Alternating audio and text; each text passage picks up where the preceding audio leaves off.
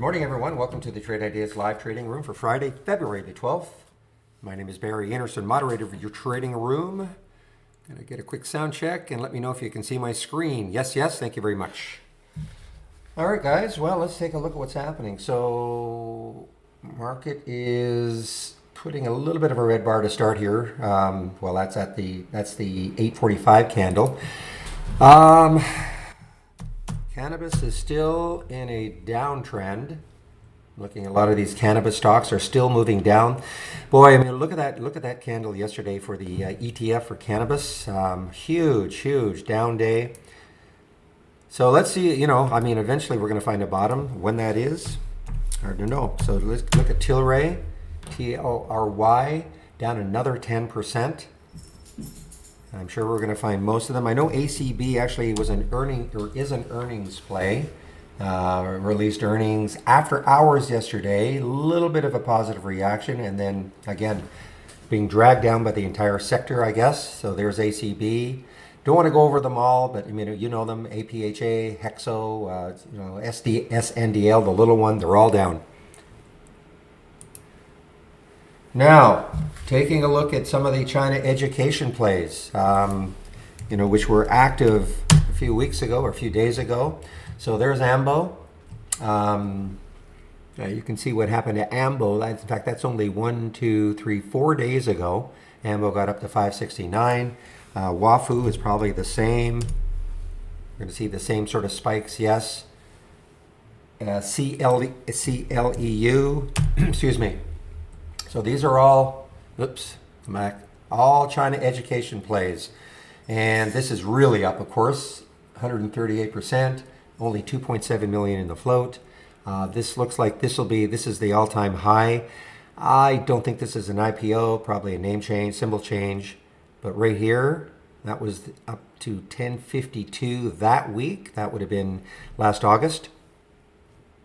So that's a huge move for CLEU.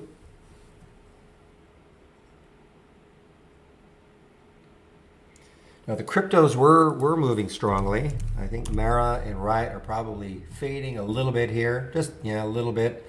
But again, Mara, Riot, BTBT, all the usual suspects.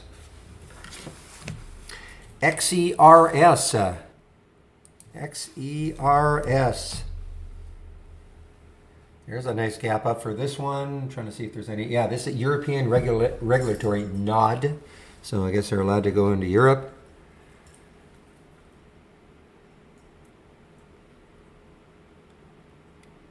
Well, that's probably because price market open. Okay, so depends. If you're looking at a topless window, you have to have time frame. You have to have live during market or live always checked. Okay, that's got to be the reason.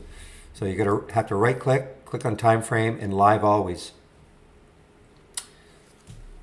CLBS is a big gap down. They've done a financing. CLBS, big gap down, financing. Let's see if it bounces off the financing price. Actually, it's below the financing price right now. 245 is the financing price. Well, same thing. Include pre and post market. Check it. Right click, include pre and post market. Fold. This is a big gap down, I think. Also, Fold, Amicus. Yeah, big gap down, 23%. I'm trying to see if there's any specific news on that. JP Morgan downgraded it, but I don't know if there's any other news on that one. Actually, a lot of downgrades. Cantor Fitzgerald.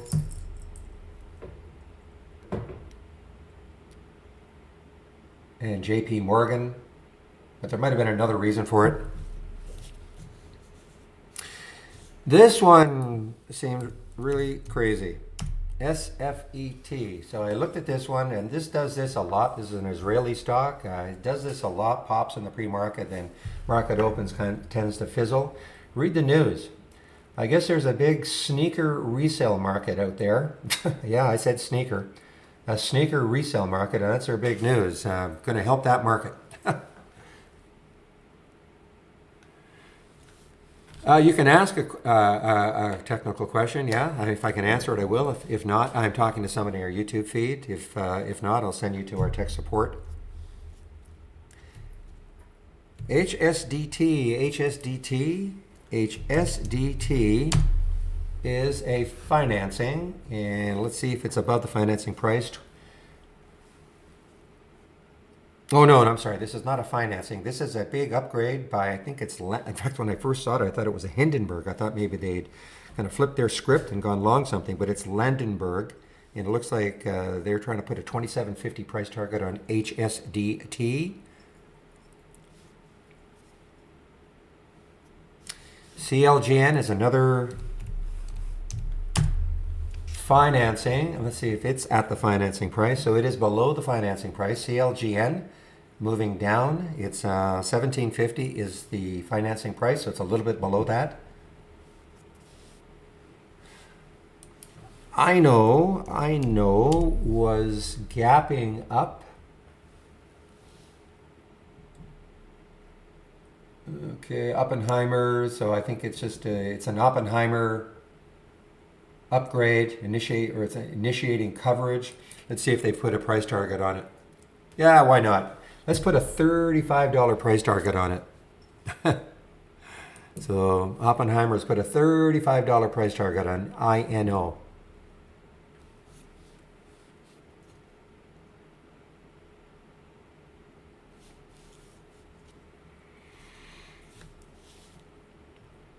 Okay, so yesterday, if you were in the room, I'm out of this now, AMKR. If you were in the room yesterday, you know it was just raring to go on this one. They were added to the S&P 400 yesterday, and I eventually ended up taking this trade right here. I think it was 22.25ish, and nice move. And after hours. Woke up this morning, it was up here, and I decided to get out of it all at 23.40, so a little over $1. Actually, it's 22.34, 23.36 looking at my notes here. So a little over $1 in that move for AMKR.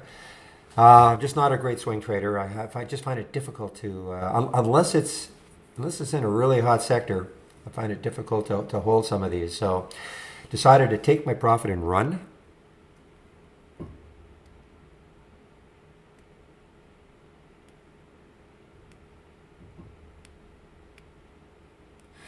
Oh, with TradingView, that is something I don't know. In terms of, without the .cav and .cat, I'm not sure. Not sure how to help you on that one with TradingView. Obviously, TradingView does not recognize those appendages, so I'm not sure I don't know what TradingView does with the Canadian stocks. I don't know what they use, so don't think we can help you there. I'm talking to somebody in our YouTube room.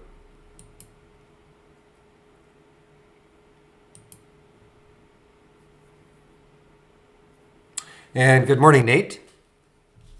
Welcome to the community. Yeah, you'd almost have to contact TradingView, but yeah, we use that. Those are the appendages that we use for Canadian stocks. So.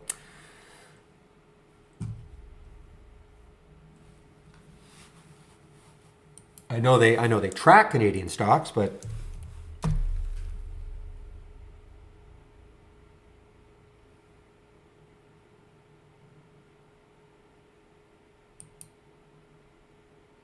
yeah, I mean, I'm looking here, STN as an example. STN, it looks like you just type in STN and you pick the Canadian version of it. But yeah, we can't drop the appendages, so I don't think we can help you.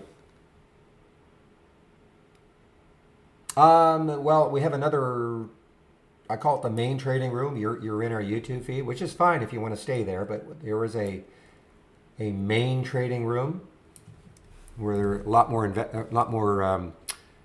action, a lot more people in that room, and there's a link for it.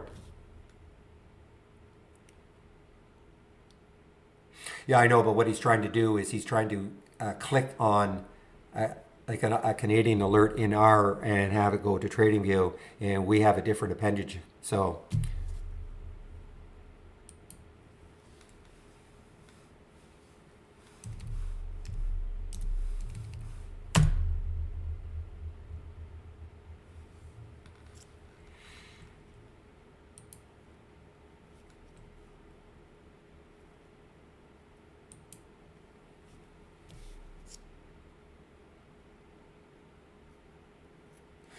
Well, GU, the only buy signals, okay, if you're talking truly buy signals, is from the AI, okay? Everything else you see here, all the ideas that are generated, those are not buy signals, they're ideas. That's why the company is called Trade Ideas. So the only, in theory, buy signals, you need our premium service, and then you have to load the AI/Holly strategy trades window. And then once you do that, nothing will happen until at least 9:35. So I don't know if you have our premium service, GU.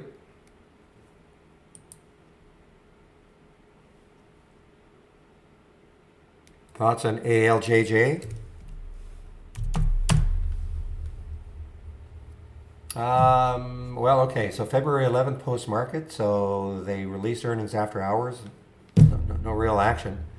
No volume yet. It's a very low float. I don't know. I mean, you have to wait to see what happens once the market opens. I mean, there's no action on it, so hard to know where it's going. Okay, so if you do have the premium service, so then from our toolbar, click on New, and then where it says AI/Holly strategy trades window,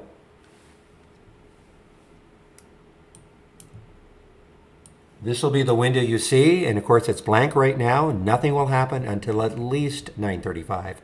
That's the earliest that you'll get an alert in here. And then you'll have, there's a suggested entry, you'll have a stop, and then you manage the trades.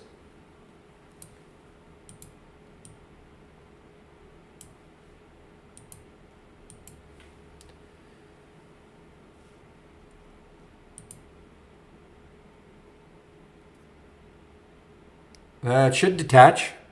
I don't detach it, of course, but it should detach. I'm not sure what you mean by that, because it says detach the room here, so I don't think other people have had that issue.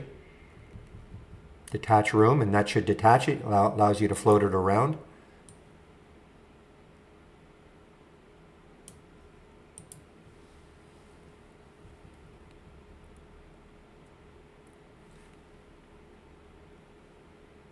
Meanwhile, QS QuantumScape, I know a lot of you have followed this one for a while. I got up to 132, really hit the skids here, but maybe trying to come back a little bit here.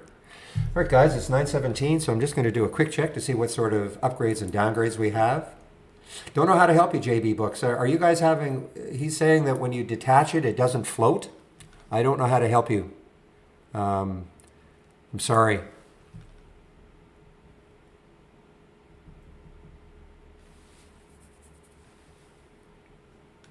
I mean, I'm assuming that when you detach it, that's the whole idea, detaching it. You can float it, put it anywhere you want.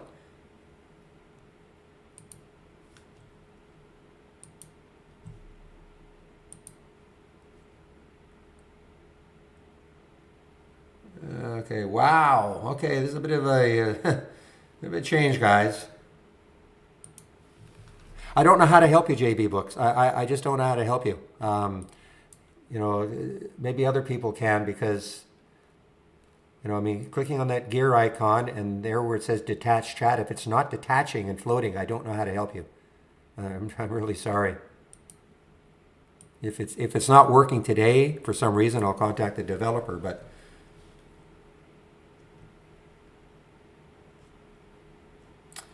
all right, upgrades and downgrades. Again, we don't have very many upgrades. We have a lot of downgrades today, which is a bit of a flip. So let's just get some of the downgrades in, or sorry, the upgrades in.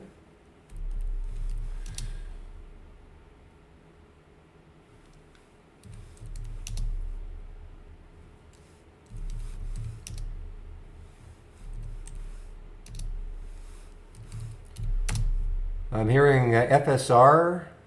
FSR is active. When I say I'm hearing it, this is text to voice, one of my scans. I keep hearing it over and over. FSR, FSR.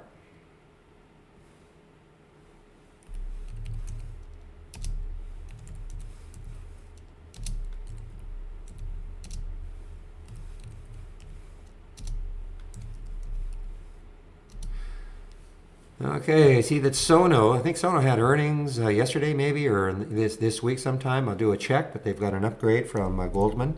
Sono. Couple of upgrades for Hubs, HUBS. Let's take a look at that once I finish this. So very few upgrades today. Very few upgrades.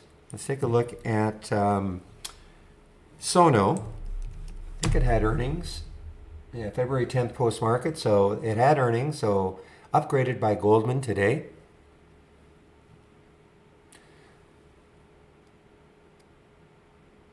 Yeah, Alex, so Holly doesn't show any trades until, or alerts until at least 9:35, number one.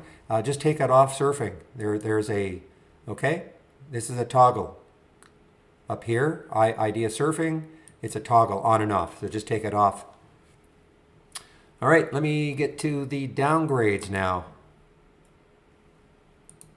A lot of downgrades this morning.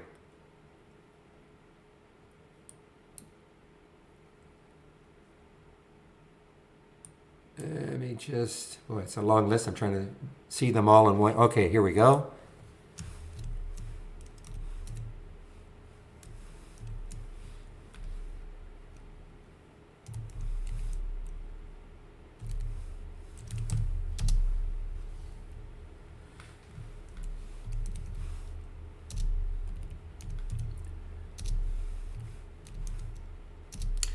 As I say, a lot of downgrades. I'll try to get some of them in here.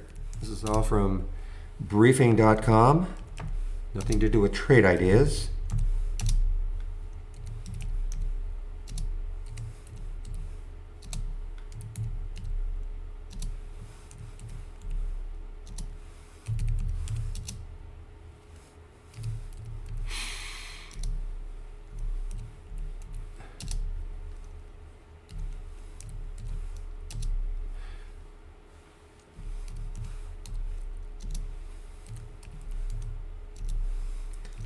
See a couple of downgrades for eGov, EGOV. A lot of downgrades for LLNW.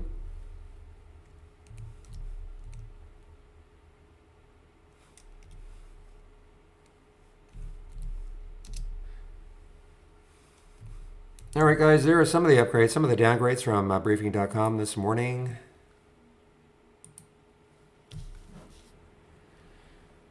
Oh, of course. Of course, Interactive Brokers allows you to short stocks, of course.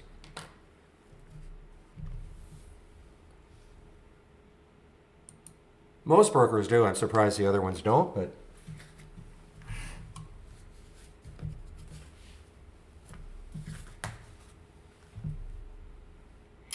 all right, guys, now we do have a promo going on right now for 20% off. Just want to alert you to that.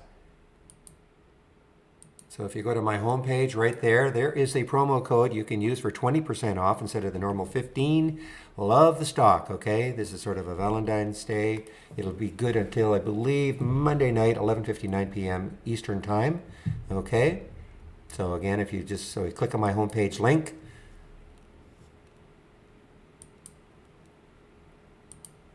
and get trade ideas. Pick how you want, pick the one you want. Let's go say standard annual just for purchase. Type in love the, all in caps, whoops. Had my caps lock on. Love the stock. And so that's how. So there would be your discount off the standard annual $854 down to $854. So again, so you can use that promo code. Obviously, do not use this one.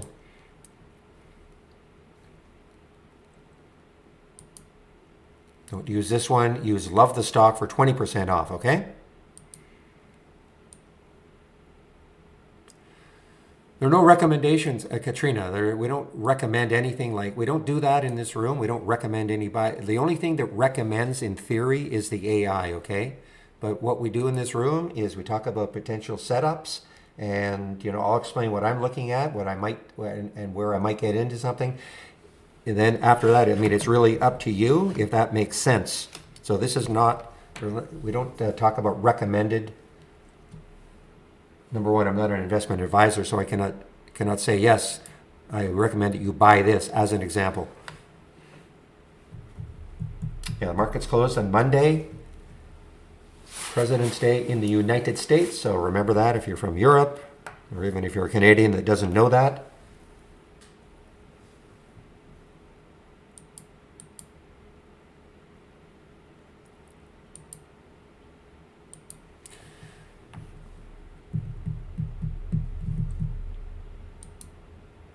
Boy, descent continues for these cannabis plays. I mean, look at AFA. I mean, remember, this was up to 30. I mean, cut in half. $32 high yesterday before the descent. So this is cut in half right now. Look at MJ continuing down. Huge daily candle there, continuing down. This would be a pretty significant, probably a pretty significant area right there. And just stick a price alert right there.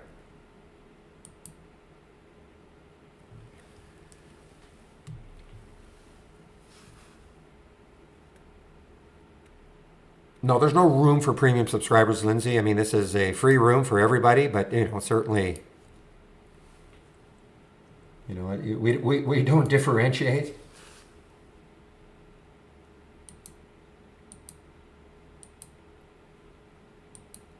Okay, so the CLEU, this is not shortable for me at Interactive Brokers. I just did a quick check earlier to see if it would finally fade. Looks like it is fading, but I'm talking about CLEU.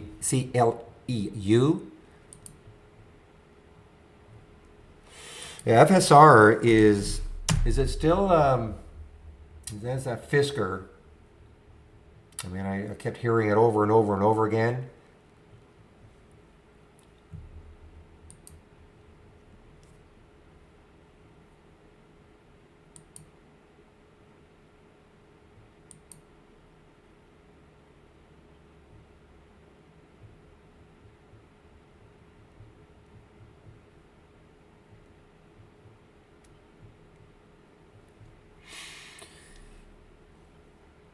Yeah, I don't think there's any way around it, Glenn, unfortunately. I mean, I don't know what TradingView uses. I did a quick look, and yeah, if you type in a symbol, then you can pick, the Canadian version.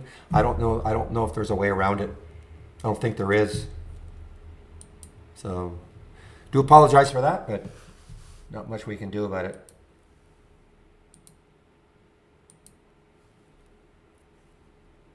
Yes, Chris, I do see that. I think that's dumb, but have the two different codes. But on Monday, I'll announce it because that other code is good till 11:59 p.m. Eastern Time Monday night. So.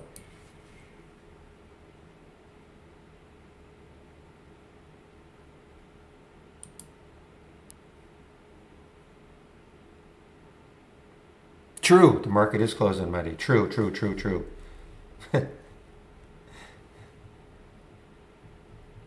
But that code is good until 11:59 p.m. Monday night anyway, so I don't want to confuse the issue.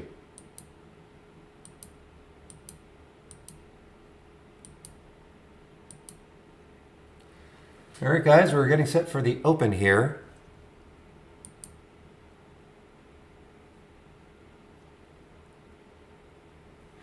Yeah, DNN, I do have it as a... No, I did not hold it. I got out of it. I did not hold it. It still looks interesting. It's a big float. This came on the options plays, of course, and it had a nice move right up to here, and then it started to fade, and it really did nothing for the balance of the day. So again, it does have room, and it's above yesterday's high, so it may continue. Okay, guys, yeah, less than 1 minute for the market to open. Just give me 1 minute.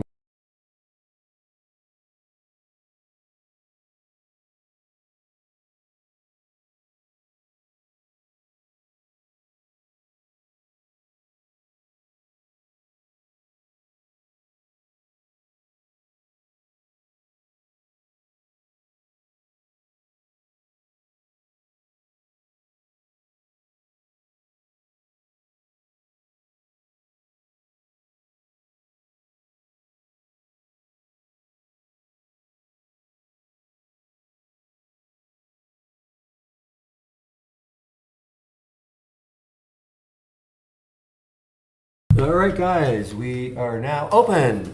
Let's have a great end to this trading week. So typically I don't trade in the first 15. Just going to let things try to settle down a little bit.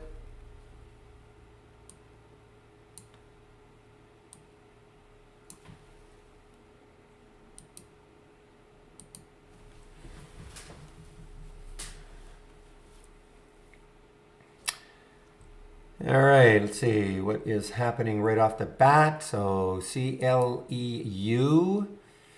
So there's the pre-market high right up here at around 1024. So let's see if this takes this out. I can't really see these, the specific reason for this huge move. I mean, all the China, well, look at it go down immediately. A lot of these China education stocks are, of course, they're flying this morning, just like they did, back here about, how many days? Well, actually here, it's only about 6 days ago, I guess. 1, 2, 3, 4, 6 days ago. These China education stocks were just absolutely going crazy. And even a few days before that,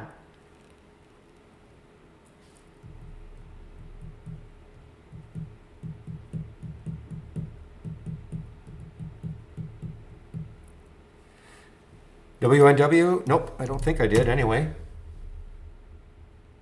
Yeah, oh yeah, I see that. Yeah, no kidding. This is one that I don't think I had seen this. Mail order houses. Okay, I thought it was China education, but it is not.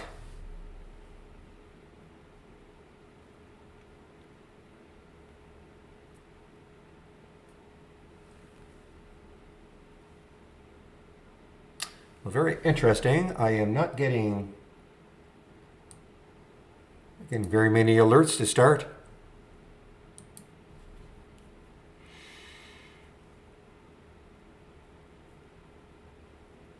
Morning, Daryl. Boy, yeah, not getting very many alerts to start.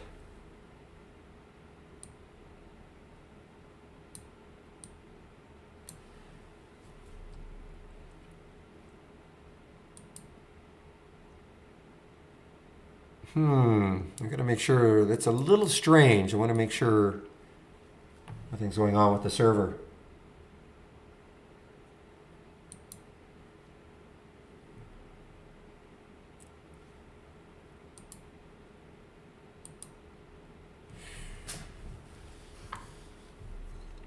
Yeah, something might be going on, guys. Okay, well, I got a couple now. Okay, I guess we're okay. Maybe it's just one of those days, but... All right, so SFET. Again, if you weren't around when I was talking about this one, I guess there's a big sneaker resale market out there that I'm not aware of. that was their big news. Entering into the sneaker resale market. Not really, Daryl. We do most of the heavy lifting. When I was saying no, yeah, I mean I've got a big gaming computer, so I mean the reason we weren't getting any alerts was just it's one of those things. Nothing to do with my computer speed. I mean, you probably should have at least 8 gigs of RAM and all that, but I mean, we do most of the heavy lifting. So there's APHA. Yeah, so you're fine. APHA on the way down, again, the cannabis plays. So let's just see, right there, looks like there could be some support. Around 11.4, I mean, that's $3 away. Let me take a look at MJ just in general, see what the cannabis sector is. Yeah, another continuation down. Did I mention this one? I think I forgot to mention this one, ARTL. This is right in the top of my list. ARTL, big gap up. Huge gap up now. And this is another one by Ladenburg initiating coverage on them.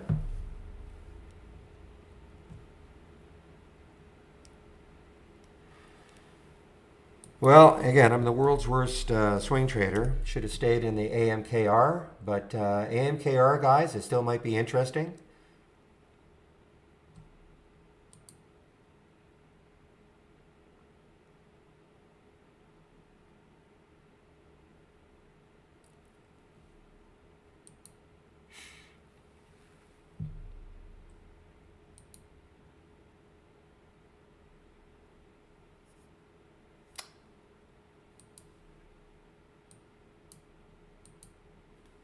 Okay, so this looks dead in the water now. This CLEU.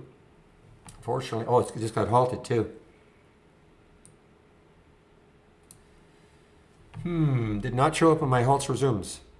How about you guys? Did not show up on my halts resumes, CLEU, but it is halted on the way down.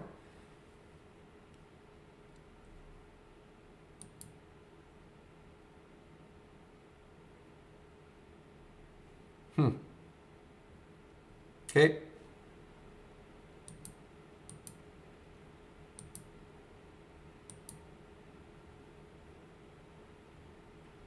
Oh, it just showed up as a resume now. CLEU just showed up as a resume for me. Oh well, not a big deal.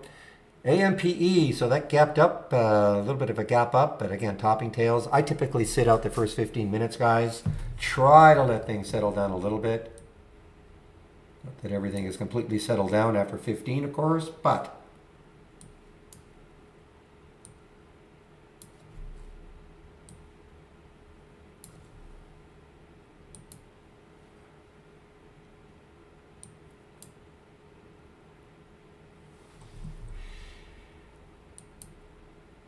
okay, so AMPE is, well, it gapped up, came right back down. AMPE now is on the move.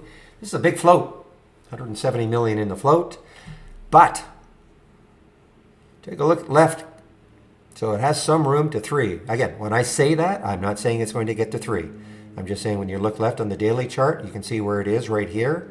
So the next, actually, I guess there is a spike high over here too, 264. So, all right, kudo to Zorro on his FSR fade call. Yes, no kidding. 19 down to 1767.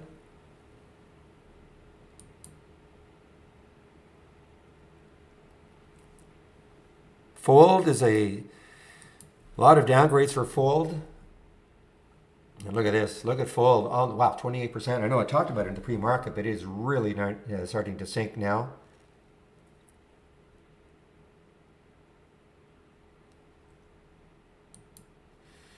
Oh man. Look at AMKR, guys. I'm not in it anymore, but looks still pretty good as a potential swing. All-time high, of course.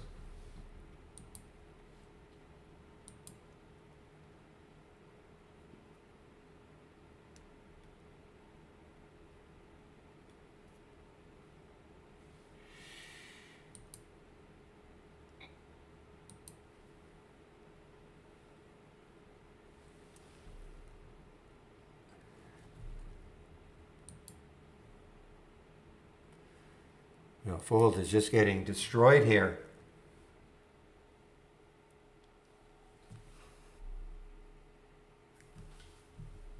Might be, even if you wanted to try to short it right now. Now, I mean, it looks like there could be some support right here. I mean, if it breaks down through that 1275 mark, I mean, the next area is way down here at 1030. So,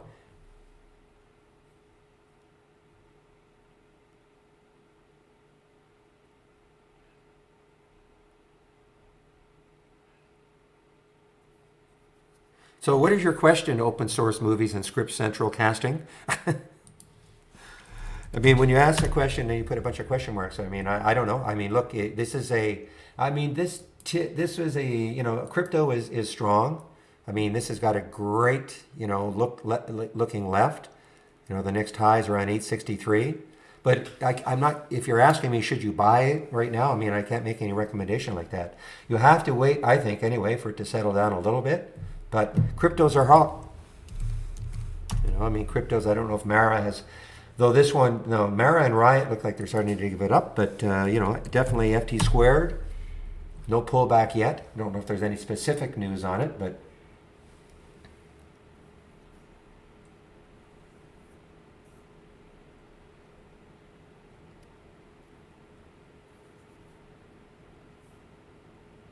You know, this has been pretty typical for Riot and Mara the last few days. You know, pops and then very, not, I don't want to say erratic, but very frothy during the day. How's Bitcoin doing in general, the ETF? So it is dropping. Look at this. I mean, there's a big drop. So definitely, yeah, FTFT is going against the grain so far.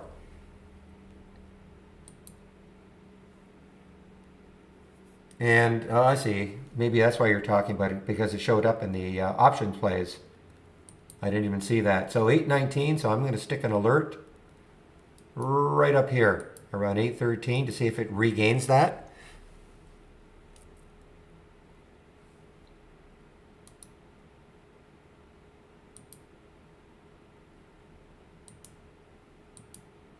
I think the reason I didn't hear it is because I don't usually get them this early, but I think the reason I didn't hear it, it had a conflict with one of the other alerts, sound alerts. So there's probably another sound alert going off at the very same time. So I don't think I heard it.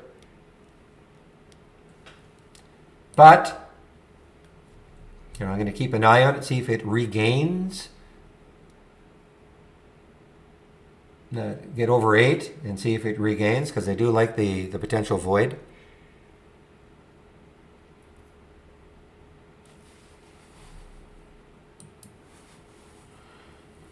All right, ACB earnings play.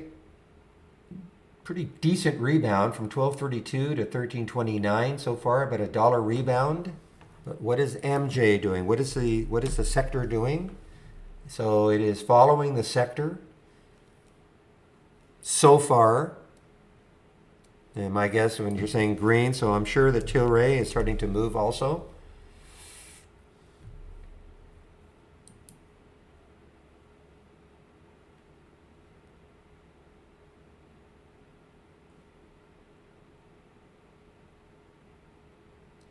All right, this one has a little bit of room, guys. IMGN. Getting an alert here for IMGN. It is actually an earnings play, February 12th, pre-market, released earnings pre-market. IMGN. And it has some room. We looked left on the monthly chart. The next high is 984. So, I mean, that's where, in theory, you could maybe get to and stall. But on the move right now, as we speak. Wow. AMKR, guys. So I don't know anybody actually held that one. I was talking about swinging this one. I swung it for a while, overnight.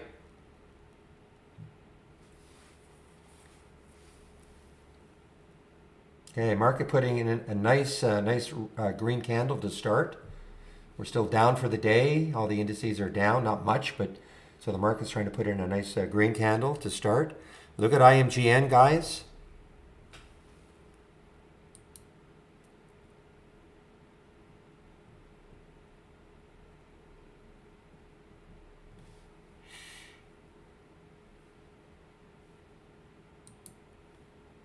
Yeah, AMBC, Real was just talking about this one. AMBC surging here.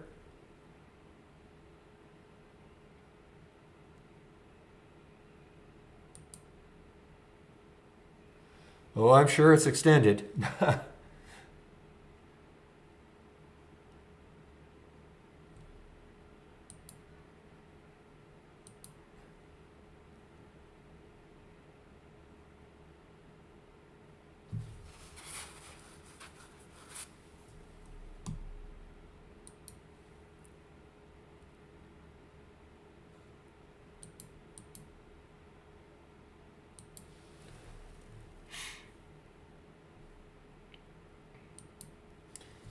All right, so, okay, Fred, I'll take a look at SNDL. Yeah, a little bit of a pop for it and all. So some of these cannabis plays are starting to come back, but do we really believe there's going to be a massive recovery today with MJ and the cannabis plays? I mean, I don't know.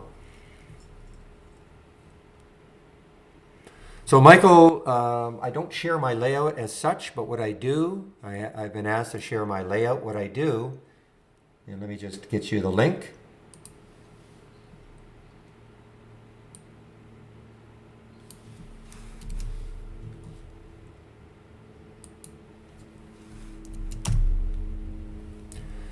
All right, so what I do is I share a lot of scans, okay, and you can kind of pick and choose which ones you want. So I just put my homepage link in the YouTube room. For those of you in this room, you can click on Barry's homepage and then click on my homepage link. And then when you go to right here to the scans, click here, and here are all the scans that I'm sharing, okay?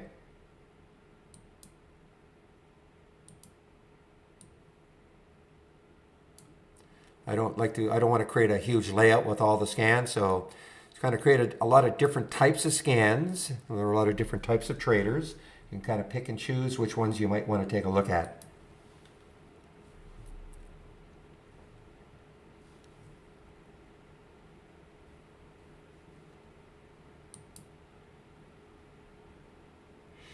All right, so we have a couple in here in my watch list. Let's take a look. Now this is, pretty extended right now. AMKR. What's AMBO doing? AMBO. Because if the China education stocks remain hot, then this could have an interesting day for sure. AMBO got as high in the pre-market as $4, but a pretty big pullback though.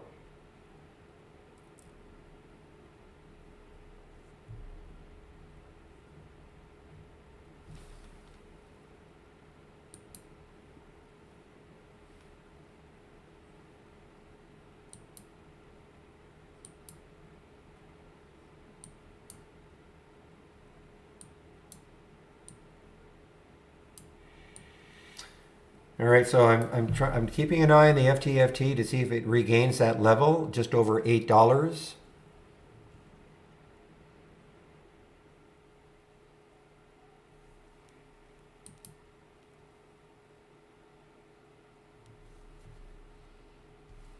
Well, ARTL is going wild right now.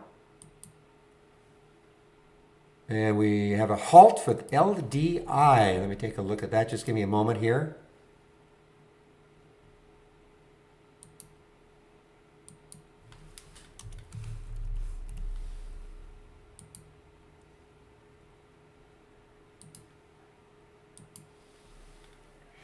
All right, so we have a halt on the way down for LDI. So this looks like this was an IPO yesterday. LDI was an IPO yesterday. No shorts available for me yet at Interactive Brokers. I did notice though, that there are shorts available now, the day after the IPO. All right, guys, so there is FTFT right back up.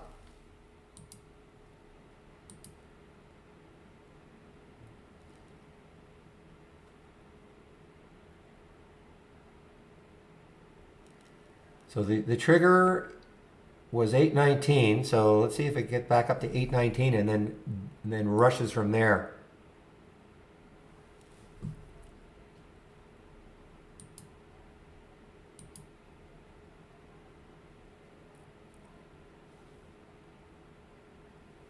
So pretty whippy, fairly low float, 21 million in the float.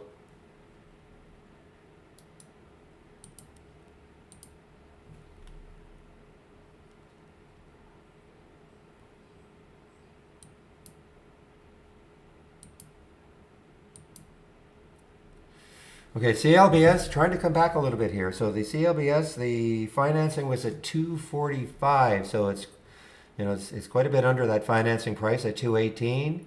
If you were to take this one, you'd now obviously have to be aware of that 245 financing. It might stall right there.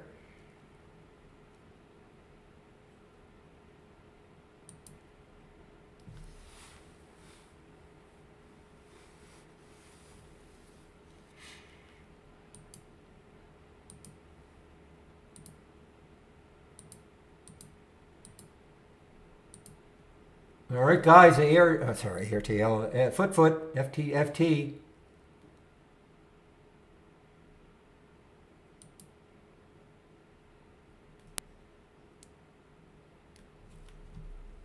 So the next high looking left is 858, so it may stall there. Great if we could blast through that, because then the next high looking left is way up here.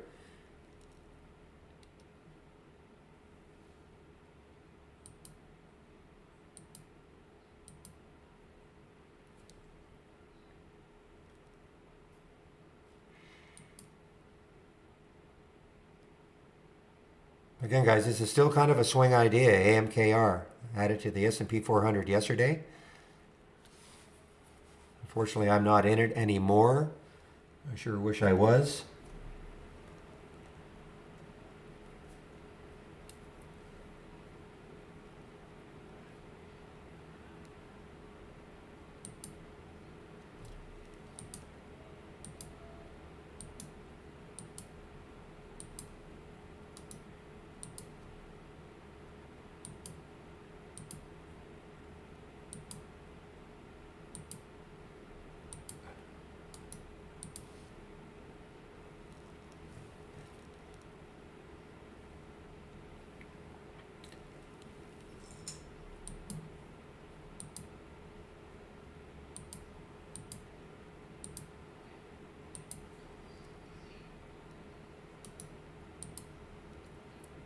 All right, guys, I'm continuing to watch this. It's just kind of, I'm talking about the FTFT.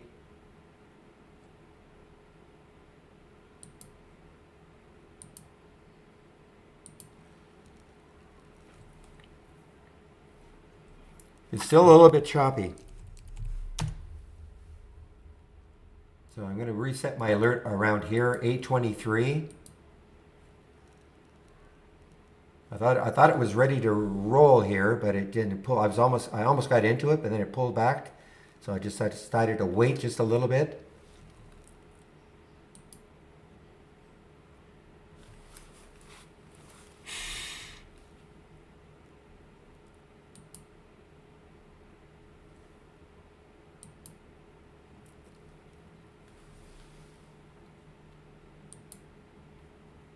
Oh, this IMGN, well,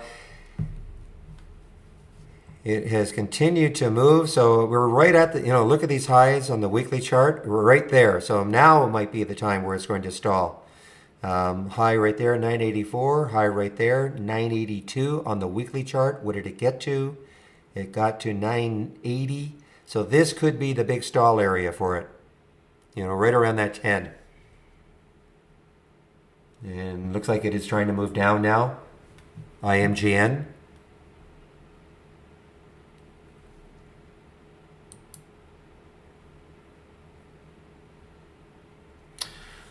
All right, so this is another one of the China education stocks. So, yeah, it's pretty choppy though. Look at that weekly chart. The high last week was right around 220, so it's a little bit below that. It really has to clear all this. I just think there's going to be too much stalling, around that 240 mark, FEDU. So it's not that attractive to me.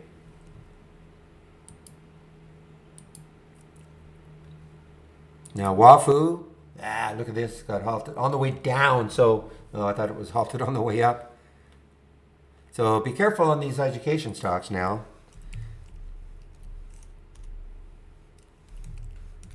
LAIX. Just be careful.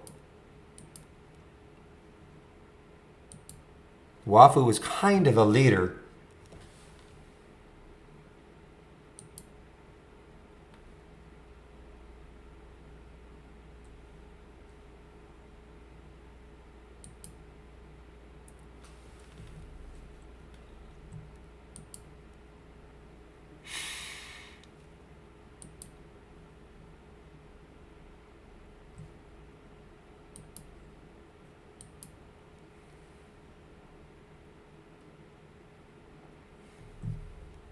Yeah, METX, you're right, is another one. Don't know what it's doing, but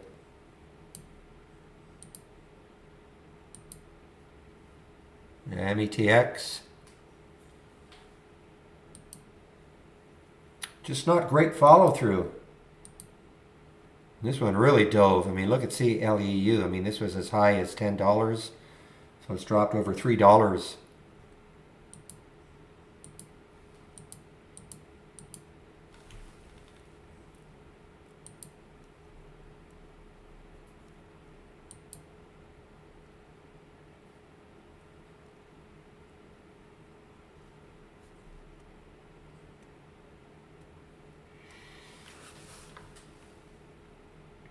Well, IMGN, not over. Not over. It takes out 10. Look out.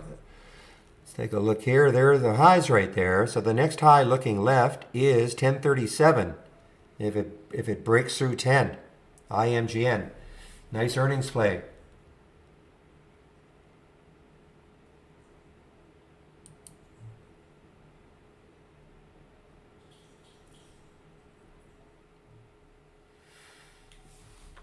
All right, now this one, wow, Global GSL. Well, look at the room it has. Wow, look at the room, guys. Again, when I say that, I'm not saying it's going to get there, but the next high looking left on the weekly chart is 17. It's just over 14 right now.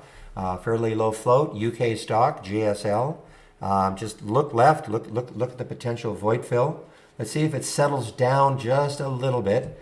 Gives us a kind of an entry over 14.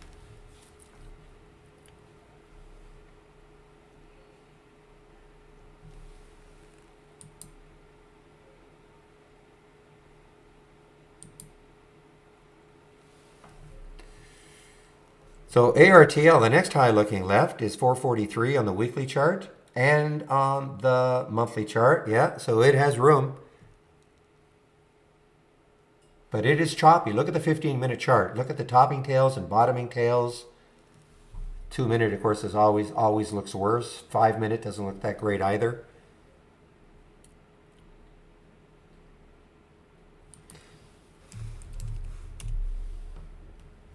Yeah, my thoughts are that it usually fades. Those are my thoughts. I've seen this one many times, you know, and has some little press release, pre-market pop, and then 9 times out of 10 it just kind of fades. I'm not saying it's going to happen now. I mean, it's trying to base here. I guess if it popped out of here, you could have room to the 3 level, but it's just not interesting to me right now.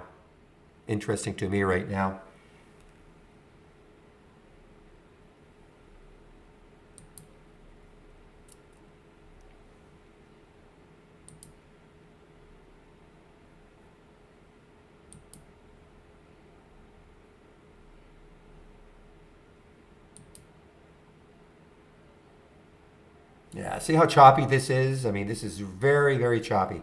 Up, down, up, down, up, down.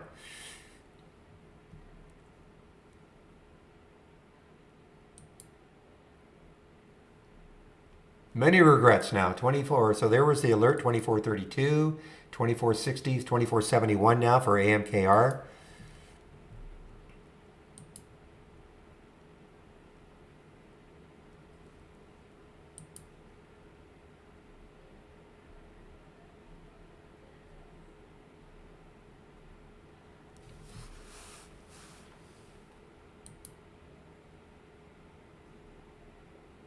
Yeah, I mean, that could be very tough for it to get through 10, IMGN.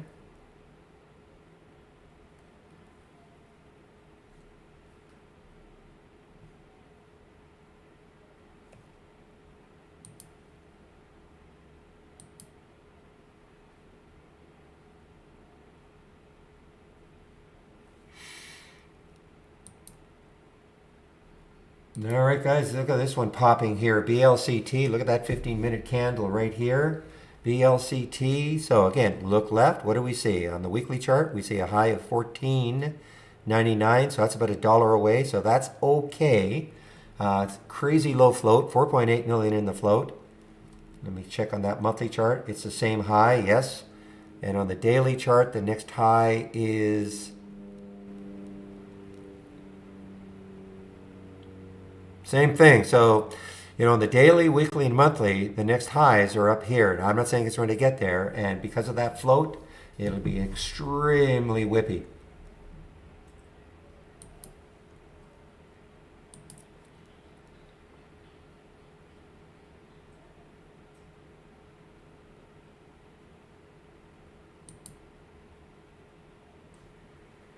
Okay, GSL continues here. This has a lot of room, GSL.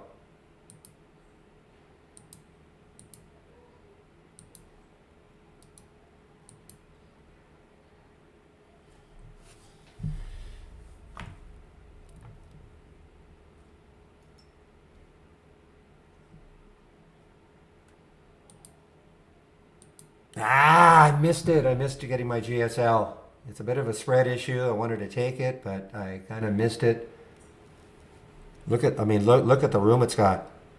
And it's a pretty low float. 26 million in the float.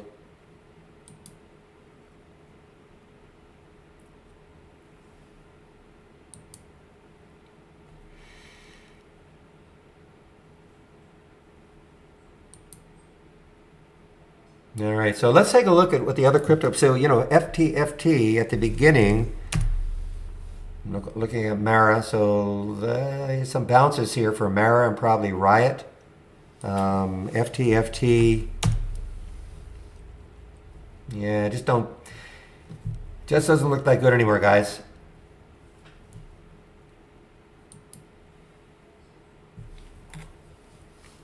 Okay, so the low float. So I consider anything with 20 million in the float is what I call a low float situation. So when you get something that has, what was the one that had 4 million in the float? What was that one I was just looking at? Well, the lower the float underneath, say, so again, I consider anything under 20 million and under is that would be a low float situation. So the lower that number, the quote unquote better when a stock is in play, because the float is the available number of shares or the number of shares available to trade. So when that number is very low, and again, anything for me under 20 million is very low. And so when you get some of these situations where you got 1, 2, 3 million in the float, that's insanely low. And that's the supply of stock. So if for whatever reason, let me look at this, for whatever reason, there are traders who want to get into this, that is the demand. Look how many shares this has traded already. 108 million. The float's 13, so it's turned the float over 7 times or so, or a little, maybe 7.5 times already today. That's huge. Okay, there are lots and lots of activity. So for whatever reason, sometimes it's an earnings play. Sometimes they have a press release of some sort that gets traders interested. Sometimes you don't see anything, and it just happens to be the stock du jour. Okay, so the lower that number when a stock is in play, that's when you can get these crazy, crazy percentage moves. Okay, does that help you? Support line Sam?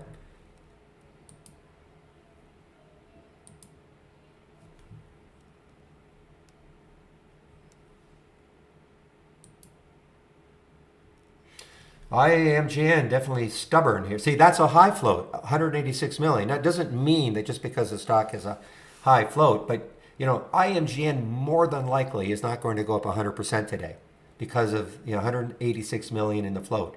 Even though it's trading extremely well, it's got 15 times normal and all that, but to move a stock 100 200%, more than likely that's not going to be the float number. Okay.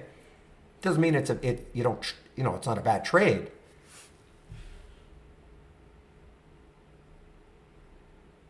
Exactly. That's why you'll hear me say all the time, if you take one of these low floats, you can, and it's moving on you, you can't say, great, this is just going to keep going all day like this. So in other words, you can't race downstairs, make a toast, come back up, because all your gains could be wiped out. They're fun. They're fun to trade, yes, but they're very risky.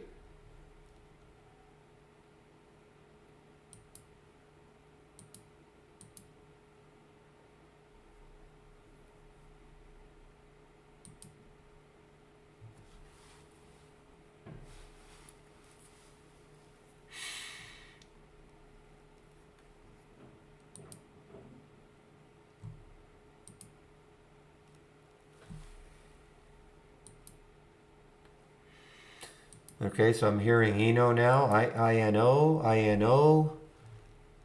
Again, pretty whippy though. I mean, look how whippy this is. I mean, when I say whippy, look at the topping tail. At one point, the buyers had it up here. Sellers knocked it down to here. There was a bottoming tail. Sellers had it down to there. Buyers closed it here. But all these, it's hard. It's hard to trade these ones that have all these topping tails and bottoming tails. They tend to be, directionless. There's not a great trend. I mean, look, the trend is up, yes, but it's hard to take, enough shares to make it worthwhile, in my opinion, unless the stock moves, from here $3 or $4, because you're always afraid of being whipped out of the trade. You have to have a stop in place, and so these stops can be, far away, which means you can't take very many shares.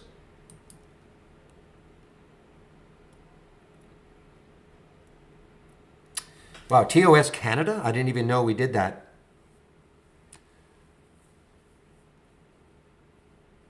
So what's included with subscriptions? I mean, what you see here, standard. I mean, you get real-time alerts, and it's using our data. Doesn't matter what your broker is or who your broker is. And we link with many brokers. We probably link with TOS Canada. Linking only means this, is that when you click on a you click on a symbol and it'll just load into your broker's platform. So you don't have to type symbols in all day long, and then from within your platform you trade it.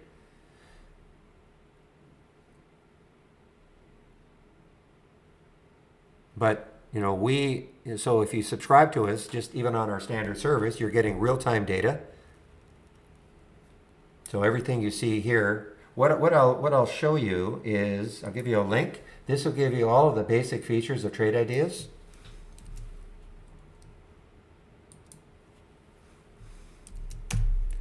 Okay, so 20 short lessons, and it'll just show you things like, what is a top list, how to create one, what is an alert window, how to create one. All of the basic features of Trade Ideas explained. So it'll give you an idea about, what you can do within Trade Ideas.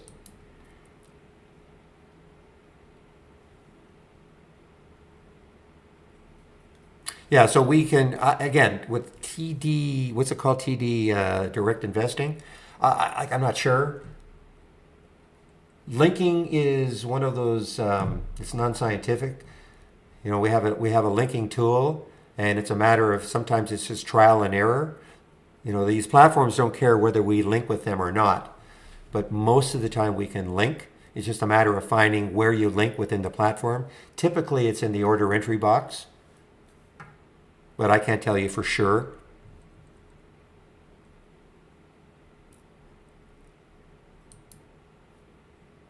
Linking is just a time saver, okay? That's all linking is. You can use Trade Ideas with any broker, and if for whatever reason we don't link with that broker, doesn't mean you can't use Trade Ideas. This was just a time-saving little tool that we have. Guys, wow! Well, guess what, guys? IMGN is the one. That did not even, that just blasted through 10.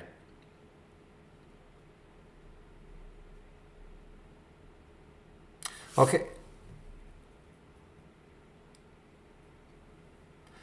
Well, we link with many platforms. I can't tell you. I mean, we link with TradeStation. We link with Interactive Brokers. We link with, TOS. We link. I don't want to list them all. Most of the linking is the same. It's the same type of way in which you link.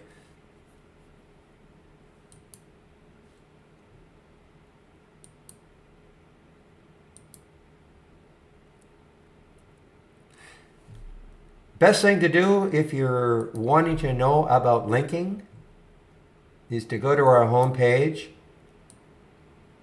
And Bill is usually always there, and you can say, hey, listen, here's my platform. Do you link to it, and how? Okay?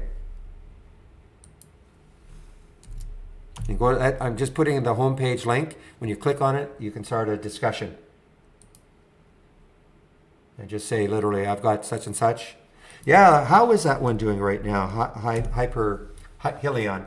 That was an amazing one yesterday, guys. Kept running and running on that news.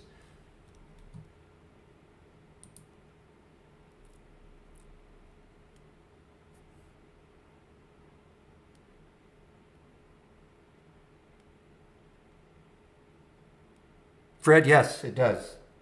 When you have an AI alert, there's a stop price that you, so when you have the AI alert, there is a, you get the real-time entry. You don't have to take it right then. You can kind of watch to see how it's trading if you want, but there is a stop, yes. That's generated the minute you get the alert. There's a stop price.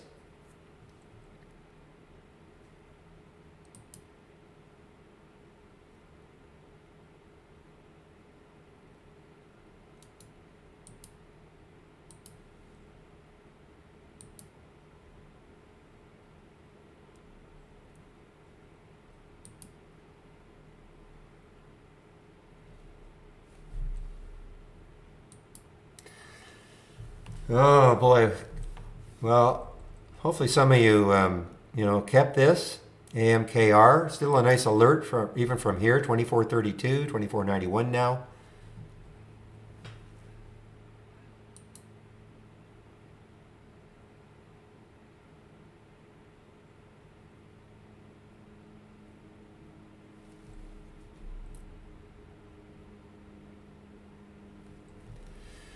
Okay, now I actually decided to just reduce this a little bit. So from 500 to 400% just to see what sort of alerts I got today.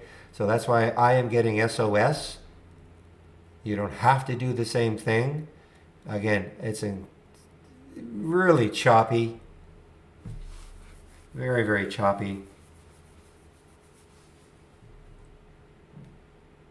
The column is called stop price, Fred. It's called stop price.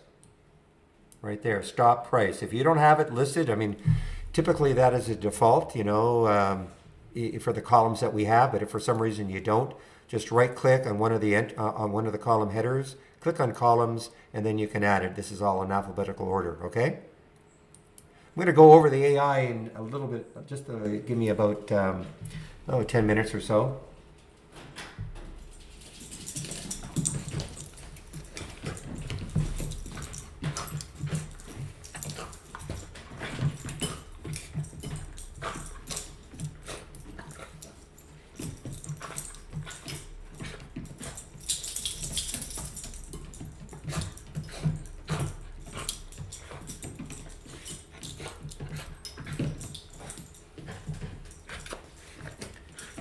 GSL is still not looking too bad, guys. I wanted to get it right around this level here, around 1420. So, all right, now, it tried to get down through 10, IMGN. It tried.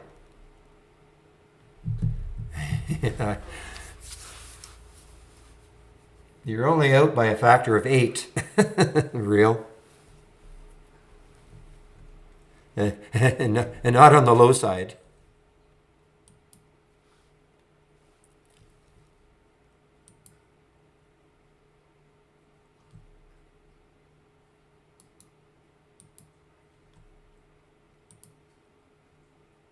All right, so the only way I'm going to even look at this one is if it takes out the pre-market high. For SOS, that would be about 620 or so. But even if I took it, it's going to be very whippy.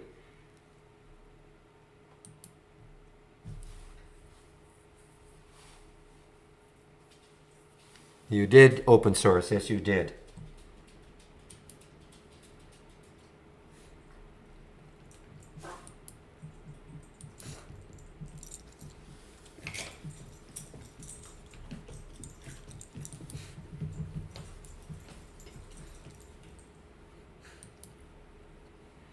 All right, here's another one, guys. So GSL. So maybe there's something going on in the shipping sector. GSL, and another one just showed up here. Ship. Let's say that very carefully. Ship.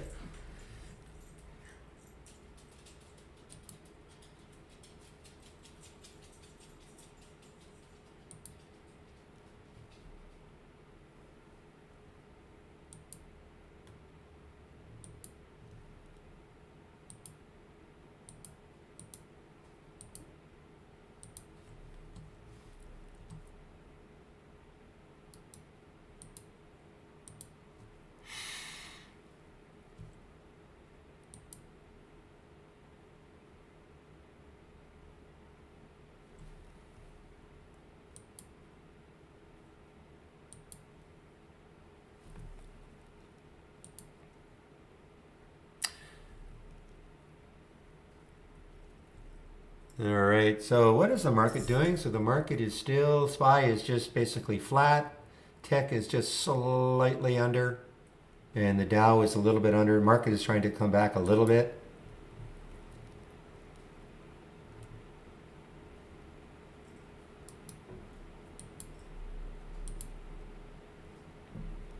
So again, the guys, the attraction of this GSL is looking left and looking how much room it potentially can go without hitting some resistance.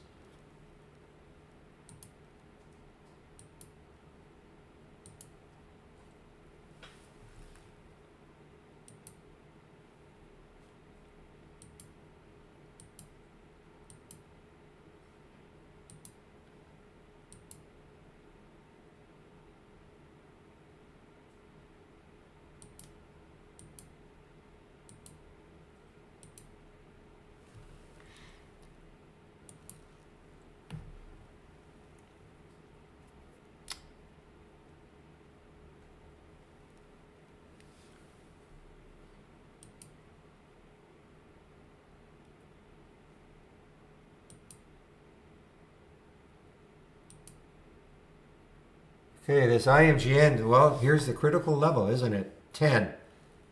Now, there could be some support, even if it really breaks down through 10. I mean, there could be some support right around here, around 980.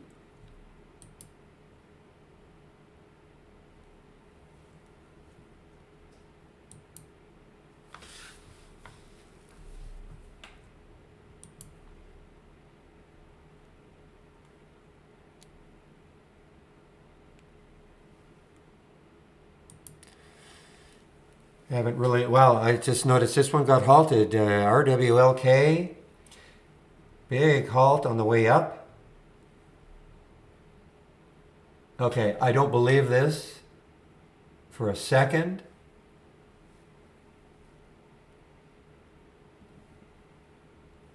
And this is what I'm talking about. I don't know if you guys are seeing the same thing. Excuse me, this is from Interactive Brokers. The opening at 15 on a $4 halt. I cannot believe that. You know, I'm sure this is going to start to come down. I don't know if you guys are seeing the same thing from your brokerage platform. That would be insane.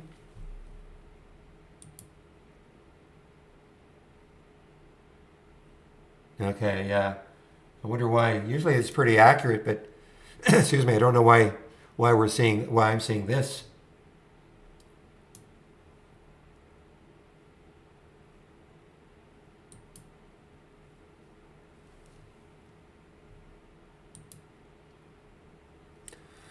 Only your comments, Dusty, sorry, Grumpy.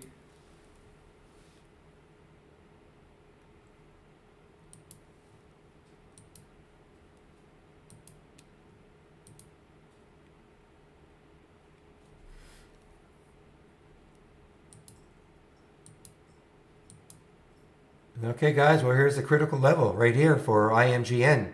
Can it really break down through here? There's that little support area maybe on the 2-minute chart for IMGN.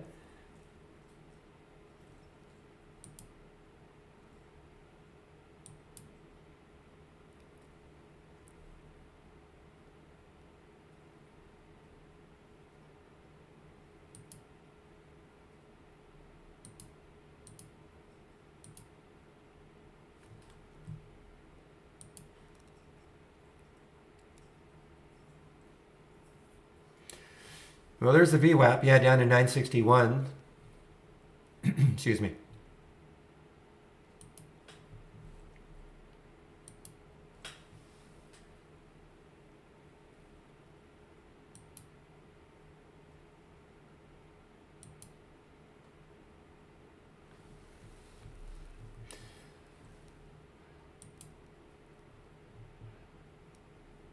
Well, guys, there's AMKR showing up in the options plays.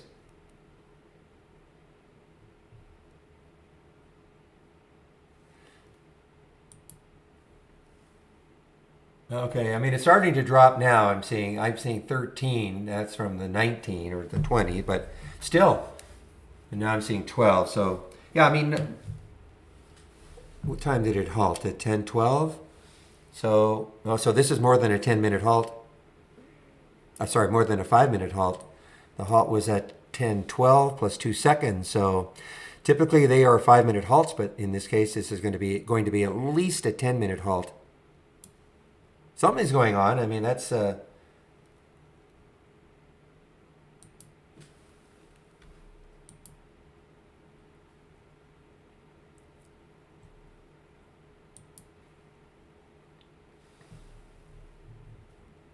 yeah, it is an earnings play. Pre-market, yeah, it is an earnings play. Didn't really do anything though. There's the pre-market action right there. There's that tan area. Didn't really do anything.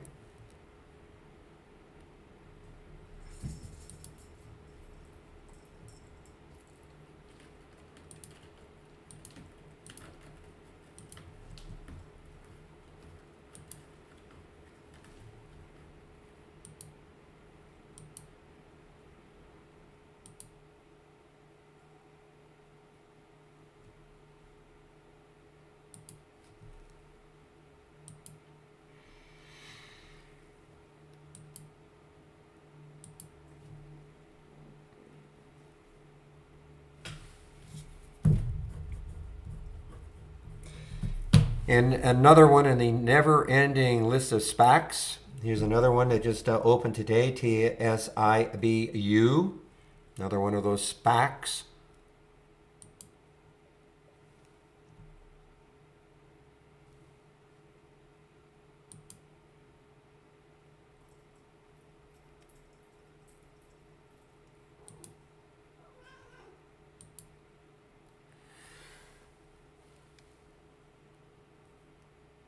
All right, so this is going to be more than a 10-minute halt now. Look at this. I mean, 10:12, so 10:22. So we're past that now. So yeah, this could be something else in the works. It's a volatility halt, but there may be some news on it. Though I see the bid is starting. Well, for me anyway, it's now at 9.99, 9.99.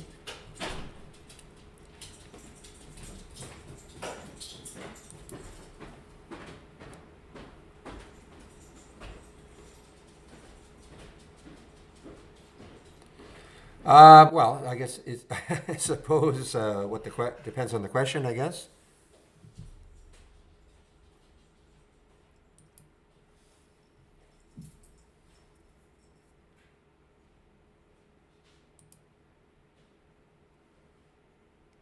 Oh, well, if you have Interactive Brokers, you just go to File and New Window. If you have Interactive Brokers, File. Oh, the expected opening time, that is nothing. I don't know if typically these halts are 5 minutes long. That's all. I mean, but this is, if it's not 5 minutes, usually then it's a multiple of 5. So we were already past the 10-minute. That's all. Oh, well, it's in your time and sales.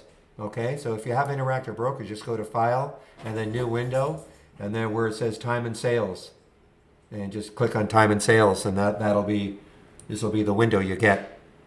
Okay.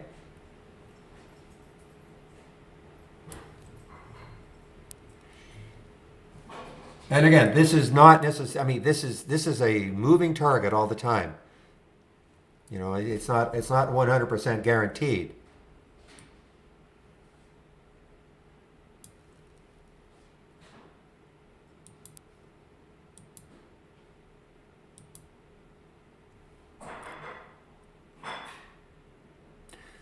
Well, guys, AMKR.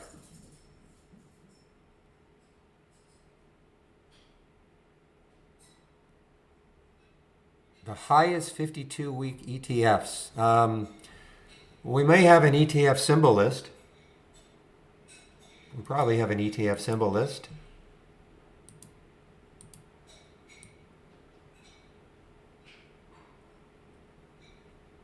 ETFs. So you could, if you click, so this is what you have to do. The question was, how do I get the highest? Well, how do I see symbol lists or the ETFs, number one?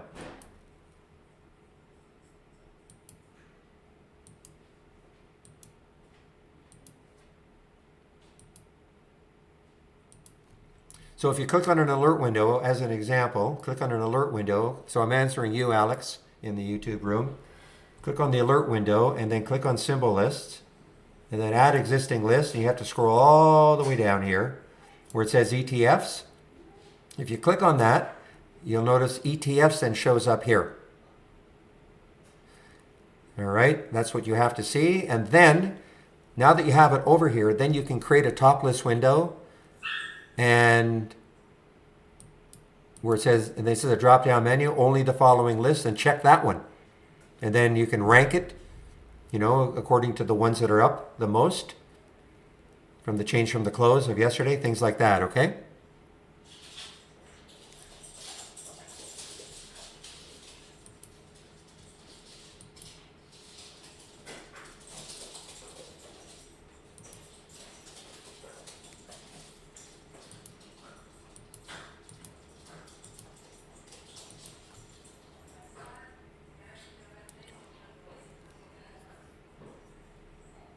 So did you get that, Alex? Did you understand what I did?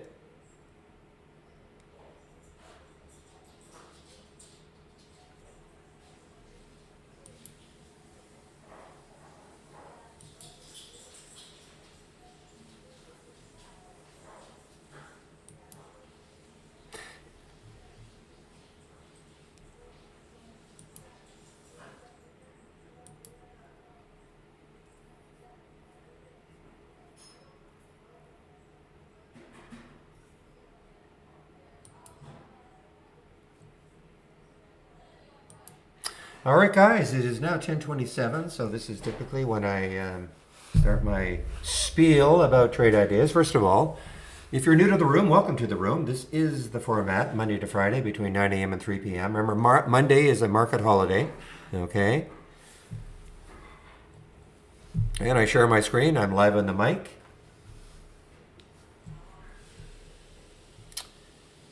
And I just want to drop this link into the YouTube room, and then I'll show you how you can take out a subscription to Trade Ideas, how you can get my scans.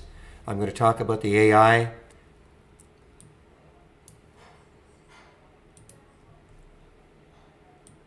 So right here, you see I have Barry's homepage, okay? So if you click on that,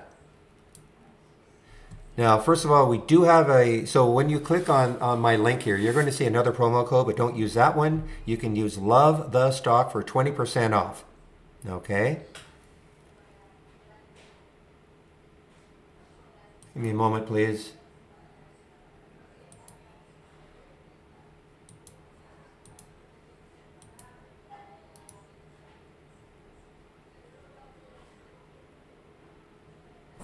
Give me one moment, please.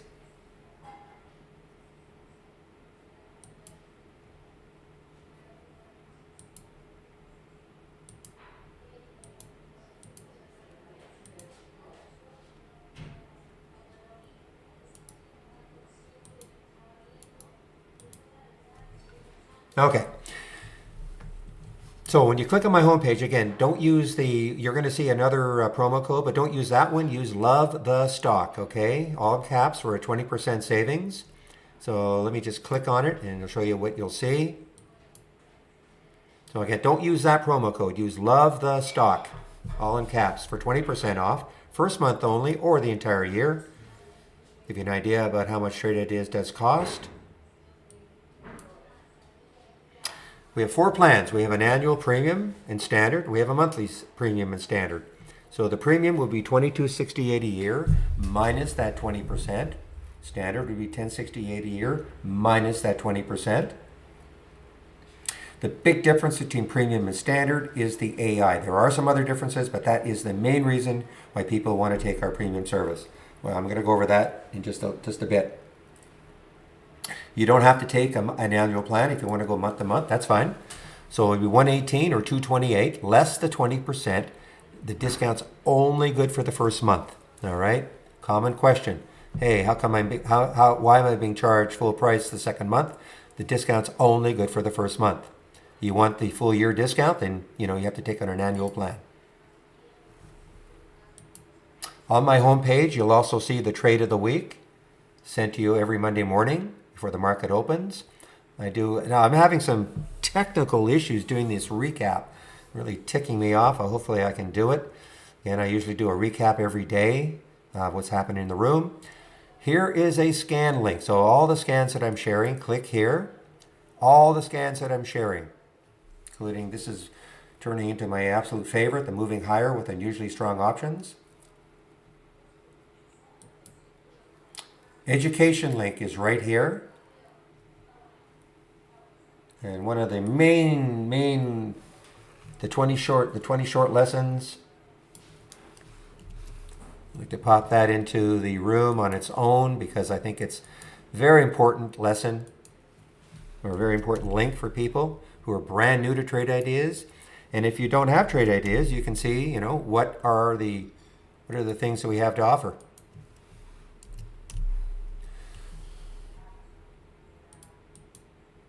So when you click on that link, this is what you're going to see. What is a top list? Building a top list, an alert window, creating an alert window. All the basic features really easily explained. They're not videos, it's all text-based. So you can, I think it's really important that if you're new, take a look at this before you really try to dive into trade ideas.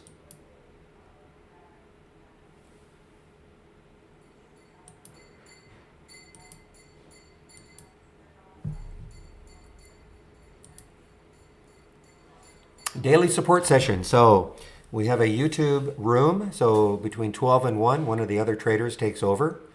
And today it would be Andy.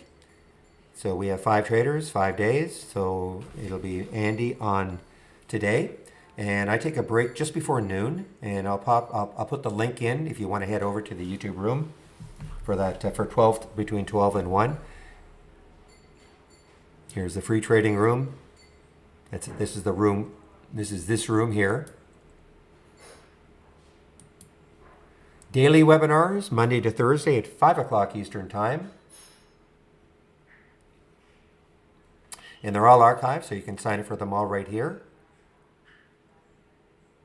And educational videos, more educational videos are here, and some trading ebooks that we created. So there is a lot of information from my homepage. Okay, my homepage right there.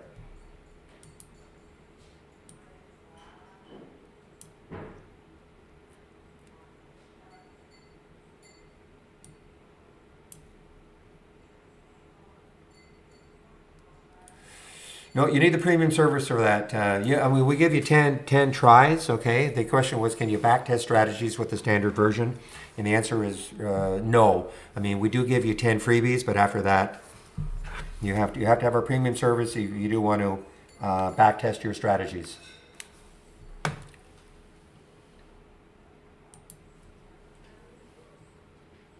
All right, now I want to just talk in general about what Trade Ideas is. We are a scanner. That's what we are. And often asked question, it doesn't matter who your broker is. We're a scanner first and foremost. You get an alert. At the very worst, what you'd have to do is type the symbol into your broker's platform, and from there you could trade it. Okay, so it doesn't matter who your broker is. You can use Trade Ideas. We're a scanner. This is what you see here. This is a scan that I created, what we call an alert window scan.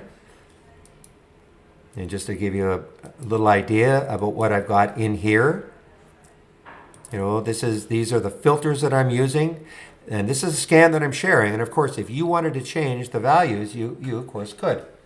Changing the values meaning, if you wanted a different price range, different minimum volume, things like that. This is what I use, but of course you're absolutely able to change once you have it loaded.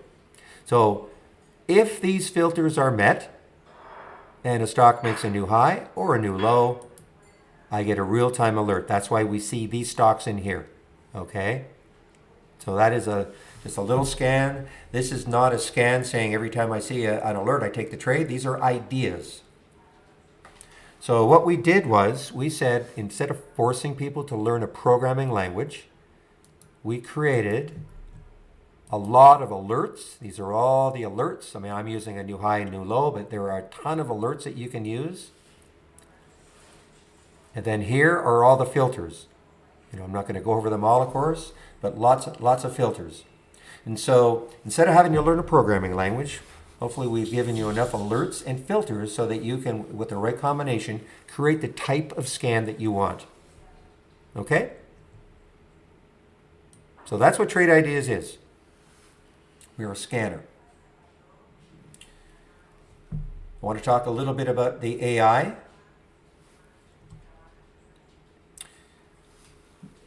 Look at IMGN. Boy, that's why I had to pause, guys. I actually did take a little short on this and I covered it. While I was in the middle of explaining things. I wanted to cover this, and I'm glad I did.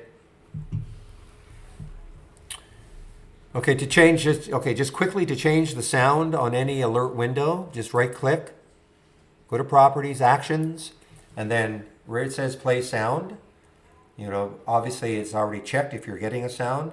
Set up the sound. You can put one of your alert windows to text to speech. Okay, so she'll actually, it's a female voice. She'll read out the symbol. You only do one of them because the whole idea of these alerts is that you put a different sound alert on the different windows. So when you hear a sound, you'll know which window to look at. Otherwise, you use the custom sound. Just check that, select, and then when you do that, within either the 3 folders that we've got, within each folder, we have these sounds, okay? And you can pick, if you don't like the sound that I've given you, you can try another one, click on it, open it, play it. If you like it, say okay a couple of times, and then it gets attached to that alert window, all right?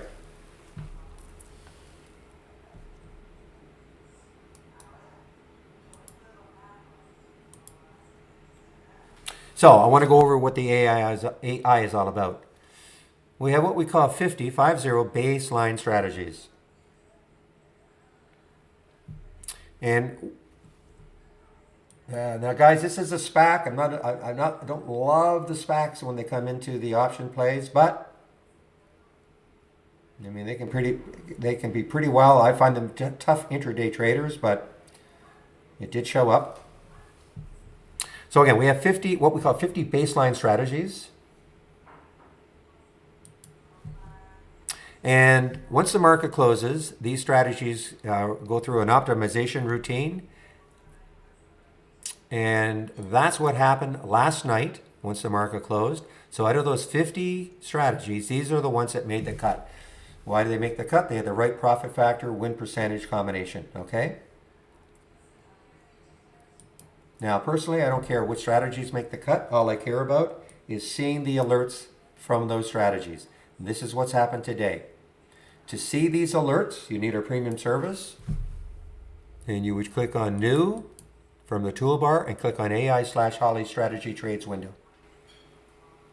And that window will pop up. That's a window will pop up. And then just wait for the alerts to happen. What I would do is I would take this window and I would incorporate it as part of your layout so you don't have to do it every day. Note you will get no alerts. Wow, I mean, I say, well, pretty good alert though, 1210, and it hits 1270. It's just that they can be very whippy. You cannot walk away if you got into that one.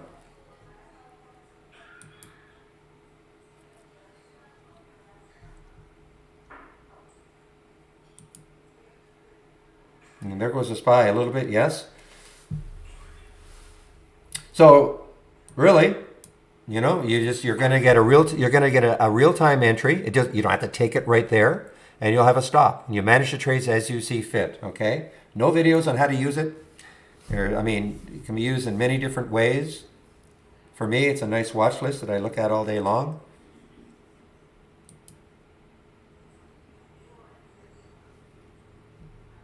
I have 3 monitors, 3 32-inch 4K monitors.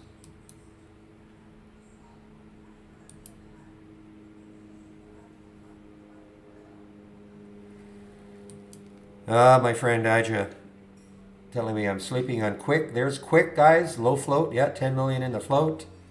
Now this actually, I think that actually was an options play yesterday. The reason it's not showing up is that my minimum option volume has to be 2,000 contracts, and right now it's only at 1.23 or 1,200 contracts. So that's why it's not showing up. Might show up later though. Because Rewalk still has not opened. So this is more like a news halt. I'm seeing 680, 680 now.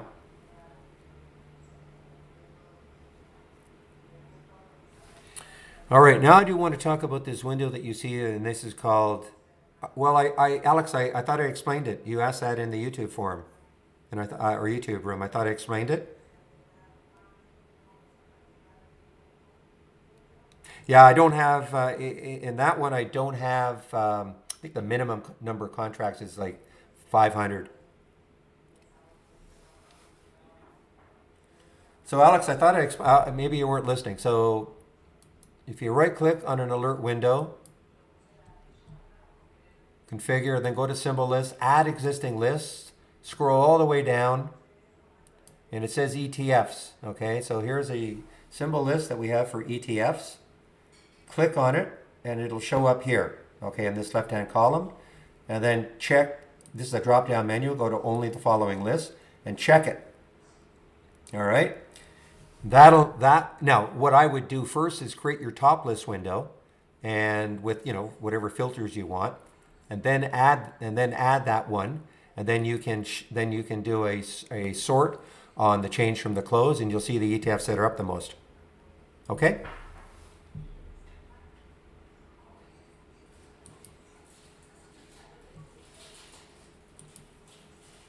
Okay, so I want to talk about this Brokerage Plus window that you see here. So first of all, this is only available from the app. If you have a web-based version, it's not available. So you'll notice here we've got an option up here called Brokerage Plus, Live and Simulation. So I want to talk about the live. Now, I've talked about linking before, and I'll go over a little more detail now. So we have a tool, or in a toolbar, we have something called external linking. All external linking does, it's a time saver. That's all it is. So, and what I mean by that is that if you can establish a link with your broker, then when you click on a symbol, it'll load into your broker's platform. From there, you can trade it. It's all it is, though. Nothing more, nothing less. Okay? If you can't, if you don't want a link to your broker's platform, that's fine. But if you're clicking on a lot of symbols all day long, it's just a time saver. That's basically what it is. It's a time saver. Now, we do have, with Brokerage Plus, we do have an arrangement such that if you happen to have an Interactive Brokers account,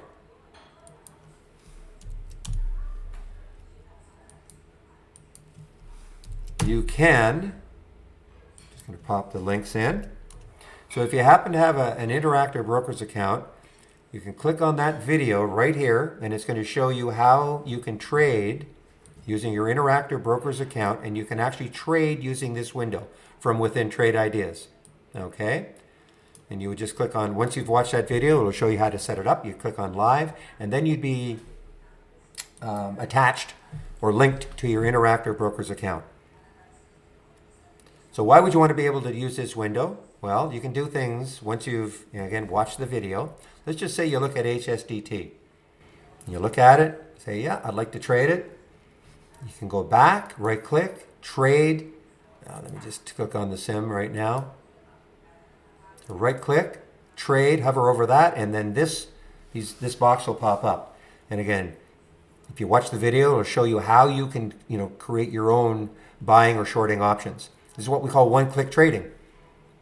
So again, you get an alert, you click on it, you like what you see, you go back to the symbol, hover, click. I mean, assuming you size up. To me, I'd always want to check the chart before I got into a trade. That's me. And so, if you like what you see, it's really quick. You just go back, hover, and boom, click. So probably within 5 seconds, you can be in the trade. Okay. Well, can't you see it? I just put it up here. B plus connections right here.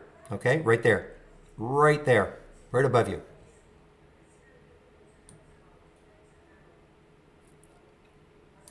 So you can do that, and then these are some hotkeys. that you can use. So if you got into a position, you can flatten it, get out. You can get out of half your position. You can double your position. Okay? So that is, again, you have to watch that video. It goes into a lot of detail. You know, how to create your own strategies, how to, you know, talks about limit offsets, things like that. It goes into all the detail. So if you're serious about using this, you've got to watch the video. No point in asking me, you know, little questions. Well, how do you do this? How do you do that? You know, the video really explains virtually everything you need to know. Now, the next big use of this is as a simulator. All right, I'll talk about this at length. If you're new to trading, please do not start trading with money, real money. Practice trading. You know, it doesn't matter what who your broker is. It's using our real-time data. So it doesn't matter who your broker is.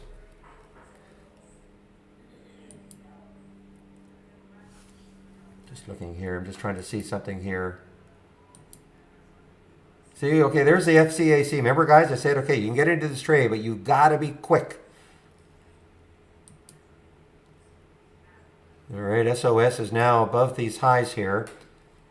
Could get interesting.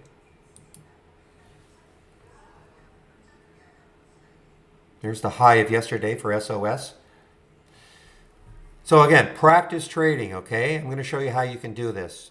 So when you click on a symbol, and you know, first of all, click on the sim, and all of what I'm doing is available in our standard product, okay? You don't need premium for this. So when you click on a symbol, the symbol will show up. You can pick how many shares you want to trade. You can pick the price you want to get in at. If you are shorting, you sell. Click the sell button. If you're going long, you buy. Yeah, so James, what that does is it's just a trick in order to not see ETFs in the scans. I do this a lot with most of my scans. James was asking, why do I put this in here, earnings per share?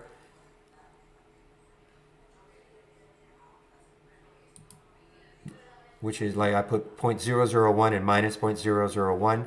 By doing that, it prevents my seeing any ETFs in here.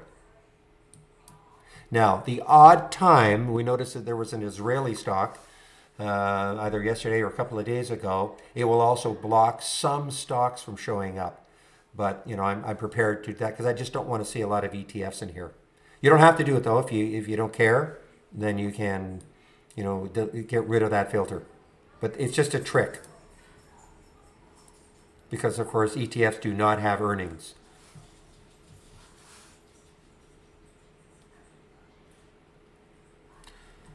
So what I like to demonstrate with the simulator is showing you how first you can maybe do a pullback trade.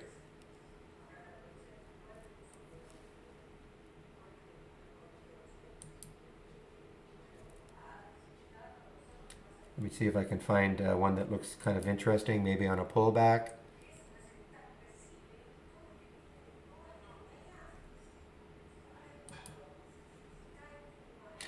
All right, let's just say you wanted to take quick, all right, but you wanted to wait for a pullback to say 7. So this is what you do.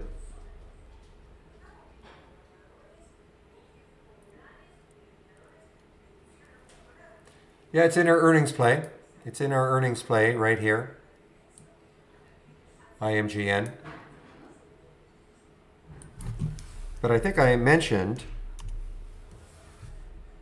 it really wasn't doing anything, you know, pre-market. You know, it wasn't really that active pre-market. The market had to open before it really got active. And even after hours, had a little move after hours, but nothing fantastic.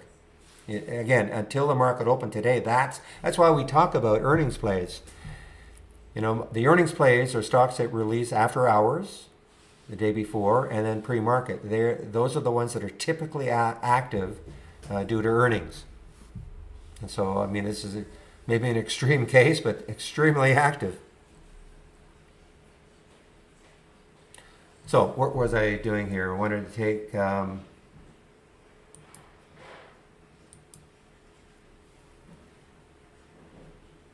what was the one I was looking at?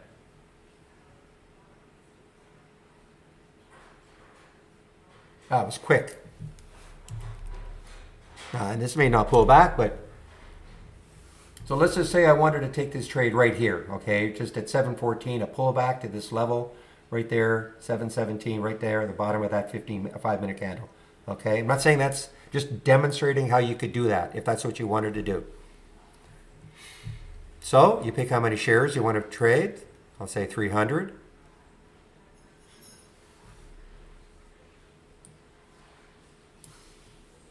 And go 718 in both boxes.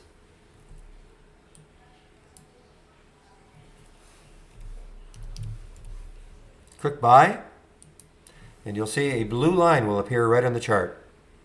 See a dark blue line? So if Quick happens to get down to 718, it'll take the trade. Now, at this point, if you didn't want to take the trade, of course, all you'd have to do, go to the orders and cancel it, okay? Now, this may not, I was just demonstrating how you can do this, okay? I'm not saying it's going to pull back to this level, but just wanted to demonstrate how you can do it. A lot of people like to try pullbacks. Could have also done it in the reverse. If you thought, if it took out a resistance level on above the price that you'd want to get into the trade, then you would have just put, that price above the current price in these two boxes and click the buy, and then a line would have appeared on the chart.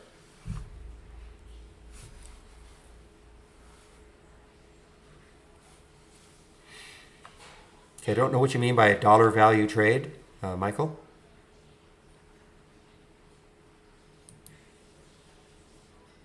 All right, now let's take a trade though, right now. Okay, I'm just going to show you how you take a trade, and then we're going to talk about stops. I'm going to take Rave right at the market. Okay, just bought it right at the market, and this stop probably is not a bad stop right here at 153, right here. Okay, you would know that ahead of time. So I'm going to add the stop. Right click, add the stop order, and I'm going to put 154 actually. Okay, add the stop order. You're going to see why I do that. And then see the stop appears right on the chart. So that red line. So if Rave gets down to 154, it'll take me out for a $61 loss. Okay, again, this is all in the simulator. So you have to get used to the idea that if a trade doesn't work for you, you have to have an area, a price where you're going to get out of the trade. It's called a stop. Not every trade is going to work. What you don't want to do is get into a trade with hope. I mean, of course, we always hope that, when we get into a trade, it's going to move higher. But you have to be realistic. Not every trade is going to work. So you have to have a place where you're going to get out. And that's where, some chart reading experience is going to come in. And then on top of that, then, knowing where your stop is when you get into a trade is going to help you share size the trade, how many shares you're going to take. Okay, well here, okay, so I'm going over this right now, Michael. So knowing what your stop is, so if you can risk $100 a trade, as an example, if you want to risk $100 a trade, and that'll all depend on your account size. Obviously, you're not going to risk $1,000 if you have a $5,000 account. But if you thought that you could risk $100 a trade, and notice my stop is 20 cents away, so it's pretty simple math. You would divide 20 cents into 100 to get 500 shares. The reverse, if I have 500 shares with a 20-cent stop, if I get stopped out for a 20-cent loss with 500 shares, that's a $100 loss. Okay, so that's how you really should start thinking of when you're getting into trades. When you get into a trade, you have to know where you're going to get out, and that'll share size. So that answers your question, Michael. Okay. So you'll have to divide your the difference between your entry and your stop into $1,000. In your particular case, I was using 100 as an example. Quick is yeah.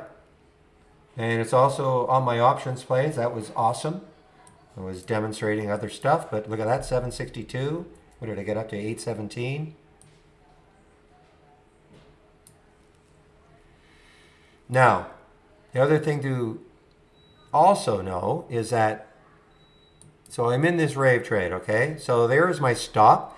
Now let's just say this really starts working well. I can start taking this line and I can start moving it up on the chart, to another support level, like a trailing stop. I think this is far better than, an artificial trailing stop, be it 0.5%, 1%, or a dollar amount. This is using the chart, chart resistance, or chart support. So if it broke down as a new support area, you should be out of the trade. So you can move this up and down. Now the other thing is, and this is important also. So you may have you're listening to me talking about stops and risk amount and all of that. So you think, okay, yeah, I'll do that. That sounds logical. That's what I'm going to do. Sometimes when you're starting out, it's very, very hard to obey it, because you start to second guess. You say, well, I know he told me, look at a chart, and maybe I think that's where the support was. And then it starts approaching that. You think, well, maybe I was wrong. So you start moving it down. Keep moving it down, because you can't believe that you're going to be wrong. And why is it doing that? So anyway, you start moving it down to new stop areas, okay? So you can see what I'm going to say. So instead of that manageable $100 loss that you had planned, it starts turning into 150, 200, 300 as you keep moving your stop down, because you just don't want to believe that you can be wrong in the trade. And eventually you throw your hands up and you get out of the trade. Instead of that manageable 100, you're down 500. This is perfect then. You just leave. This takes all the emotion out of trading. You leave your stop in, you get stopped out, you get out with that manageable loss. You can always get back into the trade. Okay? Commissions are so cheap now that there's no excuse to not get out of a trade because you don't want to pay commissions. So maybe you were just a little bit early. The setup is still pretty good, but you were just a little bit early and it sets up later.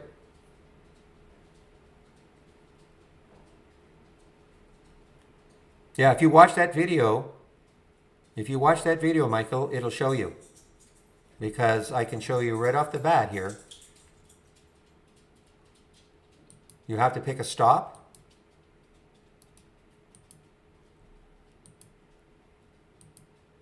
So here, based on the stop loss, risk value, you would put $1,000.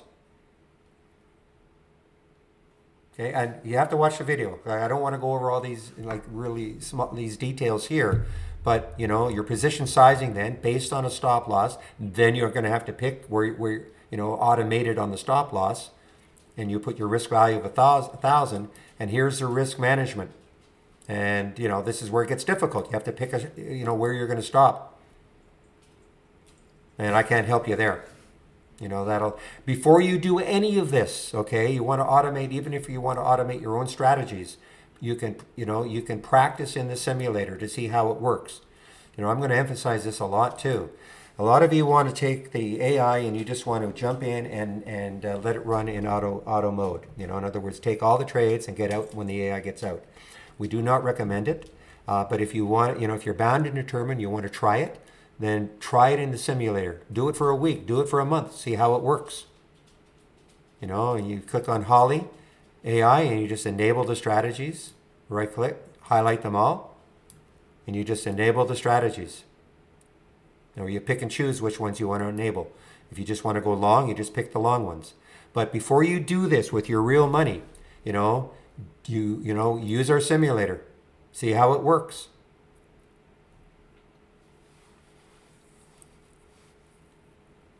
Okay? So Michael, you can do it, but you have to pick a stop. And I can't tell you where you're going to pick your stop, but you can automate it. But again, I recommend that with your strategy, with a strategy that you create, practice in the simulator first.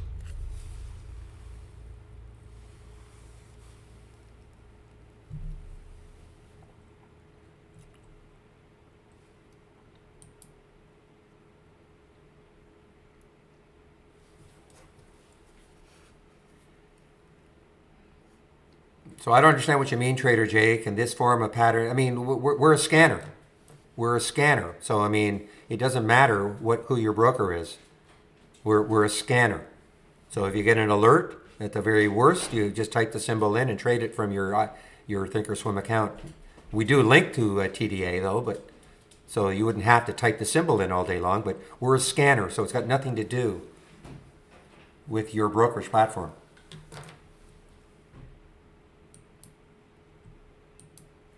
If that makes sense.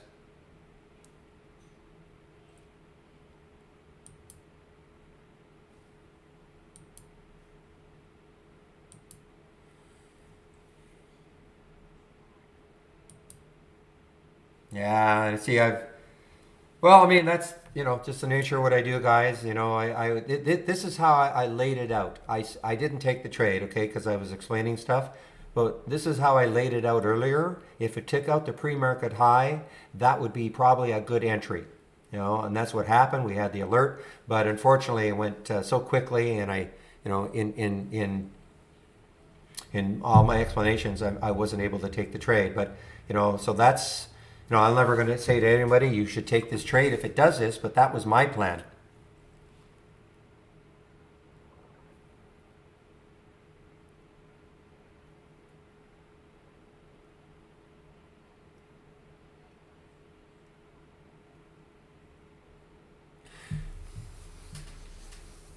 Okay, well, in trade ideas you can't do that. No, I mean, that's what this does. You need an IB account right now, and hopefully we're going to add E-Trade and the other one, TDA. But yeah, right now you can't do that, Michael.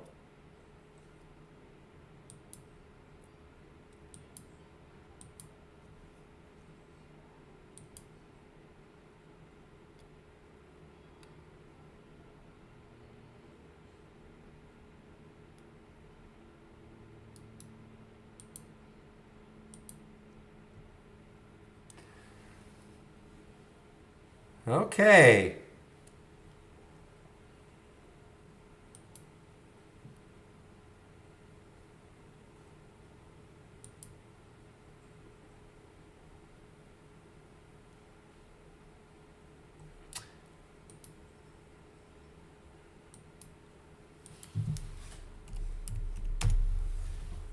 This has been a pretty whippy one, guys. I had to shy away from it. This GSL. It's too bad because look at the room it's got. Looking left on the daily chart, it's got a ton of room that it could move, but I've just found it just a little too whippy.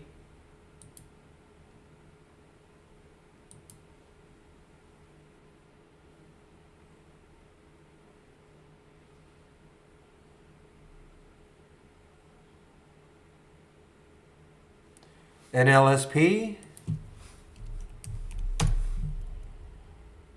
Well, it was a new IP. It was, well, not new today, but 2 weeks ago, I guess it was an IPO. So, but not today. Or no, you know what? There's no way this was an IPO. So I think this is what's happened. 2 weeks ago, it had a symbol name change. Okay, it changed the symbol because there's no way this is an IPO. No IPO is going to open at 3. Okay.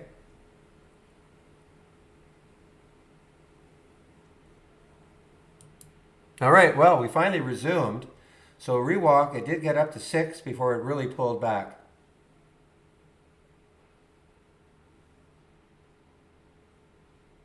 Yeah, every now and then, for whatever reason, our data provider does not have a short or a short value, and I have no explanation for it.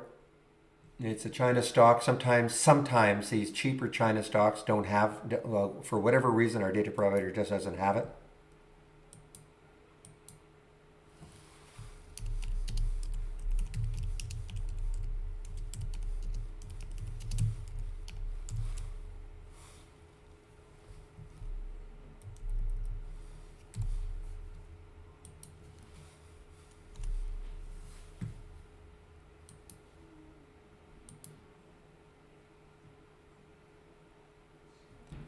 Well, how you use it is up to you, Luke. I mean, how I use it, I like to see stocks that are near the high, like right near the highs of the day. Okay, so if you look left, if you look on the, so the position in range. I mean, I can't tell you how you're going to use it, but we have a lot of position and range filters. Many, many, many. So if you wanted to see stocks at the top, you know, the 5-minute range, as an example, if that's what you wanted to do, you know, add the filter, and you would put 100 or 98%, some number. If you wanted to see it near the bottom, you would put like 5% or something in the max, things like that. How you want to see it, I don't know. Because, you know, position. If you want to see stocks, for instance, above yesterday's high, you know, so position in previous day's range. So you would, you know, you could put 100. So that would mean a stock has to be at least at the high of yesterday. Now, again, how best to use it, that'll be up to you. I like, you know, position in the pre-market range. If you want to see stocks, you know, above the high of the pre-market, again, you know, add the filter, you can put 100.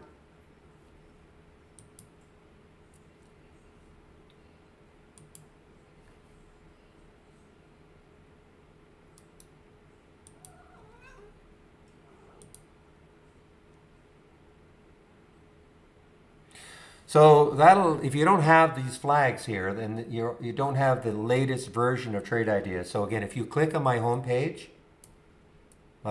link, and click on my homepage link, and then where it says download the software, you know, I'm almost 100% sure the latest production version has it, but if it doesn't, you can check to see what version you've got by clicking on help about. That'll tell you what version you've got. I'm on a development version. Okay. And if you have that version and it's not showing, then you can download the beta, which is fine. Okay?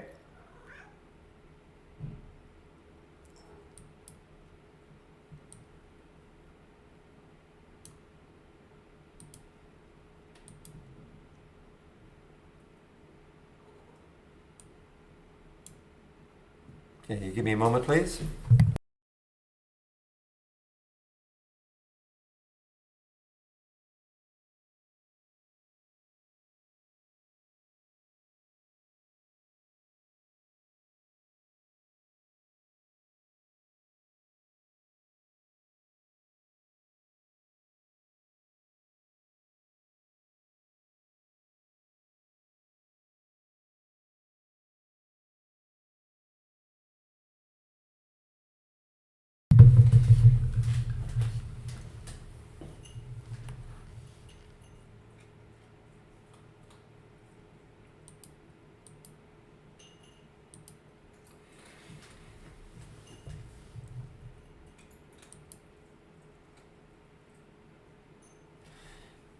All right, guys. So this one from yesterday, ACIU is trying to come back here. I mean, this was an insane one from yesterday. Look at the pop in the pre-market. I think it has something to do with Alzheimer's. I think.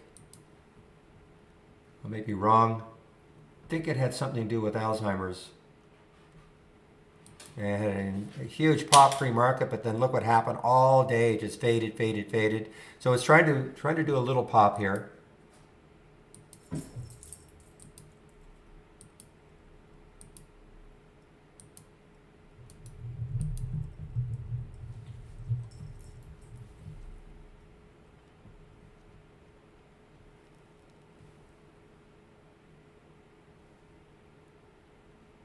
I'm hearing PRTA over and over again.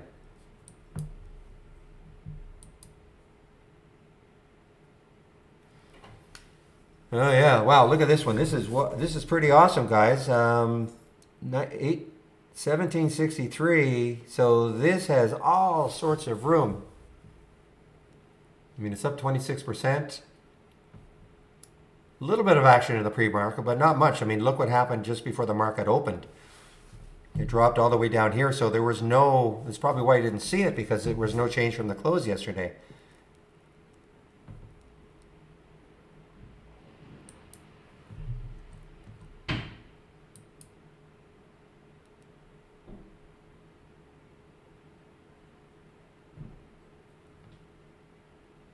Oh, I don't know, SQ. I don't know. I think it, well, it was also here, probably here in my basic new highs. You know, it was right there at 702. I know it was in the options at 762 because, you know, obviously I hadn't traded enough. But right here at 702.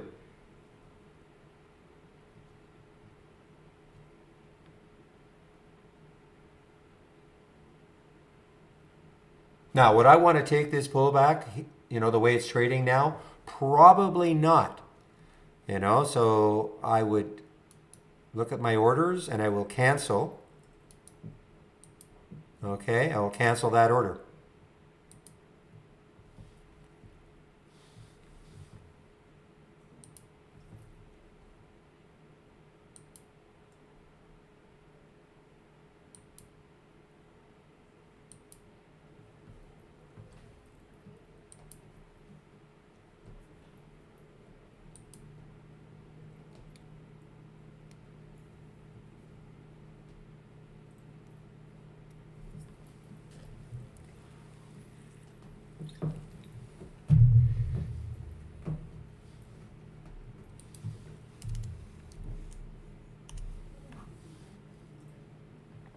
Here's another one that is popping up here. SSY. Thank you. Yeah, I see that one, Ija. SSY, big move here. It's showing up the momentum. This probably, the quick would have shown up probably here also. This is only showing the last time it made a new high. This is the way I have this arranged. So quick, I'm sure, would have shown up a lot earlier. So again, that's a scan I'm sharing, just on another monitor.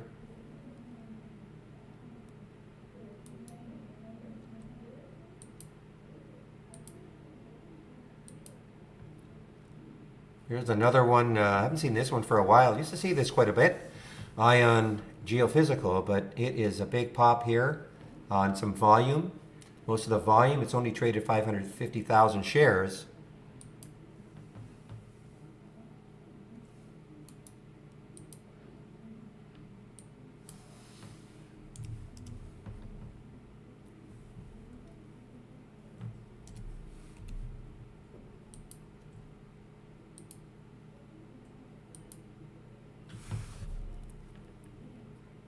Well, I saw like Rave. That's why I saw Rave here. You know, it was a restaurant stock yesterday, of course, and it had a nice move yesterday. So that's why it made my watch list.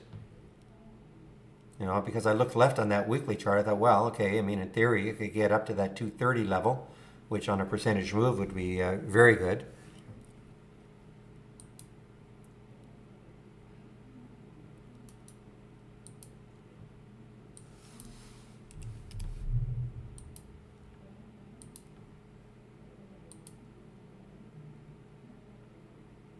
Okay, so I guess so you need the latest beta, I guess, to see the flags. Eventually, don't ask me when, but eventually we'll be able to sort or filter on companies on countries. Eventually.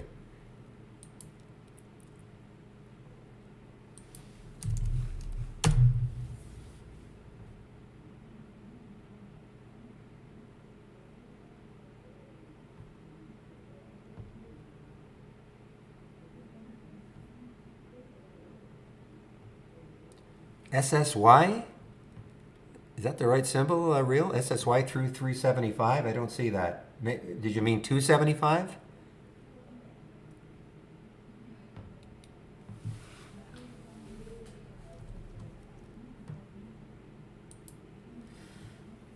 Oh, I know something's putting a charge into this one. So this was February 10th, so they had earnings a couple of days ago.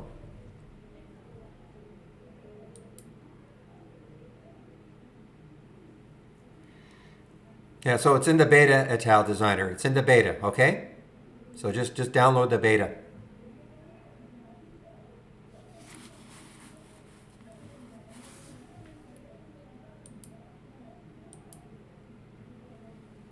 And And as usual, we're getting a ton of halts and resumes.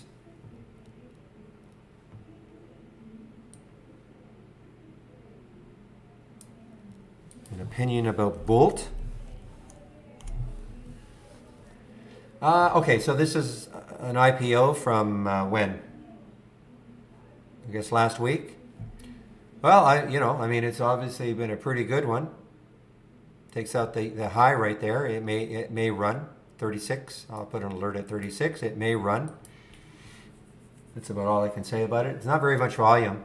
It's a low float, 18 million. So it's not very many shares out. So for a $35 stock with only 18 million, I mean, they can be incredibly whippy.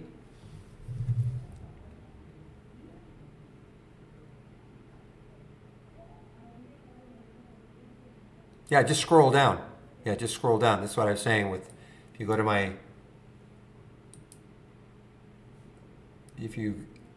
my home page and then click on the download software. So I was saying, just scroll down. Here's the production version, but keep scrolling down. Okay, well, get out of here.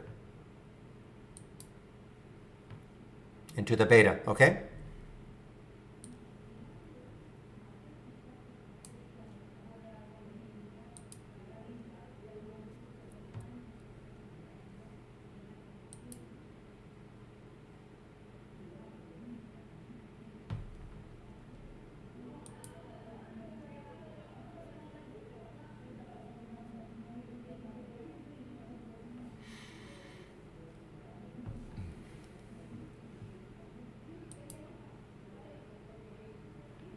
Well, that went too quickly.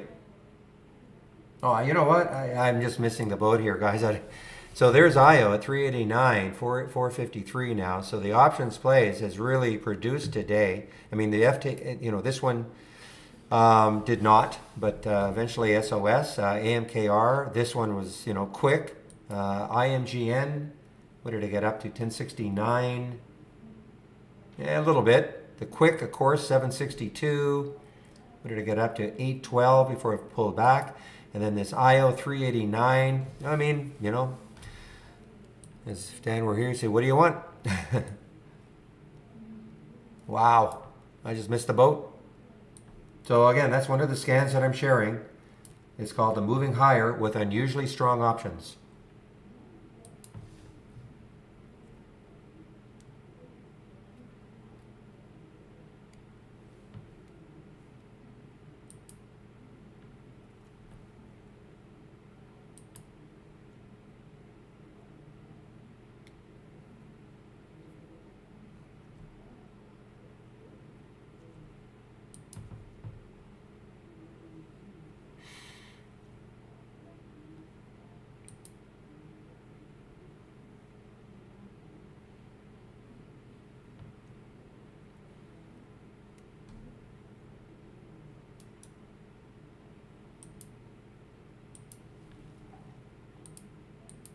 All right, next on the hit parade is PAVM. PAVM. It's just above yesterday's high. That's why it's showing up. It's just above yesterday's high. PAVM. Another one. Got a lot of room. Let's take a look here. 345. That's the next high looking left on the monthly chart. We'll move over here. So it has, in theory, some room to 4. It's at 360 right now. There's the next high looking left on the monthly chart.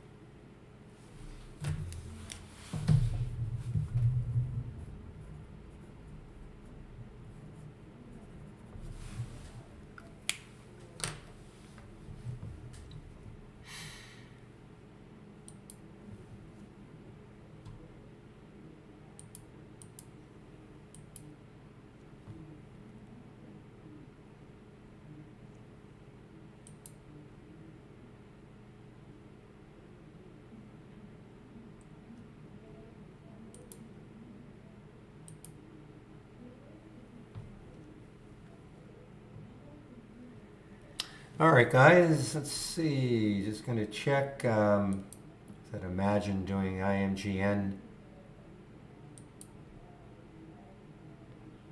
Yeah, so again, just a word on these SPACs if they show up. Okay, and you'll know it's a SPAC just by, when you click on the alert, and you should have our single stock window open. It'll say business association. You click on the profile, and this is a blank check company, as it's called.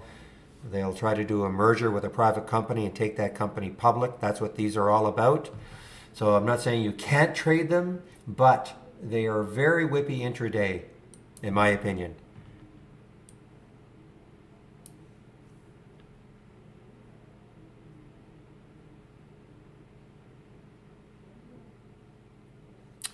What's having a bit of a comeback here is Tiger, Tigr. This is one of those China fins, with FUTU. FUTU is probably coming back too. Actually, it's not. No, a little bit, but Tiger. This is actually doing pretty well. So there's its all-time high is right up here. And then let's take a glance at FINV, a really cheap Tiger fin.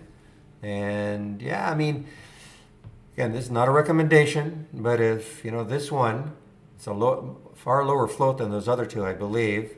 And it is really lagging. I mean, it probably doesn't have anything close to the fundamentals as those other two, but this is a China fin, financial.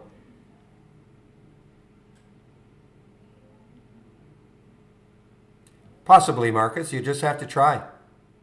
Possibly. The only thing you can do is try, put together a scan with consecutive candles, pick your time frame, and see what happens. There's no, I mean, it's something you can try and see how it works. I don't do it, but it's possible.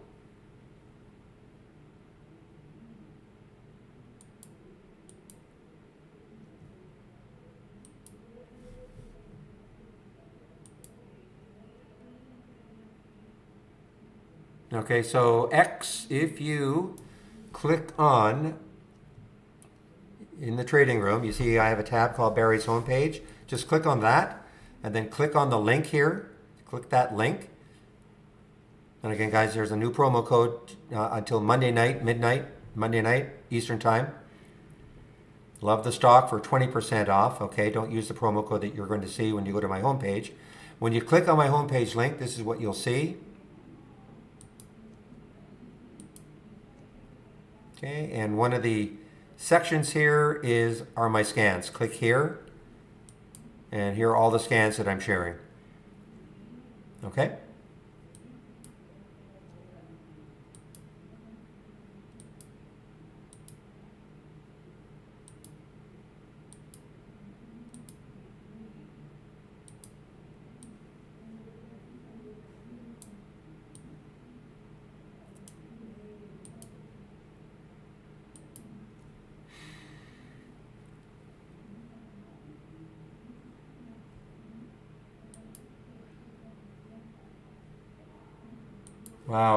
Wow, what a, yeah, so there's a dollar move off that one. 389, 488 now. What a move. I'm jealous of you guys who got in it on here or even earlier. I mean, I'm sure I might have been alerted earlier somewhere else, but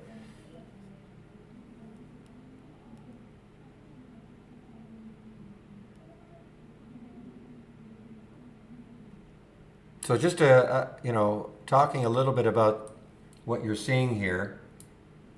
So moving higher with unusually strong options. So a lot of people ask us, do we scan for options? We do not scan for options. We scan for stocks, and that's it, okay? And we do have option filters.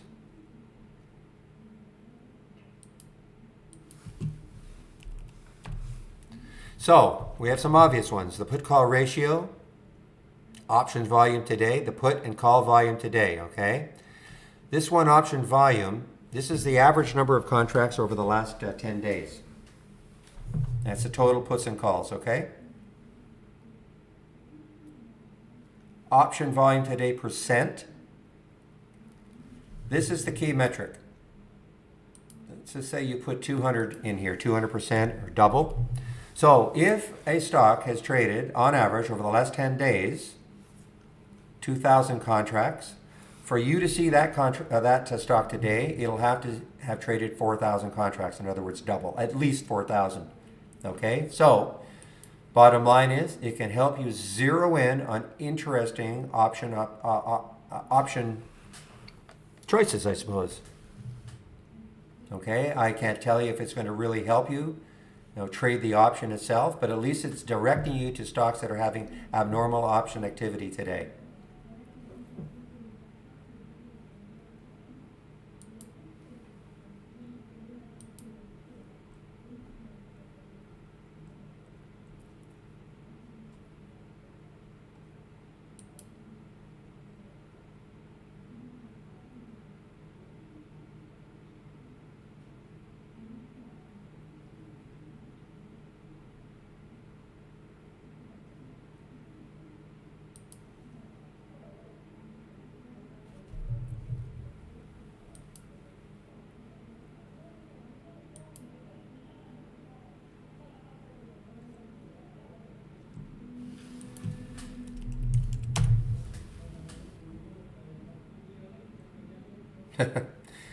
Well, I know you were all over this one, Fred, earlier.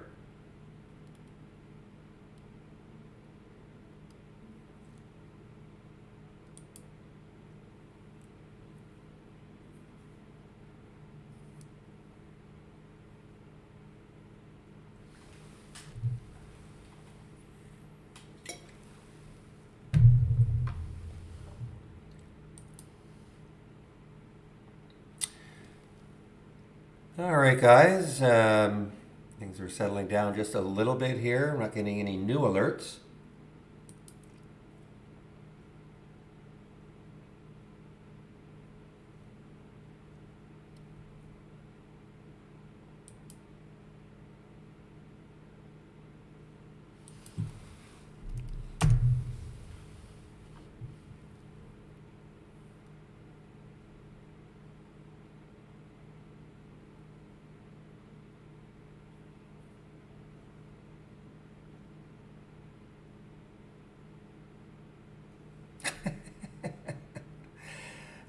Guys,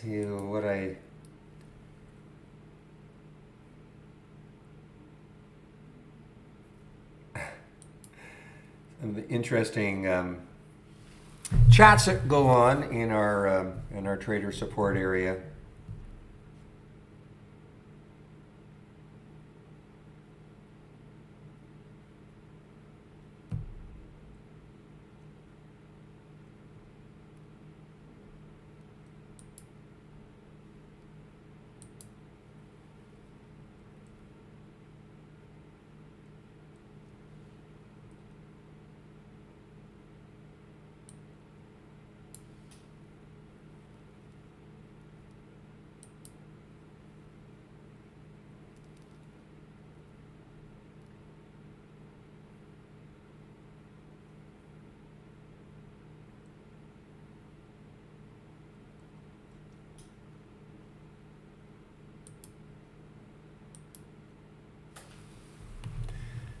All right, somebody asked about AGI.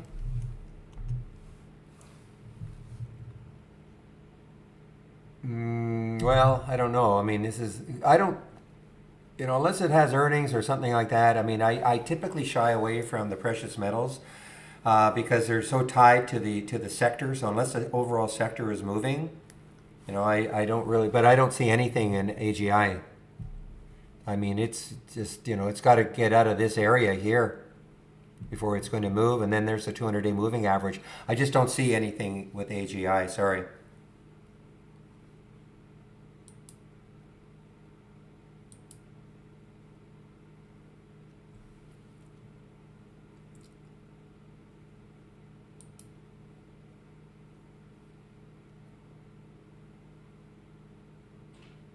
Yeah, just you have to download the latest beta, okay, Morandia? So just click on my home page. Click on my home page, right at the tab right there. When you do that, you'll be brought to my home page, and then click on download software. And when you do that, just keep scrolling down past the production version. Keep scrolling down until you see the beta, okay? It's right there.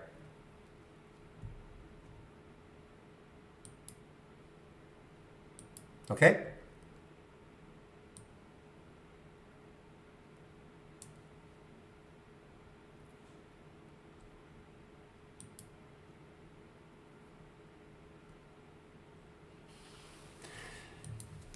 So Fred, you're saying that SNOA is going to... Well, we have it pre-market, but okay. We have it pre-market, not after hours, but okay.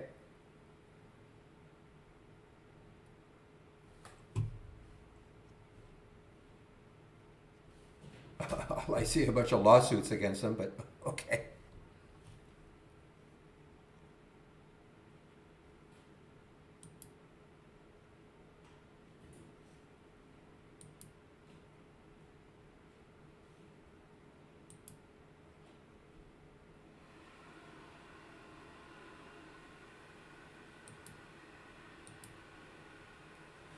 Yeah, I mean that was a nice pullback, but boy, look at this thing moving. I mean, it's got still has some room. IO, look left on the weekly chart. So 436, and this area here is 462. So it's above those areas. Right here is 595. So that would be the next area of possible resistance, I guess. I'm sorry, right here. Yeah, right around that 6 level. I mean, I think it's going to be tough to get through 5. It's just kind of psychological. So right up here, though, is 6.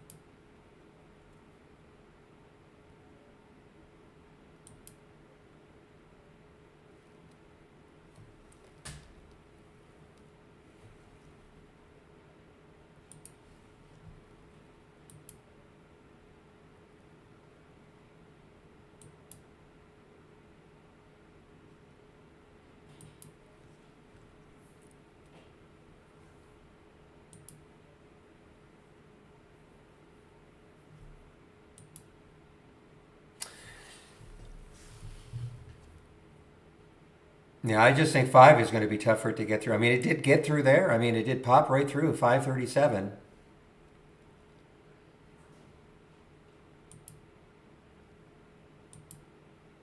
These are all these, well, I think anyway, I think that certainly for the cheaper stocks, to get through these whole numbers, 1, 2, 3, 4, and 5, I just find that, it can be a real psychological impediment.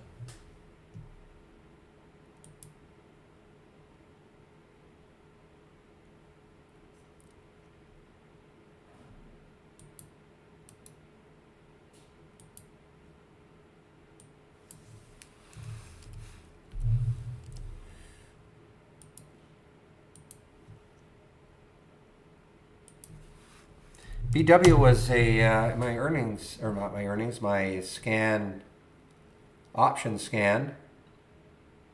Yeah, I don't know what you're seeing here. Very choppy on the 15-minute chart.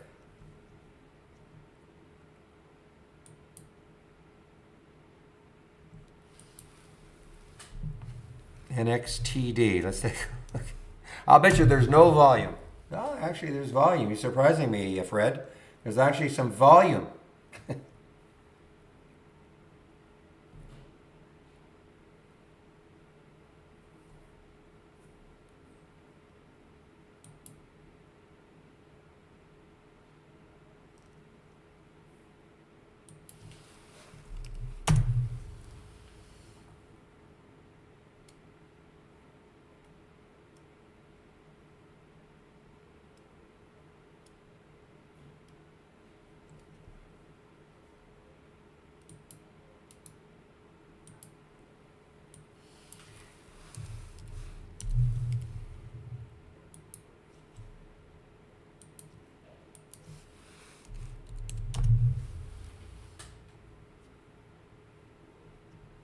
Checking out GME just to see what's happening.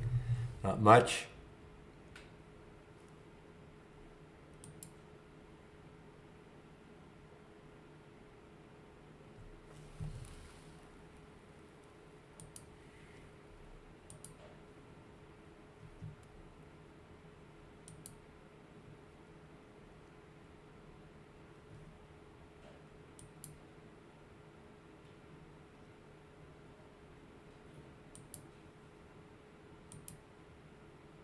SS is short sell. SS, short sell.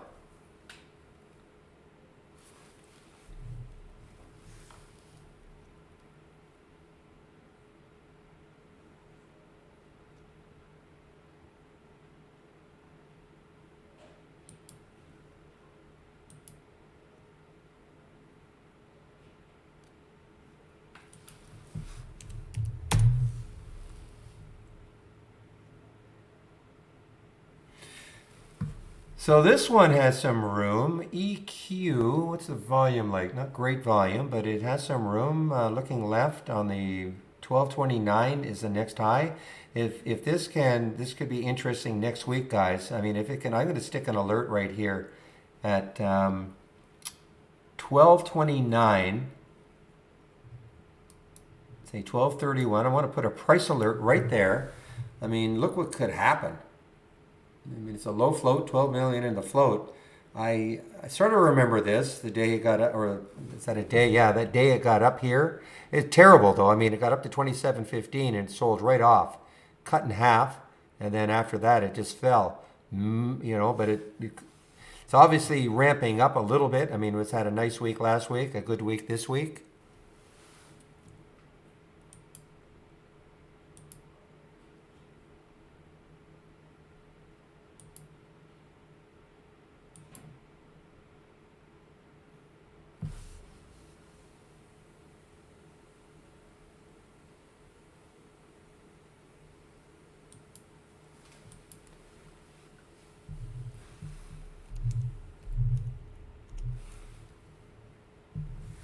Yeah, this GSL. Well, maybe. I mean, look, if it bases nicely and then takes a pop on volume, that might induce me to get it. I mean, it's got lots of room, GSL.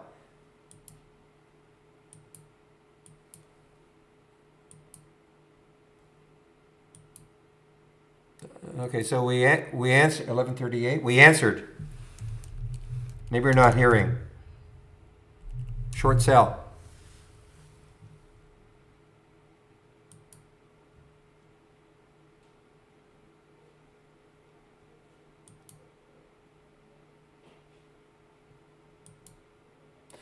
Well, here's another one, guys. Look at this. Look at this monster move here. ABEO, but on volume.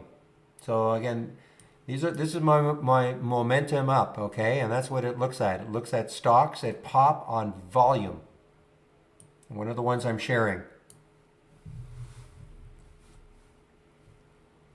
And you know, this is probably one of the favorites for those who like to short tops, because I mean these things, you know, they just explode, and a lot of times they just drop. So, well, I've got a 2-minute chart, I have a 5-minute chart, I have a 15-minute chart, I have a monthly, a weekly, and a daily. That's what, if you can't see that's what the D, W, M, and of course the 2, 5, and 15 mean.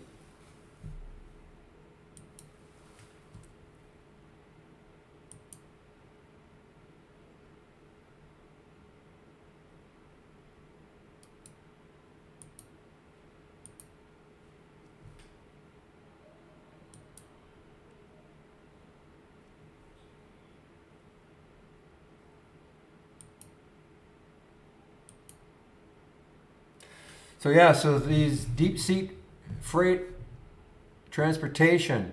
So these are hot today. There's ship.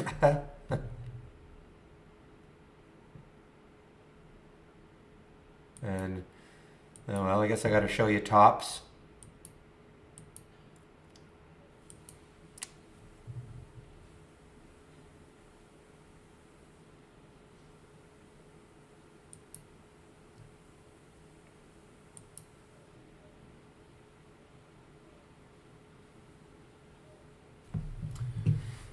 All right, so this Superior Industries, it hasn't moved yet. There was the alert at 6:38. It really hasn't moved yet, but boy, this has some room. The volume, it's a fairly low float, 24 million in the float. That's fairly low. It's above last month's high, or it's right at last. Well, it's a little bit above last month's high. Look at the room it's got. Well, E-Trade quotes are only delayed if you don't have real-time data. But if you pay for real-time data, they're not delayed.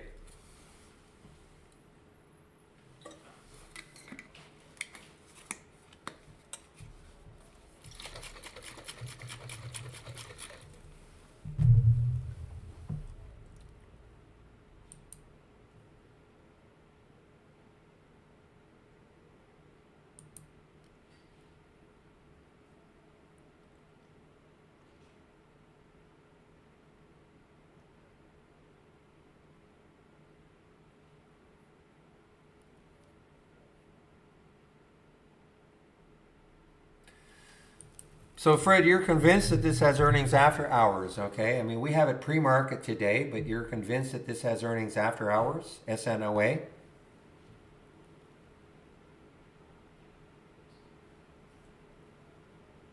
I mean, this is what our data provider has told us. Not many companies release after hours, especially US companies, but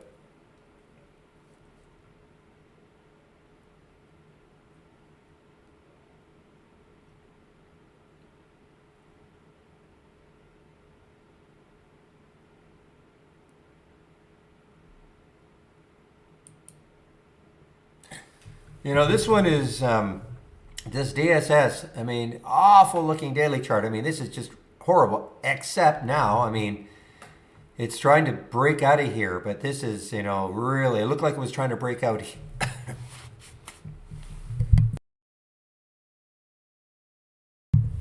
It looked like it was trying to break out here on that day, and then look what happened the following day, and now it's trying again. DSS. And that's pretty not confidence inspiring.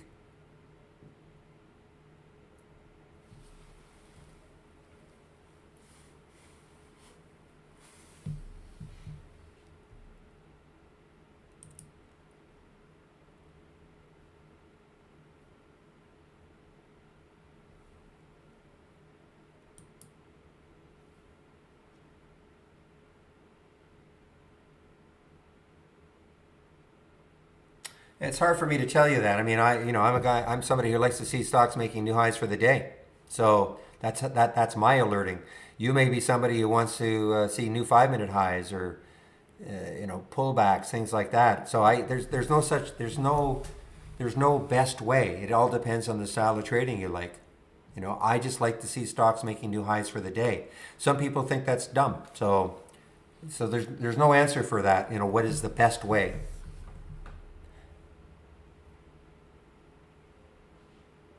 One thing to do is try to, whittle, make sure you maybe pick a price range that you like to trade, a minimum volume that you want to see, things like that, so that you can start to not get every stock in the universe. I mean, these are the only stock. Even though this looks like a long list, but this is a repeating version. These are the only ones that have happened today in my basic new highs and lows. Pretty manageable.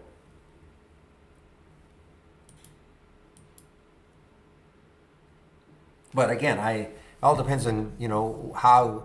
And if you're going to say, well, I don't know how I like to trade, well, then that is something that down the road you're going to have to figure out. There are a lot of people in this room that will only play tops. They'll short tops like this. It's not super easy, but I mean, a way to make a living doing that for sure.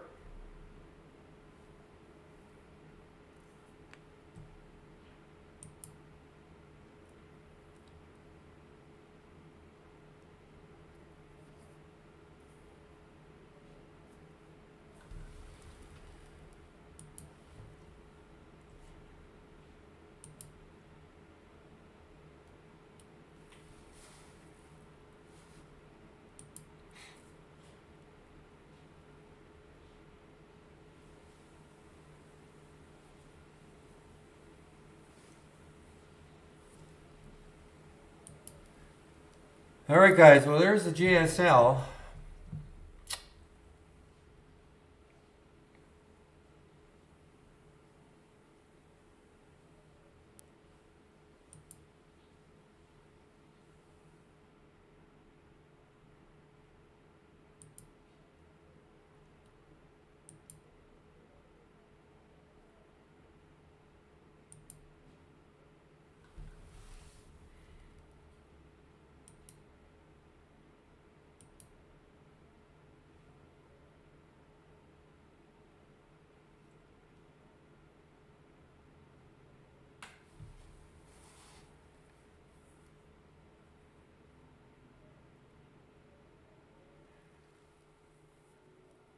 I can't. I don't know how to answer that. Correlation between futures performance and stocks. I don't know how to answer that. Sorry, maybe somebody else can answer that, but I don't know. I don't know how to answer that. Not sure exactly what you mean, but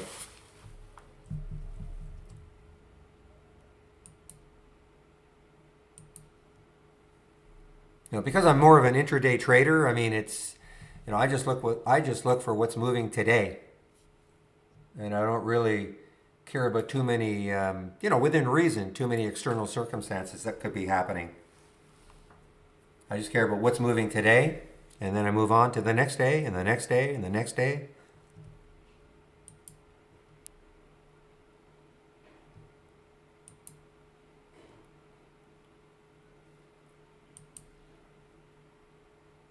Okay, so this is an IPO today, Nexi. So here's the only way I play IPOs on the day of. At some point during the day, if this takes out that high, I might get interested in it. First, I want to see who. Just a minute here. I have a. Okay, yes, and it is Andy today in the YouTube room. Okay. And I'm going to put the alert in or the link in for the YouTube room just before I take my break. But let me just take a look to see who is behind that one. I'm talking about Nexi. Who are the underwriters? And see what it was planned to come out at. All right, so this is a little bit of a premium. This is what I'm talking about. So Nexi, here it is. So 6.5 million shares. The offer price was 17. So it opened above, got up to what, 23. Next step, who are the underwriters? So, I mean, not bad. I mean, but Barclays, Cantor, and Raymond James, and always nice to see Goldman and JP and Morgan and all those. But I mean, it's not terrible. So, if this takes out the high later on today, it's possible I'll take this trade.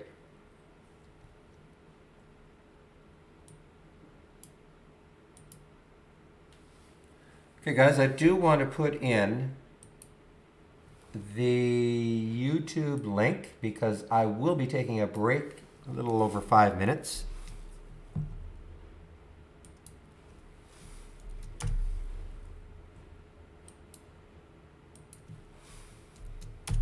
And Andy, one of our traders / trainers, will be there for an hour. He's more of a swing trader. Most of the guys who are in from Monday to Friday in the YouTube room between 12 and 1 are more swing traders than I am. So you can always head over there. No, that is just that's a website I go to, Nightfox.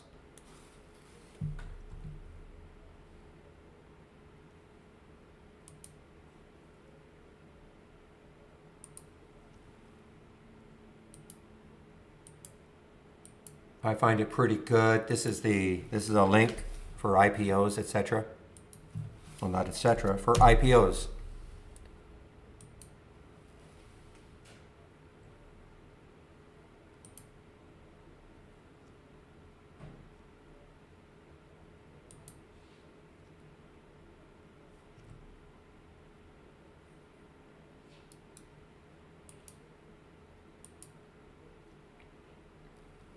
All right, guys, GSL is now on the move.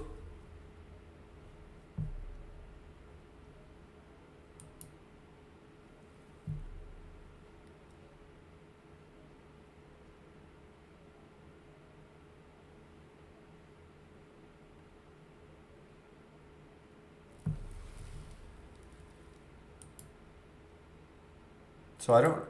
When you say you got it, Kumar, okay, I'm not sure. You say you've got the perfect setup to take a trade.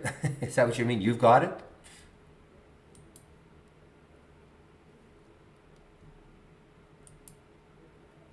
Markets are closed on Monday, guys. Yeah, so it'll be interesting to see what sort of action we get later on in the afternoon. But the markets are closed on Monday. Yes, President's Day holiday in the States.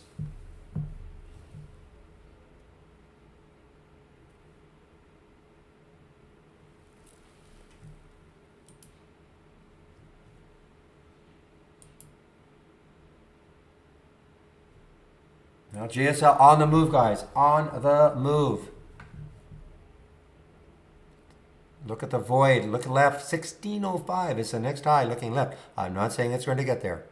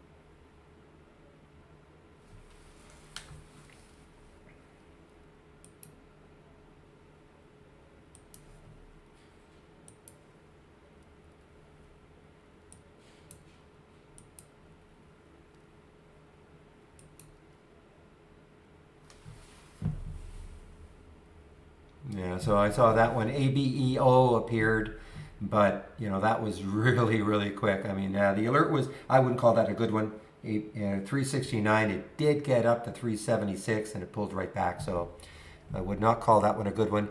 The other thing, I say this all the time. So we had the alert at 369, but look. Wow. Well, it's kind of blew through my alert. The Nexi. What's the spread like?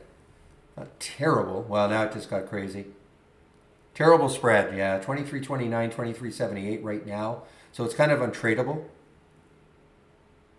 It just blew right through my alert, the high right there.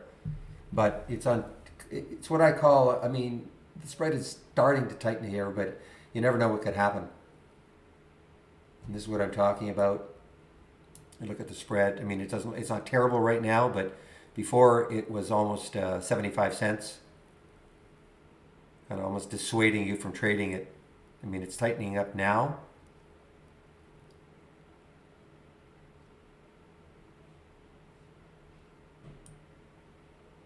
Again, this is from Interactive Brokers, okay? Nothing to do with trade ideas.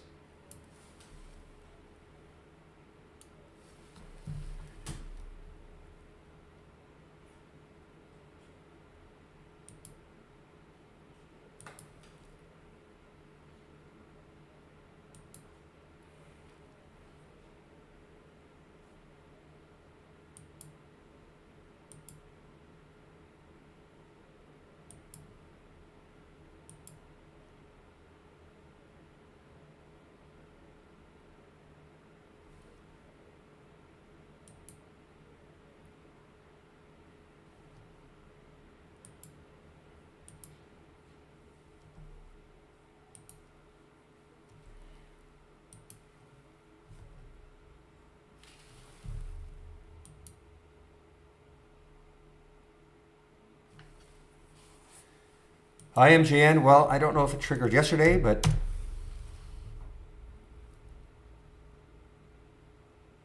yeah, I don't know what would have triggered that 824. I mean, it had a interesting range, but it finally broke out today on earnings. IMGN. CTMX, Real is talking about CTMX, trying to emphasize it by putting those spaces between.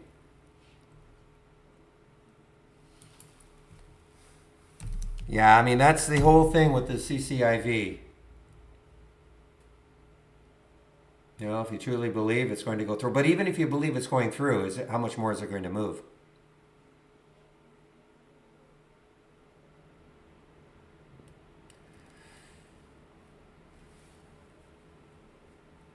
So I don't know what you mean. Is there a way to make a window with your portfolio? Are you talking about your portfolio or my portfolio? I don't know what you mean exactly. Are you talking about stocks that you want to follow, Dylan?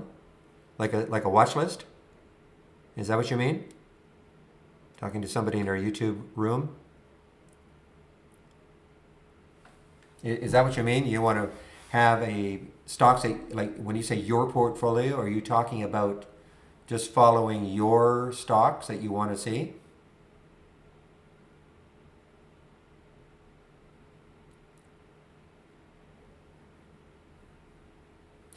Advise what? Please advise what? Yes, okay. So Dylan, I'm going to give you a video that you can watch. It shows you how you can create, it's what we call a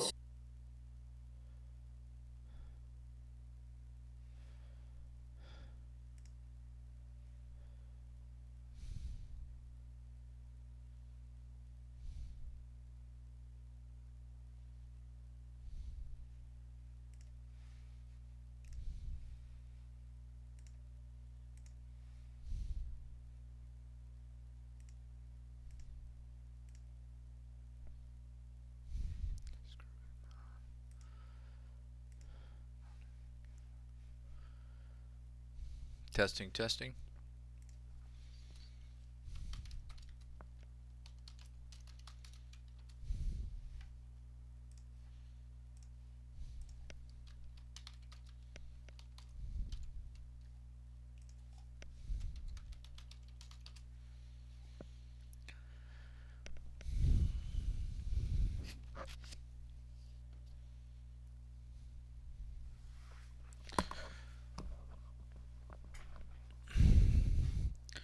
All right, traders, let me know when you can see my screen and can hear me.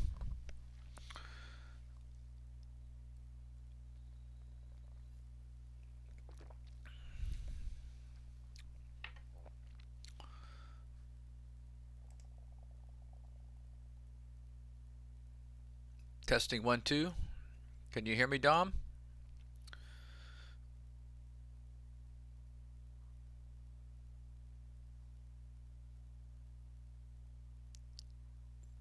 Testing 1 2 3. All right, Aja, how are you, buddy? Joshua Berry will be back in about an hour. Okay, we hijack his live stream for 1 hour every day to do our support webinar. Okay, so if you just want to hang on, if you're waiting for Barry, you can. He'll be right back around. Hi, Bill, Fred, how are you guys? Two Bills. Mr. Dev, hello. All right, great. Looks like everybody can hear me and see my screen.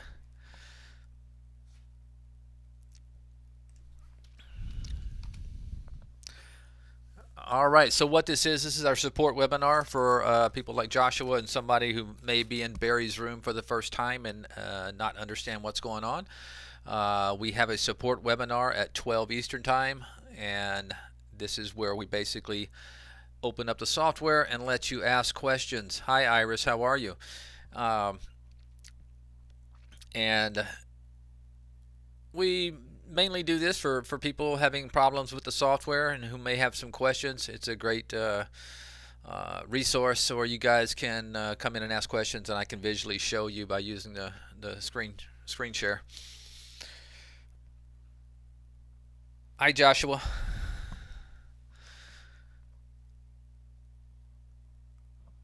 Yeah, he should. He normally should give you like a little notice that yeah, he's about to sign off. Uh, Normally he does, but maybe this time he just was in a hurry.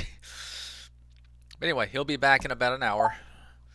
In the meantime, yeah, let's get question. Hi, Sahar, how are you?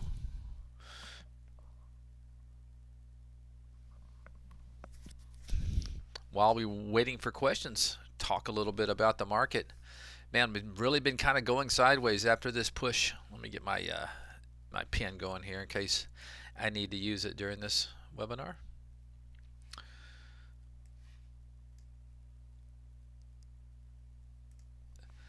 This is actually kind of bullish. You have a move through all-time highs, and now you just kind of been vacillating back and forth sideways, waiting for this moving average to catch up. Not sure how far we'll get going today, going into a 3-day weekend for the U.S. markets, but we'll see.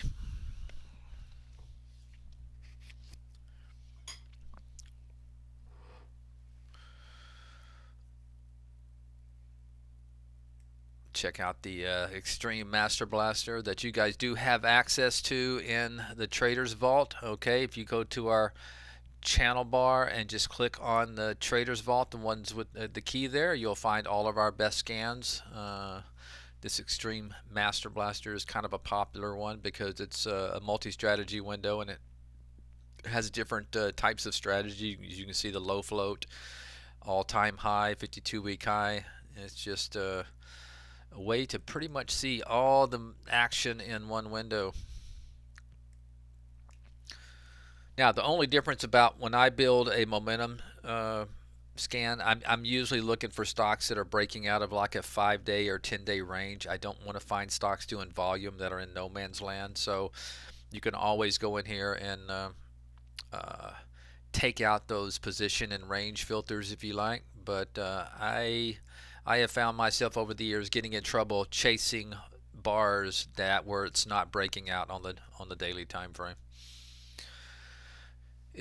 Dom says, is there a way to see any trade entry date and time in B plus window? Well, yes, there is, but I think right now what we're going to have to do, I know what you're talking about. Are you on, Dom? Are you with IB?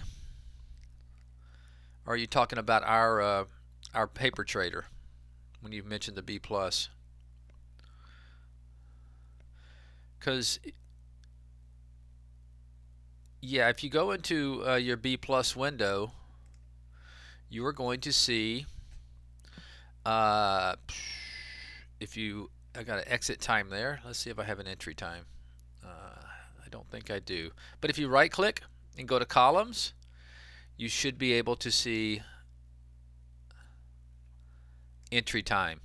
Okay, and you can just move that over to the left and click OK. Let me see if I can find it.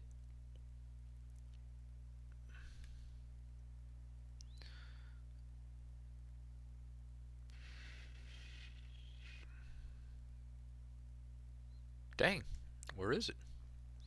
There, entry time right here. Okay, so you can see the dates, different dates there if you add that column on entry time. Now, if you're trading through IB, Dom, here's the issue. It's not our problem. You can see it works fine on our in our database.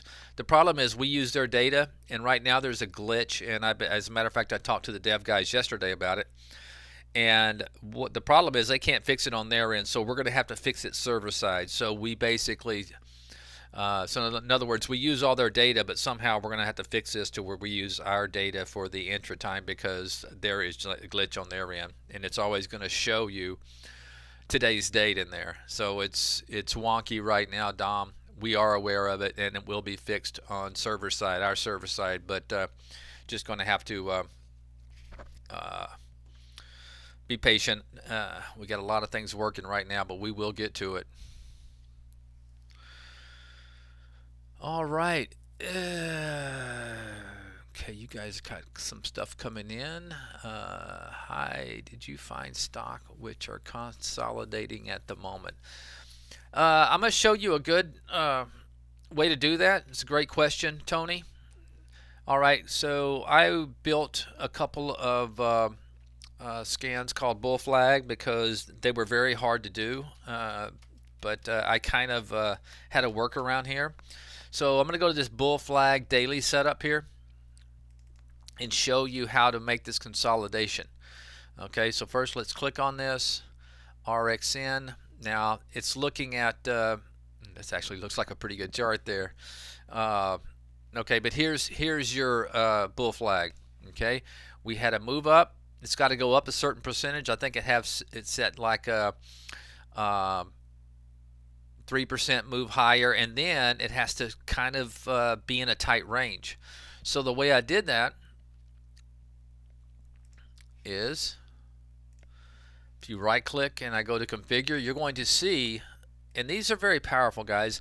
I want you to maybe even jot this down. Position and range filters are very powerful, and also things like a 5-day range. Okay, so I got a 5-day range with a max of 5%. This means the stock cannot have moved more than 5% in either direction. So in other words, if it goes 2% down and then 3% up, that's a 5% move. So that kind of helps it to stay in a tight range. So use the range filters and change in 5 days. Look at my change in 5 days. Cannot be up more than 1%. So think about, when you're looking through these filters, all the creative ways you can do to create these patterns. I mean, it's going to take some time. I've been using this since the inception, in 2001. So I've been at it for a long time.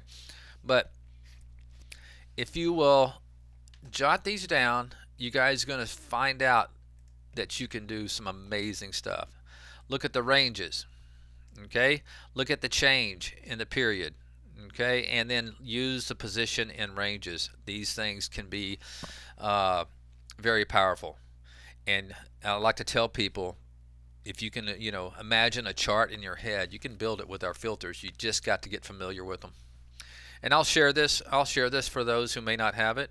I don't think I have it. I don't think this is in the Trader's Vault. So let me go ahead and share this with you guys. Let me grab it over here so I don't have duplicate copies all the time. Bull flag daily setup.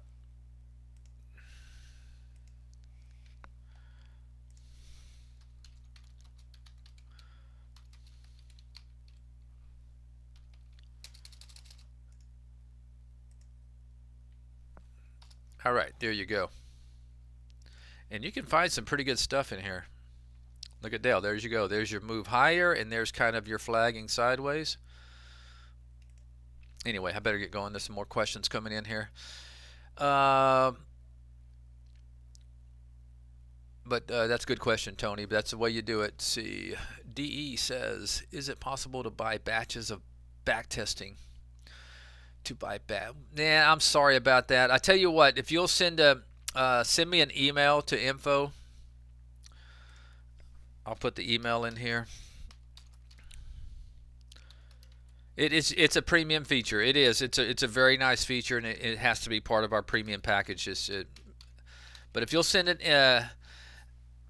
put attention, Andy, and send it to info@trade-ideas.com. DE, I can probably get you like an extra 50 for free. Just throw them in there to let you try it out more to see if it's something you want to pay up for. But good question. But yeah, it's unfortunately part of our premium package. But you might make that request. Maybe that's something I've never thought about, that idea where you can buy batches of back testing. But that may be tough for our accounting. So I don't know if that's probably not something we'll do, but won't hurt to ask.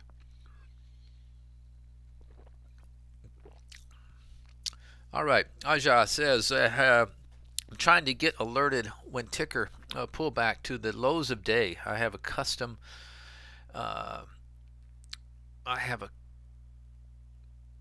for so thoughts of lows of day. Yeah, we already have something in there. It's called I don't think you'll need a custom. I don't know. Let's see how you would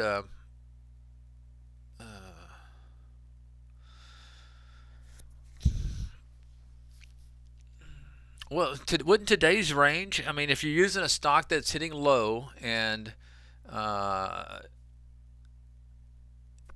it's pulling back, well, that would just show you ever new low, though. So you're kind of looking for something that hit a stock hit a low at one point and then maybe came around a couple of hours later and is about to hit that or hits it again. I'm not sure if you're looking for that type of pattern.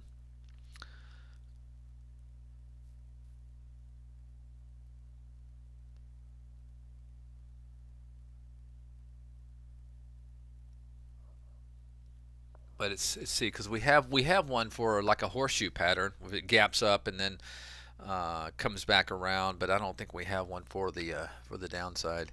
Send that in, Aja. That's something I'm gonna have to think about.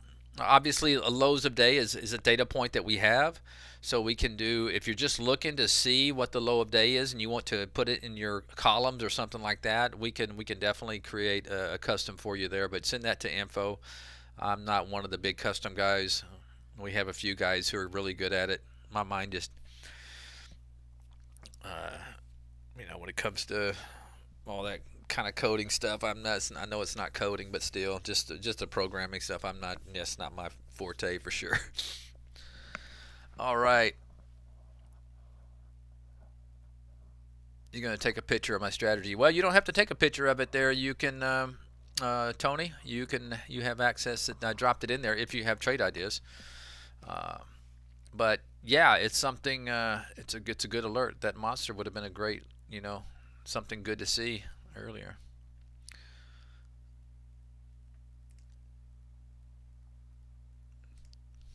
If you get too much data, you can always come in there and kind of suppress that range. Obviously, like I have it at 5%. Maybe you can drop it down to 3% if you're looking for something tighter. That's a good one right there, though. We looked at. There's a good one right there. Move higher and then look at this going sideways.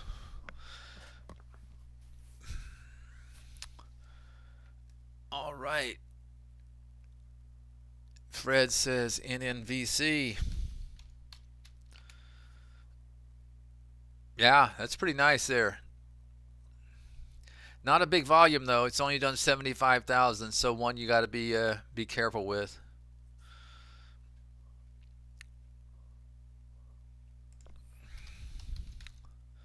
I like when if I'm playing a low float stock. I like when it's moving. I've been in this NET for a few days. I think I about bought it back over here on this day. So man, it's only got 4 million on the float, and I really don't like these things when they're not moving.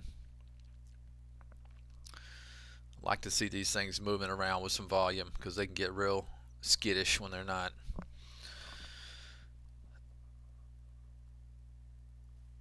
All right, let me get caught up here.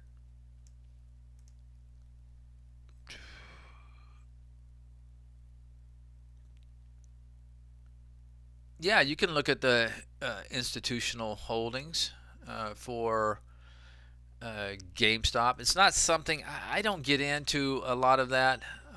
Looks like it's trying to do something today. Me personally, when these things break, they're very difficult to trade. And I know it's instincts for people to think, wow, this thing was close to 500. Now I can buy it down here at 52. Just be careful because you can get. I mean, this thing's it could easily be $20. A couple of weeks from now. So, uh, but that being said, looks like it's trying to do something today. We'll see. But institutional holdings, yeah, you could do that. Let me duplicate this so I don't mess up my normal thing. So what you could do is go to your single stock window is probably the best place, and go to configure and search institutional held by institutions, and you can show column and OK. And if I scroll down, you're going to see institute held by institutions.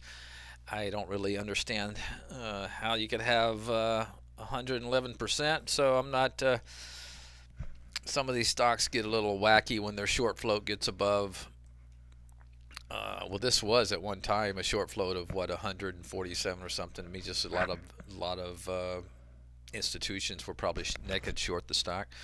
Now it seems like it's dropped down to only 42%. I'm sure a lot of people covered maybe on this downdraft, but yeah, but that's how you do held by institutions. Not something I'd look at, especially on these wacky stocks where you have huge short floats above 100%. So I'm not sure what exactly that means, and I'm not going to try to figure it out. But we do have that data point for sure.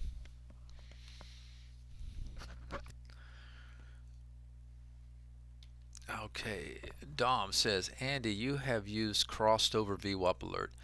I have had 75% winning rate for the last 2 months. Was it just a bull market? Well, obviously you're doing something right there, Dom. Yes, anytime you have a bull strategy, in a bull market, it's going to perform, very well. I'm not sure if it's a day trading one or a swing trading one, but uh, crossed over VWAP, you got to be a little bit careful. We're working on that one right now. It looks for volume confirmation, so it has kind of a built-in filter inside that alert. Otherwise, you would get so much stuff coming through. But the glitch is sometimes it crosses VWAP, and then the volume will come in 5 minutes later, and then it will report it, and that's something we are going to work on getting fixed. So it's great that you have something that's working really good. I don't know, but yeah, that's a lot of people love price crossing over VWAP for sure. It's not something that I use, but I'm more of a discretionary trader.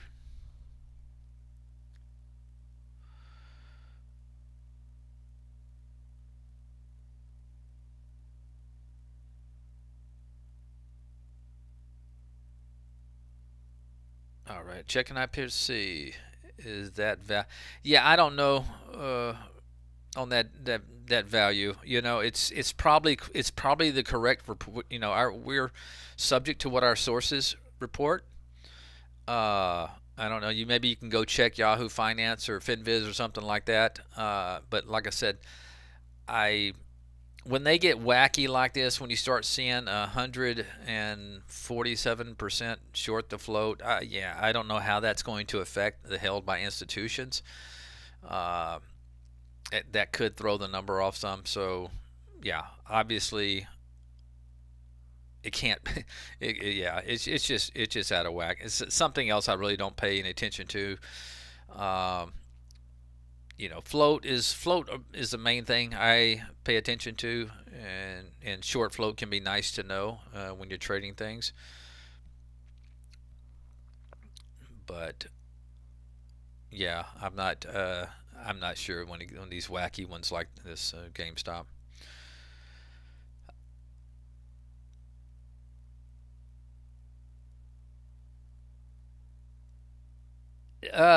Right now, we cannot. We do not have moving averages on the daily crossover. Okay, something I would probably that's going to be added in the near future, but what you can do is go to search and see what we have. Let's see. Let's type the word crossing or crossed. Let's see what this brings up. Okay, so we're not going to have price. What we are going to have is we have different like 20 period crossing the 50-day crossed above. Well, here's crossed above 200 days. So we do have price crossing above 50 and 200. Okay, but we're not going to have moving averages crossing over yet. Okay, it's something that we're going to be adding a feature here in the near future. Just bear with us, guys. We have so much stuff going on. We're constantly innovating, and we're trying to figure out these APIs for E-Trade and Ameritrade, and it's been kind of a nightmare, but we're working through it. So, but we do have another technology we're working with that will provide things like that. But for right now, you're going to be stuck with uh, the price crossing the 20 and the 50, which is kind of a cool one. But we don't have any moving averages crossing over. They're going to all be in intraday form.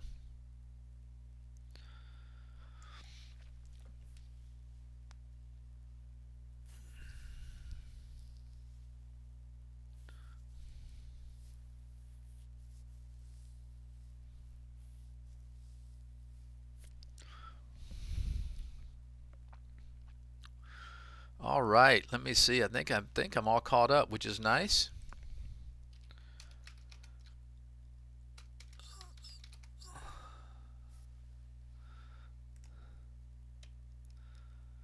I did short this Tesla yesterday,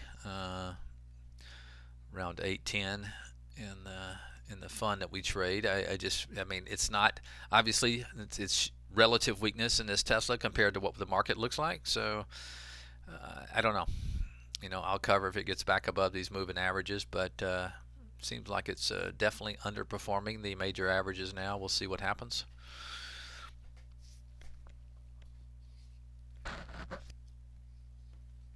Yeah, Tops has been a good one today, hasn't it? Woo! This is when you see these in the morning. Maybe you go over to the similar tab and see if you can catch some other stuff. Yeah, that they're all probably gone. Yeah, it seems like you got to be on top of these things pretty quick. Yeah.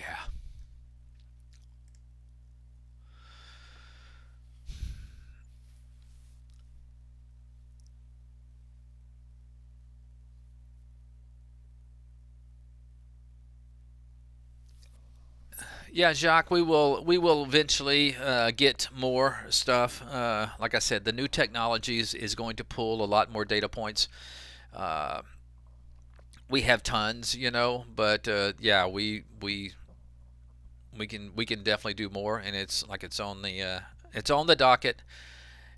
I can't tell you how fast we're growing, and we're here getting swamped in support right now. Yeah, we have to digest. We have to innovate and then digest for a while. We just can't just be slamming all sorts of new data points in. But it will be coming. Just gonna have to bear with us.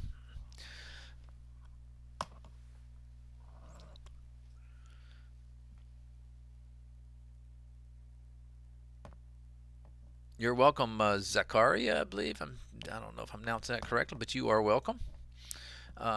Kevin says, is there a way to modify your daily bull flag scan to a weekly, searching for those that have been sold off hard and back on a move? Well, if they sold off hard, then that's not a bull flag. But I see what you're saying, and yeah, let me. One of my favorite here is this one I call revenue growth fishing. So this is, Kevin, this is just another way for you to use these powerful position and range filters. So in this one right here, I'm looking for stocks that, and it's also in the Traders Vault if you guys want to grab it at any time. If I pull it up, you're going to see a lot of stock. Oh, look at that one.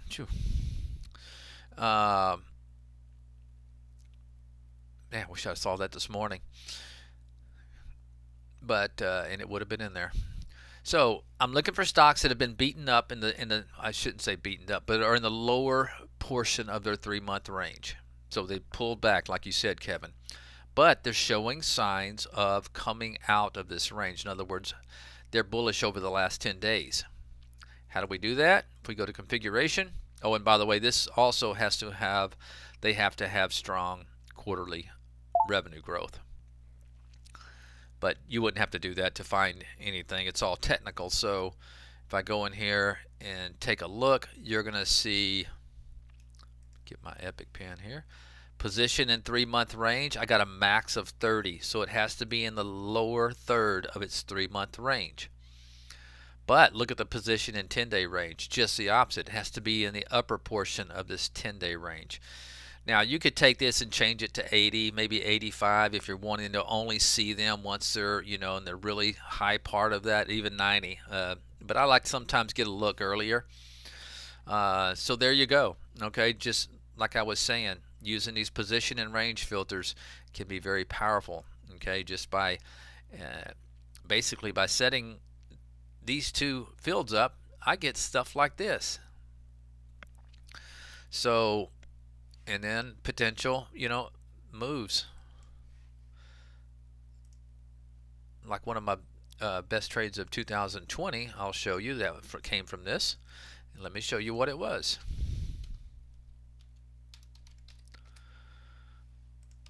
Right here. right down here in this JUMI.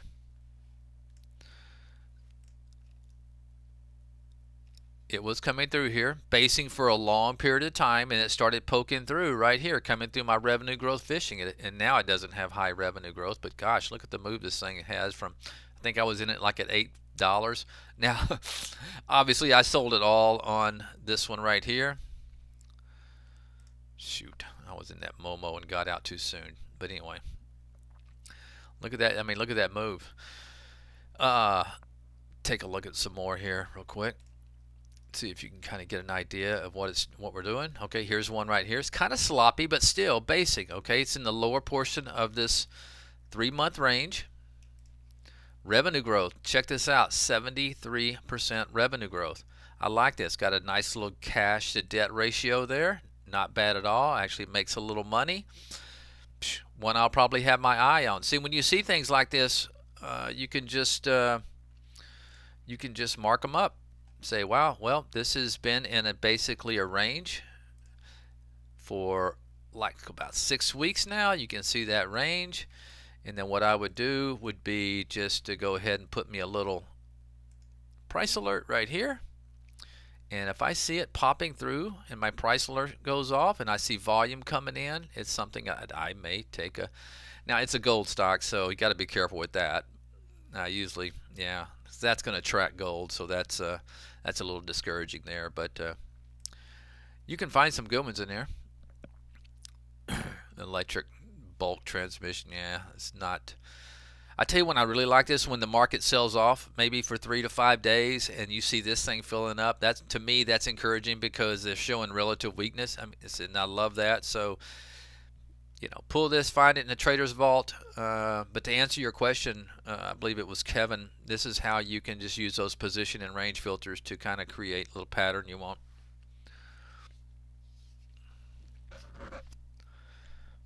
All right, let me see here.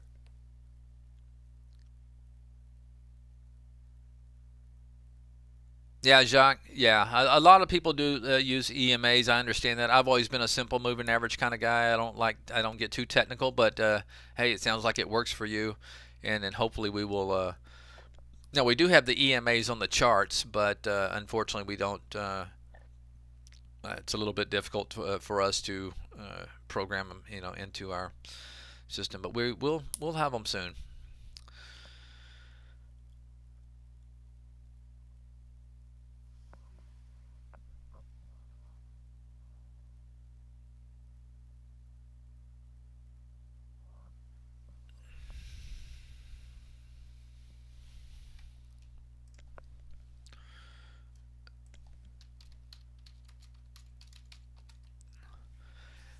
Ira says, "Can you build a scanner, Andy, for the 3 months and 10 days?" I'm not including short float. Are you talking about the one that's similar to this, where it's selling off? Uh, Now, basically, all you'd have to do is take this, duplicate it, Iris, and to do the same thing that you want to do is maybe you come in here, configure. So you don't want revenue growth, quarterly revenue growth. You'd rather have short float instead. Well, you can, but if you wanted to, you could, yeah, if you just wanted to find ones and you didn't care about revenue growth and you just wanted to do short float, okay, you could just come in here and put short float percentage and add filter and just come in here and do, let's say you wanted 10% at least, or let's do about 15. Let's see what we got here.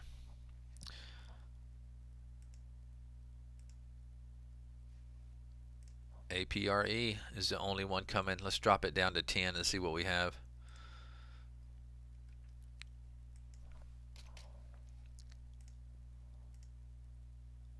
Yeah, it why would it drop down to 10? It fell out. It probably, I'm not sure what happened there. Not do something. Let's bring this down to 300,000 too to get some more data in there. RETA. Okay, there's one that has 29% short float and it's breaking out. I'd like to have seen this kind of earlier for something like that. Hi, Gain. How are you, buddy? Uh, yeah, if you put both in there, I don't know if I would do it with both. You're probably not going to get any data. This may be something that'll work when the market pulls back. But for right now, you're just not getting a whole lot of stuff coming through.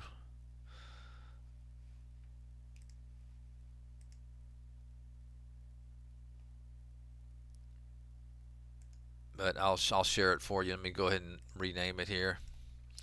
Let's call it short float fishing in case you want it.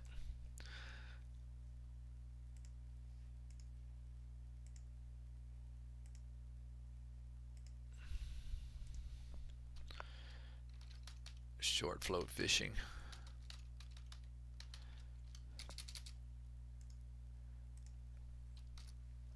There you go, in case you want it there, Iris. I did share it, you bet, right there.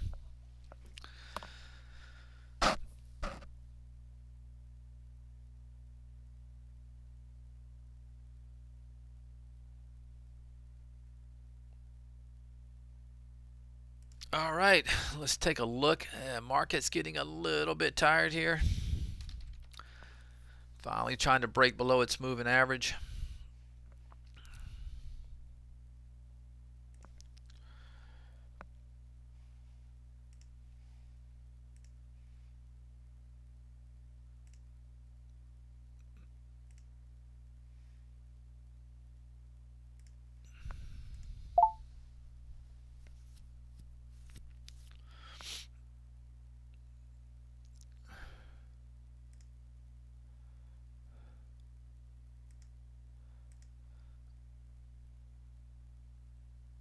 You're welcome, Iris.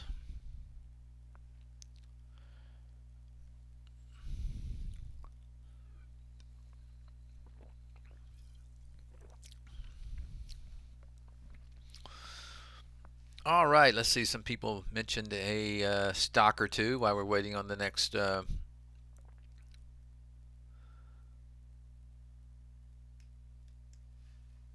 Jacques says AGI is a good example. Yeah, probably. So I think you're referring to those crossovers.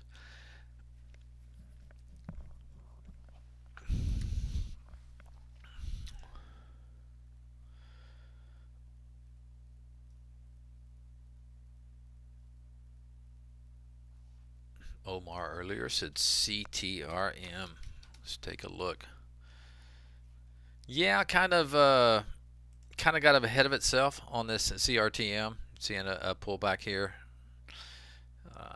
This is one I'd probably watch and maybe consolidates and let this moving average, this 10-period moving average, catch up with it. But definitely a powerful chart. But I just don't know if it's going to get anything going today.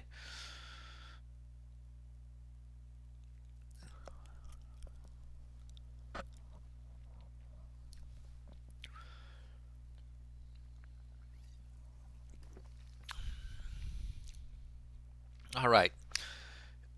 Gain, I'm sorry, I'm just getting back to you there, Gain. For the simulated trading, does it handle entries and exits exactly as a real account? It does its best job that it can. Okay, it will simulate it. You will not get obviously the exact alert prices. They will factor in some slippage. So to say that it's exactly the same is probably overstating it a little bit, but it does do a good job of kind of simulating it. Be careful, like in pre-market. I've noticed in pre-market, like if there's a print in pre-market and you're in a stock and you go to offer at whatever the last price was, it's going to give you that price, which if anybody, if you ever traded pre-market, that's probably not the case. You can only do limit orders in pre-market. You can't do market orders.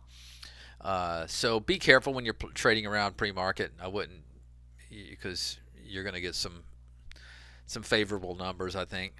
But as far as the actual trading, yeah, it's going to be pretty precise. Now, a lot of people come in, they think, oh, great, man, I'm going to do some high frequency trading, auto trading, and use it. It wasn't designed for that. It wasn't designed for people to come in and take nickels and dimes. And no, it's more designed if you do a day trade to, uh, you know, looking for a little more time and a little bit wider spreads. The reason is because it looks at the 1 minute bar. Okay, and so if your target or stop falls within the same 1 minute bar, it's going to execute immediately. Okay, so that it's just the way it was built, and so just keep that in mind when you're building strategies. It's not for really high frequency trading.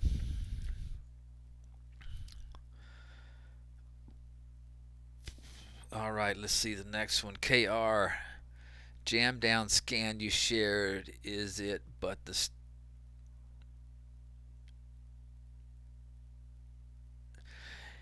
Yeah, that's a jam down is Steve's. Let me see if I have it. I don't know if I have that one.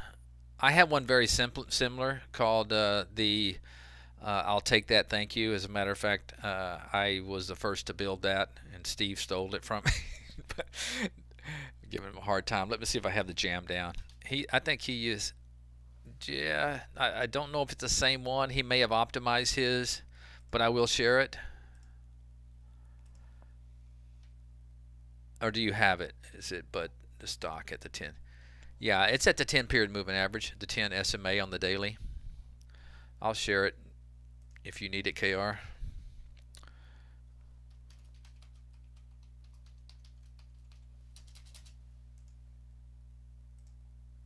That might be in the Trader's Vault too. I think it might be.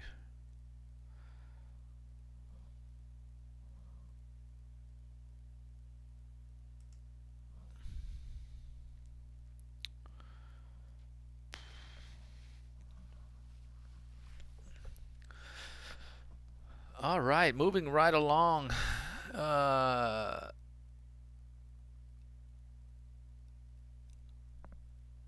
Fred says NXTD.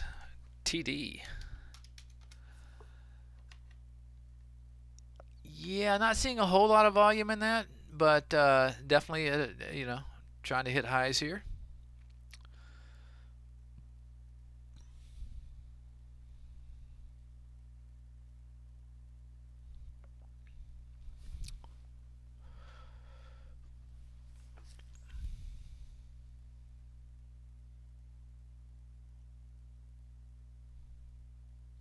No, no, no. Alerts, RI. See, I got it, but wanted to know if it's for stocks. Kind of falling back to 10 SMA. Okay, but RI, no, you alerts and filters are two different animals. Okay, alerts are something that has an event in it. Okay, so obviously a position and range, there's no event there. It's more of a filter. Um, from cylinder to numeric. I think I know what you're talking about. Yes, you can. Okay, I'm taking. Let me. So this position and range here that I have on my Master Blaster. So what you want to do is you hover over it. Okay, you can see it if you just want to see it that way. And if you want to change it, let me see if I remember this correct, because I always use this. You right click.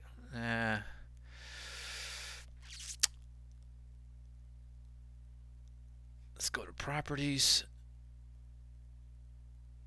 Graphical indicator, I think that's it. Hold on.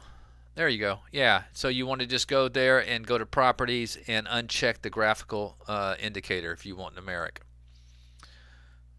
And check it if you want the cylinder thing.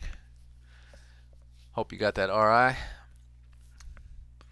Or if you want to keep the cylinder up also, all you got to do is hover and it'll give you the number as well. So, but I hear you. Some people like the numerical.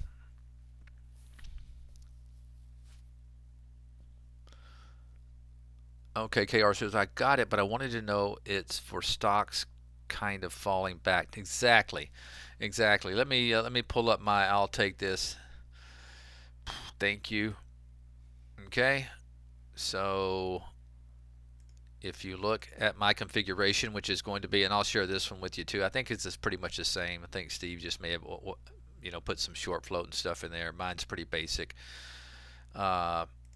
You'll see here that this one, the change in 20 days has to be up 10%, but the change in 10 days, oh wait, this is the wrong one. I built this, I made a mistake. I was building this yesterday. Let me hold on just a minute, because I got to change mine. I built mine when we had the 8 period. First we had the 8 period, and then we had the 10 period. But let me show you. Configure. So mine is on the 8. So let me take this out, and let me do.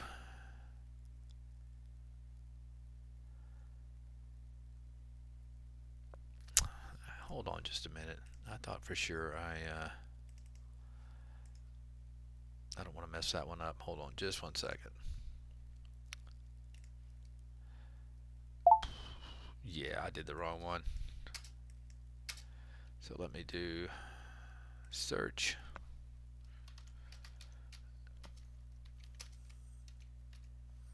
Okay, change from 10-day SMA. So what we want to do is add filters. And anytime you're doing this and you want to see the price near a certain point, just build a bracket. Okay, what I like to do is put like a negative 0.5 just in case it gaps down somewhere near it, and then maybe put a 0.02 right here, so that it kind of see it right before it hits that, because sometimes it'll stop right before. So you can put a 0.05 or 0.02.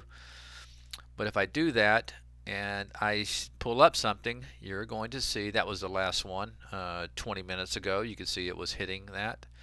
But let's see what else we got in here today.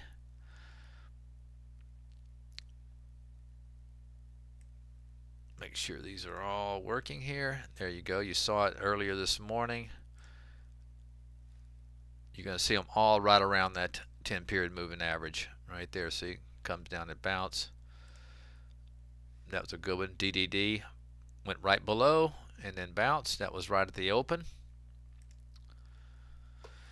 So to answer your question there, KR, sounds like you have it. Yes, it's going to be, and there's Steve. Thank you, Steve, sharing his jam down as well. But yes, they are going to be, that's what it means, hitting that 10-day SMA.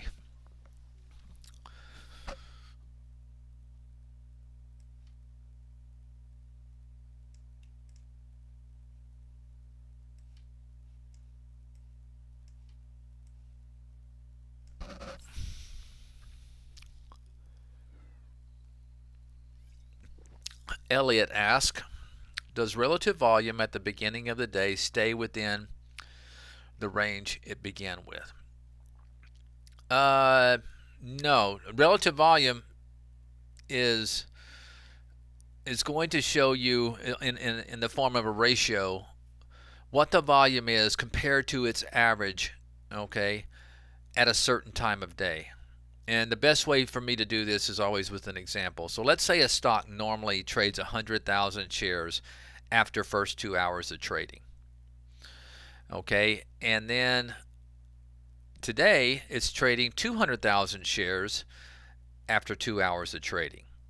That's a ratio of 2 to 1. So the ratio, the relative volume in that case would be 2. Now, at the very opening of the day, obviously, before the bell rings, it's 0. There's no change, but relative volume can change because it's based upon, every minute. So 5 minutes into the day, relative volume can be huge. If it's doing. Now, I don't pay much attention in the first minutes of a day because sometimes you get some big volume prints. I like to look at it probably closer to 30 minutes after trading. I would rather look at 5-minute volume, 1 minute and 5-minute volume in the first minutes of trading. But relative volume is going to give you a ratio of volume based upon a certain time of day, any given time of day.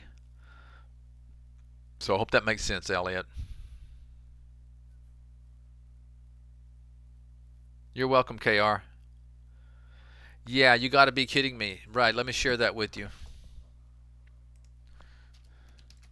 I did this one last night. Let me just go ahead and pull this up in case some of you guys weren't at the. I'll share it first.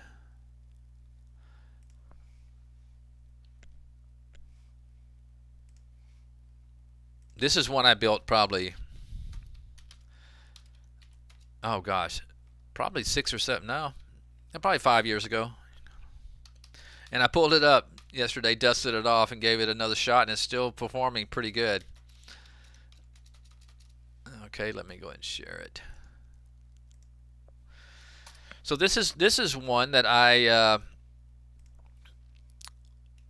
built, and there's no technicals in this. In other words, I'm not looking for it to be hitting a pivot level or bouncing off a moving average.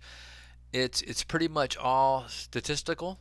Okay, so I was thinking to myself, what if a stock sold off for 2 days, and the next day it gets hammered again? It's down over 5%. I bet you there's a good chance for a day trade in there if you buy that thing after that kind of sell-off. So if I go into configuration, you're going to see this is optimized. So you're going to see a lot of filters in this because it is optimized. But the key ones are, let me just go ahead and stretch this out for you. Here are the key ones. Okay, change from close. It has to be down 5%. Okay. Consecutive days. It has to have, going into the day, it already had to have sold off 2%. Okay. Those are the big ones. There may be a couple of more in here. This is kind of, I don't want any earnings, so I kind of bracketed earnings. In other words, we know that earnings can have momentum. Yeah, that's not something I wanted in there for sure. The rest of them are kind of optimized filters, and you can check them out for yourself. So let's just go ahead and take a look, see if I can get the back test to work here. Okay, my Epic Pen is stuck. Hold on, let me out of this thing. There we go. Okay, so let's pull up a couple examples. We got one right here. ABCL. That was the last one right there. Look at that, almost to a T. It bounced. But if you look over here, there's nothing real technical about it. It's kind of in no man's land. There's no moving averages. I guess you could say you got a little bit of a pivot level here, but nothing major. It just happened to bounce right there. All right, let's take a look at some others today and see what they did.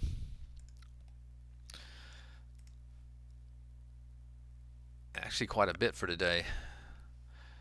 I usually don't like. You'll see when it's back tested, and it starts about 9 o'clock. Okay. ABCL, this one went a little bit lower, right, but it is bouncing now. So if you were doing a all-day trade, you'd be in the money. Let's see if we can find some other ones. That one right there is pretty much at the low.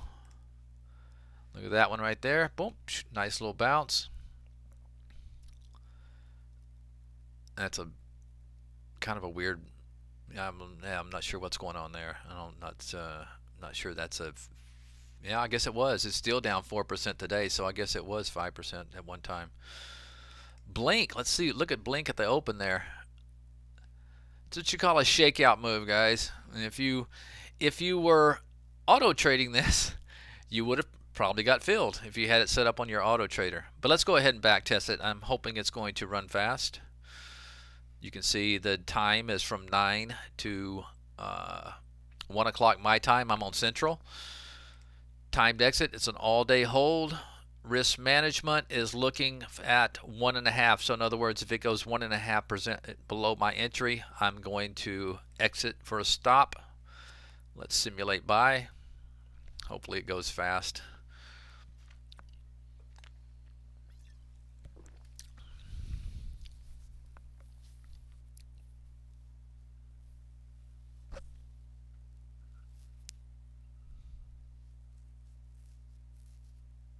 Yeah, Iris, a total, this is contrarian play, okay? For those who like to go against the herd, when everybody's panic selling, this is definitely a contrarian play. It's not for everybody. If you're a momentum trader and you don't like this stuff, it's fine. I just like to Throw it out there just in case. I mean, this is the back test. You got a profit factor of 2.47, about a 50% winning percentage. But here is the kicker. This is what I love to see, especially it's hard to get on back testing day trades. You got a 50 cent winner and a 21-cent loser. That's over a 2-to-1 risk ratio. That's good. It's very good. So I shared it. I mean, if you for some of you guys that just want to do things, some odd things in there, it's pretty cool. But there's no technicals. You're going to find things that are in no man's land that are bouncing. It's just I guess statistically, it's just the way it working out. But yeah, I used to see. I don't. Reason I had to pull it out and dust it off because I don't really day trade anymore. Back when I was day trading, I was using this and catching some pretty good stuff. All right, I got about 5 more minutes. Let's see. Looks like everything is caught up. I see that's for long to buy. Yes, it is long. It's a long strategy, KR. You're definitely going against the herd. This is the most recent one. This RKUS. It looks like it just triggered. See what happens, but as it gets later in the day, it's kind of becomes less effective. Let's face it. After 3 hours of trading, in this 3.5 hours of trading, if they're still hitting lows, although it's back tested all the way to 1 o'clock, but you got to be careful the later it gets in the day, I think.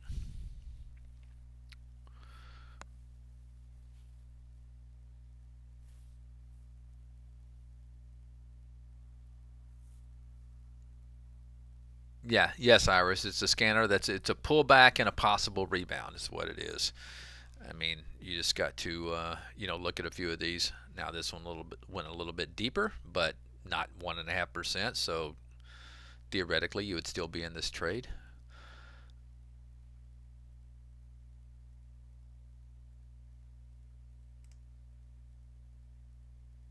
Yeah, be careful in the early morning though. I'll always. And really, a lot of these ones that happen, at the very, very beginning of the day, you're probably not, if you're not auto trading them, you're probably. I'm not. I'm not trying to encourage anybody to auto trade, but you're probably not going to catch those anyway because a lot of those are just fast wicks. You're welcome, KR. Just kind of thinking some thinking I did outside the box about 5 years ago, and decided to pull it back up again last night for my webinar, and I was surprised to see that man, it's still performing pretty good, which a lot of bullish strategies are in this market, and I talked about that yesterday in my webinar. I think more important than building a good strategy is knowing when to implement it. Okay, so let's just take a look at the market. You have, if you're building strategies and you're auto trading them or gray box trading them, letting them get in, which I think is probably a best way to do things. Let your strategies get you into the trades, and you just kind of manage them like a hedge fund. But there's certain times when you don't want to cut them off. I mean, and I gave an example in the webinar yesterday. It's like, all right, when you see a gap down like this and below your 10-period moving average, and those, maybe on this day I would not cut this on. Maybe I would not cut it on until maybe this day right here when it got back above the moving average. Let's go back and zoom back, and same could be applied to back over here. Once the market kind of breaks down below this, pick a moving average and just kind of know when to cut your strategies on and when to leave them alone, and not pull them out of the box.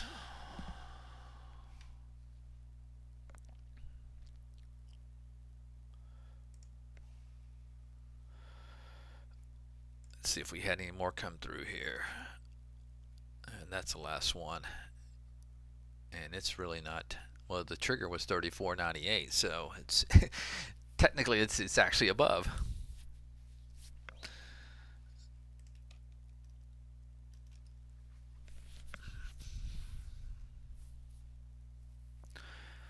All right, in just a couple of minutes, I'm sure Barry will be taking back over. This SUP coming through here. Nice. Boy, beauty.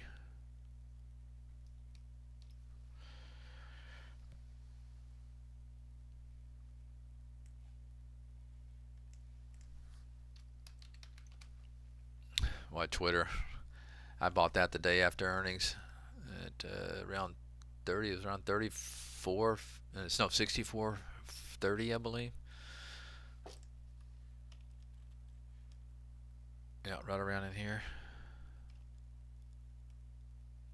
Very nice. And it's at all-time highs.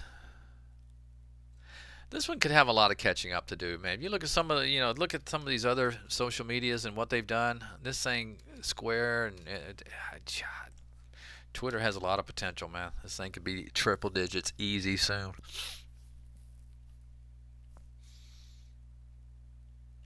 Thank you. You're welcome, Iris. Can you share the revenue growth scan? Yeah, I will. It's in. I'll share it, but it's also, remember to look in the Traders Vault. We have some in there, but I'll definitely drop it in there for you, save you a little time.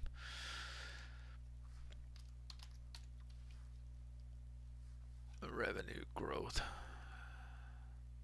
Fishing. There we go.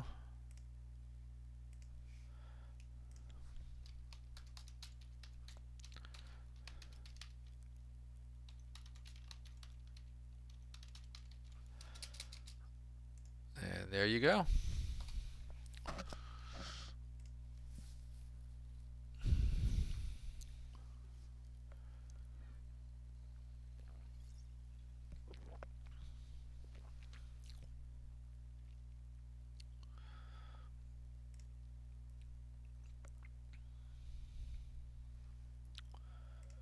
There's another shipper.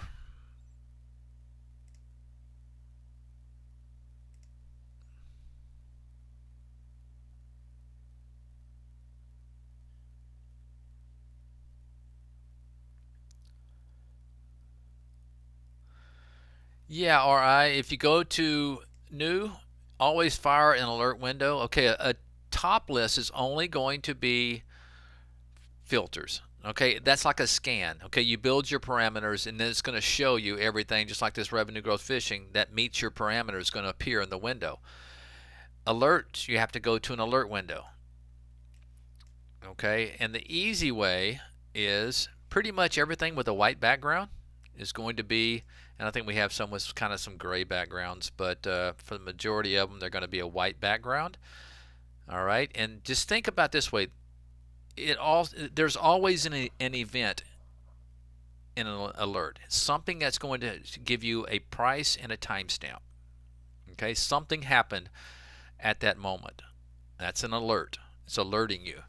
Whereas a filter is going to always be, yeah, we do have some it's kind of black and gray backgrounds, but anytime you see these colors like this teal blue and this whatever color that is, purple, those are going to be filters. Okay, and they're just parameters. Okay, they're not like volume in 30 minutes. Okay, it's telling you how much volume it is, what percentage volume it is over the last 30 minutes, but it's not really alerting you to anything. It's just kind of a parameter that you build. So just remember that when you're looking for them in our software, anything with this kind of teal blue and the purple is going to be a filter, and it's just a way for you to build your parameters. Whereas these are alerts. They have an event associated with them. Something is happening at that moment where there is generating a price and a timestamp. So I hope that makes sense, RI. And I got to go because Barry is going to be taking over here pretty soon.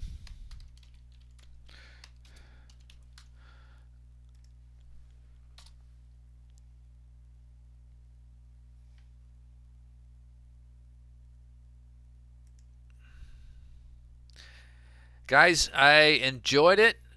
You guys had some great questions. Have a great weekend and long weekend at that. If you're in the States, well, if you're a trader, it doesn't matter. You'll have a long weekend too. And it looks like Barry started, so I'll see you guys. Have a great weekend. Current version of Trade Ideas is you're definitely behind though. 4.2.142 is definitely behind. So if you click on my homepage link, and this is the latest production version 182. But if you want the ones with the flags and all, I would download the beta. Okay, but you're definitely quite a bit behind.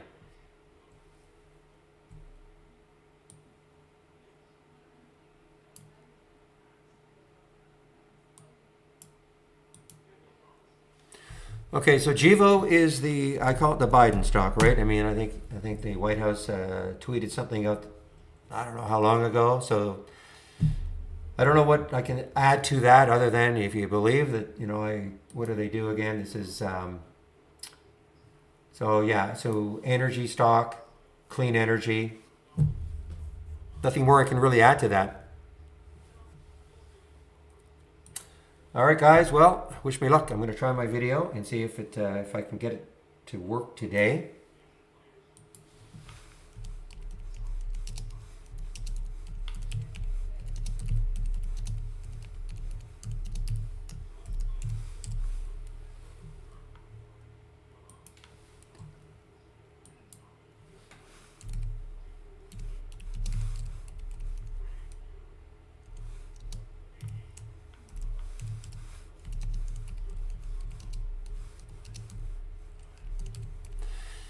Well, TRVG is accelerating now. Just before I go, TRVG 323 on the alert. Yeah, bad, but I just wish this hadn't happened. But nonetheless, there was the alert right there from my the unusually strong option play scan. Okay, if you want to sign up for the videos that I do, just click on my right there, the homepage link. My homepage link, and right here. So hopefully I'll be able to get it done today.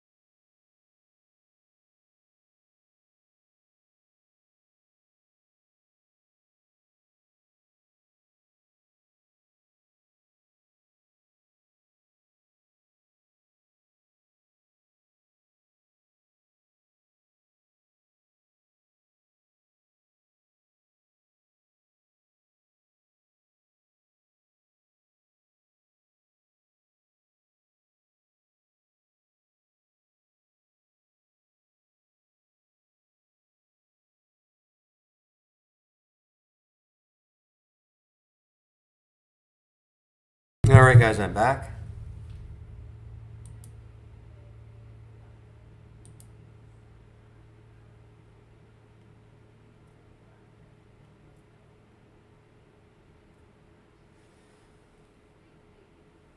I have no idea FXB. I'd have to see your scan. I mean, the count is so you want it. So I mean, what you're wanting to do is only get alerted the third time it makes a new high. I mean, when you ask a question like that, it's impossible for me to know without actually seeing the scan and all. But like, what stock is it?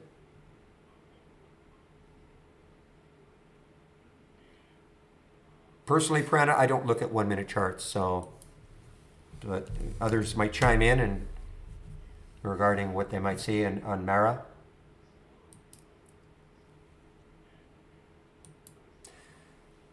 Bingo Ideas, BNGO. Somebody asked me about that in our YouTube feed. Well, you know, it's a difficult intraday trader. So you either, I mean, it's a all-time high. Last week's or 2 weeks ago, the high was what, 1385. Could easily take that out, I guess. I don't, I mean, you have to either have to believe in what they're doing, what they say they're going to do, or not. But it's close to an all-time high.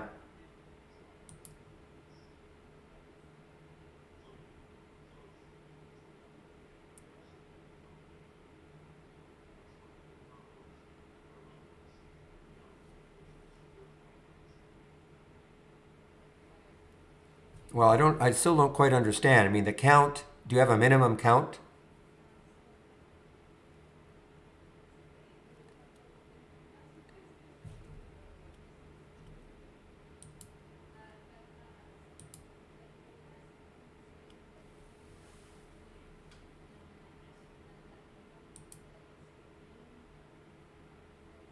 Yeah, I don't know.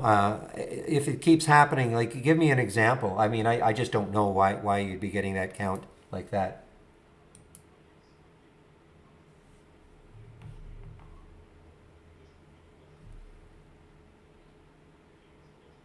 Well, the thing is, if it says three, it means that it made three new shots or three new highs, I guess. Okay, I mean that's what the count. If you don't put anything in, I mean right there. So this is made. I don't think I have. I don't know if I have even a minimum count in here. Yeah, so I don't have a minimum count. All that's telling me is it made 60 at this point. Second, at that point, it made 76 new highs. That's all. So if you're asking why you see a number there, if you have the column, that's what this is telling you. So it's got nothing to do. So why you see three, it obviously or very quickly made three new highs or something.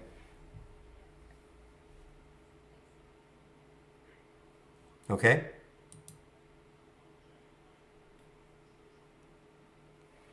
Yeah, you can't upgrade to because I think the newest. Oh, you might be able to. No, you can't. No, you can't have it open. You're going to have to upgrade, by shutting down and then upgrading.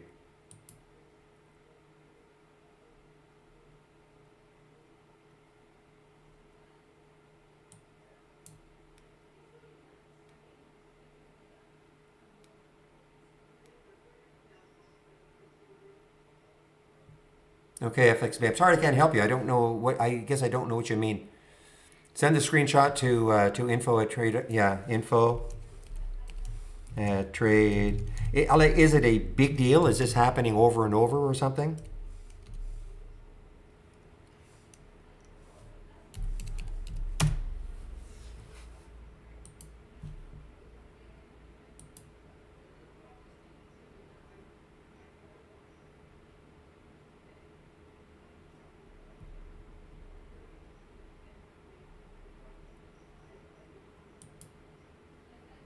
How to get rid of the chat window? I don't know. You're here. I'm not sure how to get rid of it.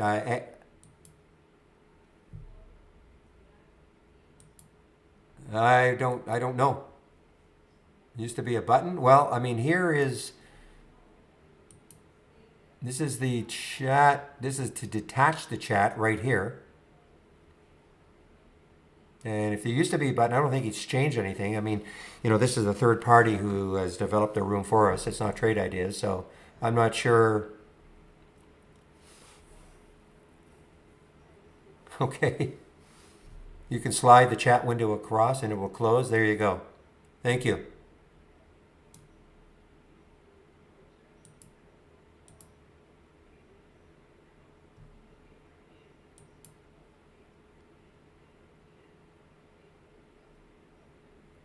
The market is closed on Monday, yes.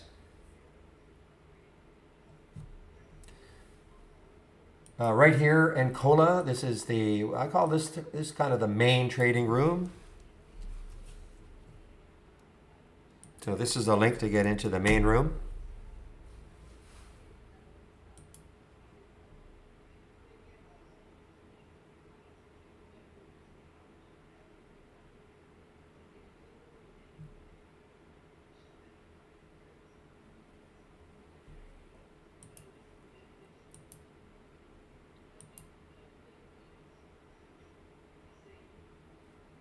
Wow. Well, this is pretty good. Another one of these marine cargo, shipping, etc., etc. This was good. That's why I was doing my video. That was an expensive video. So there was the alert at 22.57, and what did I get up to? Almost $1 right from that alert.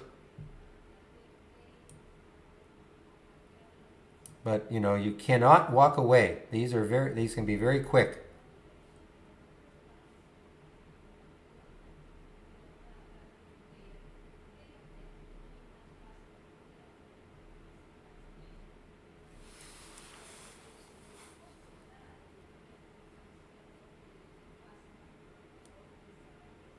Yes, well, yeah. If you download the latest version, then when you open Trade Ideas again, yes, it will. You'll have the latest version.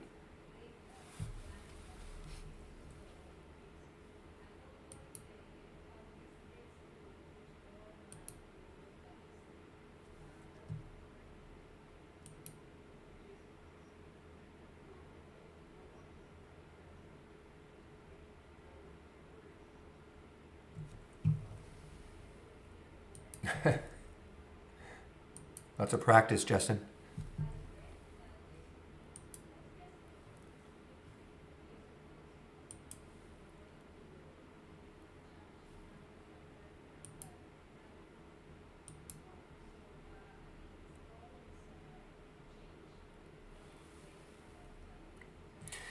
You know, while I was doing the video, I was watching that tiger. I know I got up to the 80s, 30, 80. Got up here. This could still be really interesting, guys, as a swing.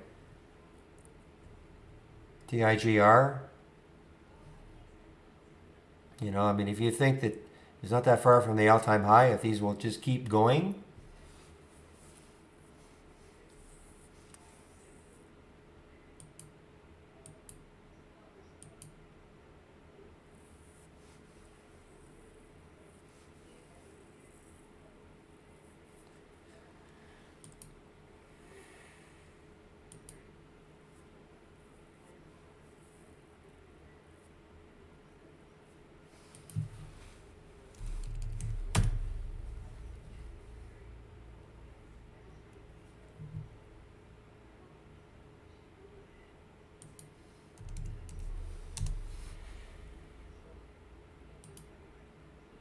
Yeah, I guess it depends on your broker, Lily. There are lots of shares available at Interactive Brokers, DSX. Yeah, I mean, I see what you're looking at, though. I mean, this, you know, it's approaching, number one, it's approaching that psychological whole number. It's also, I mean, the high right there on monthly is 397 and 415. So that little 4 area could really stall it. It's getting closer. But yeah, there's about 700,000 shares available at Interactive Brokers.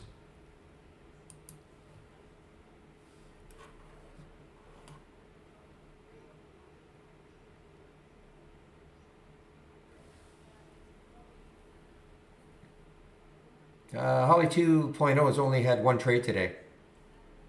So this was the only one. The alert was a short at 29.90. It's at 29.74 right now. It exited at 29.90, so didn't do anything, but it is starting to move down a little bit now. That's the only one from Holly 2.0 today.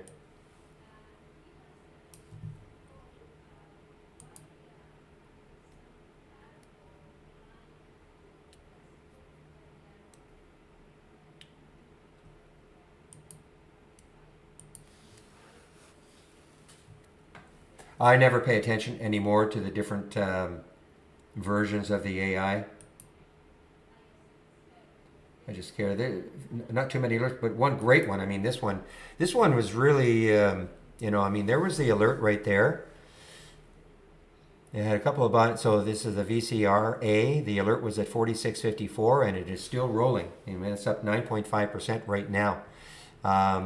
You had a 15 minutes right there where it dropped down to, I guess, the entry. So lots of time to get into it before it really started to roll. A lot of time to get into it. And it's an earnings play, I bet, right? Yeah, it's an earnings play.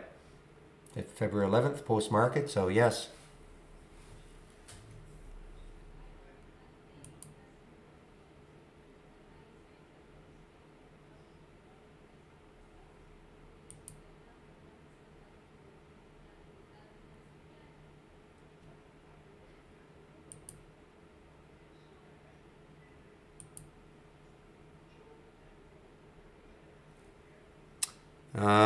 Hopefully you guys can hear me. Yeah, I do a refresh.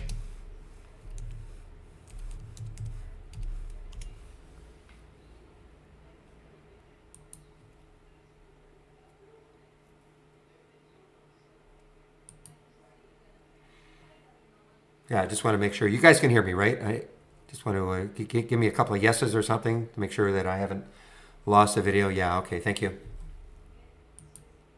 So just have to, well, he can't hear me, but do a refresh.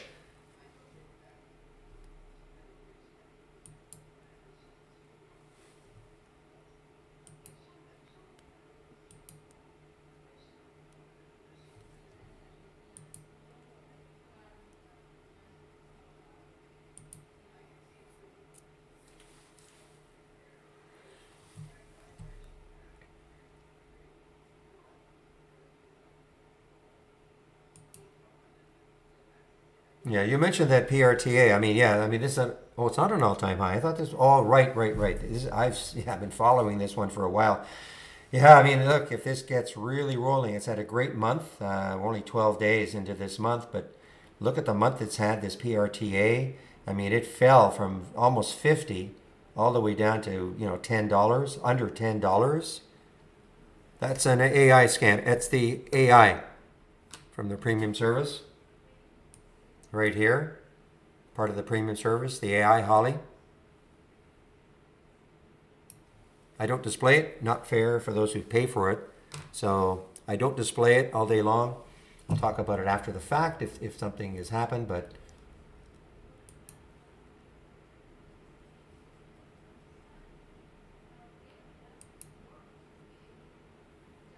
yeah, this is a disgusting one. FTFT, just get out, forget about it. I actually had an alert set here. That was the original price for my option scanner. It's just a messy one.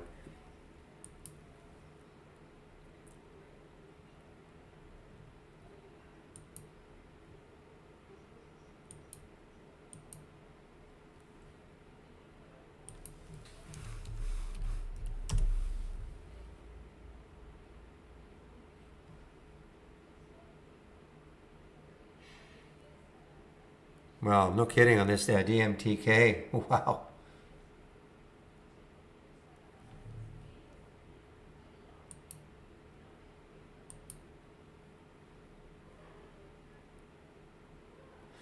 That's the dream, guys. To find one of these. I mean, look how long it based here. DMTK just based forever.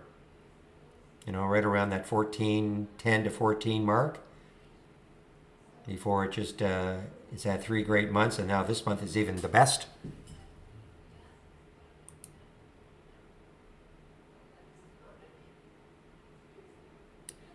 Do I have an alert window that is from Interactive Brokers? No. All my alerts are, from Trade Ideas. All my alert windows are Trade Ideas alert windows.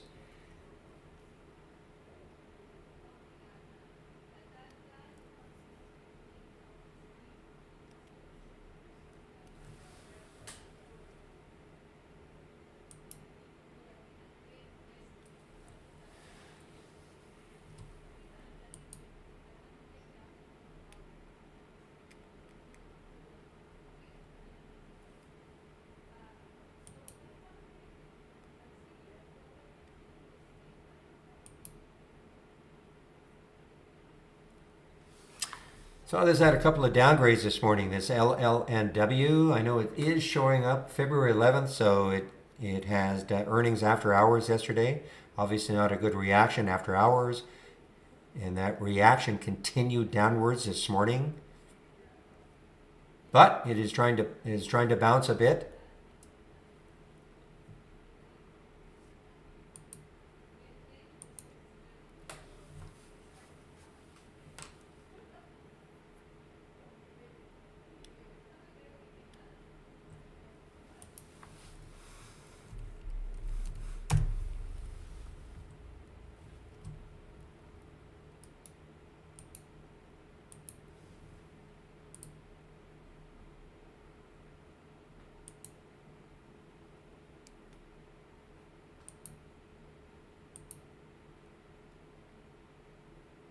You're talking about this, my watch list here? This is something I construct. Is that what you're talking about?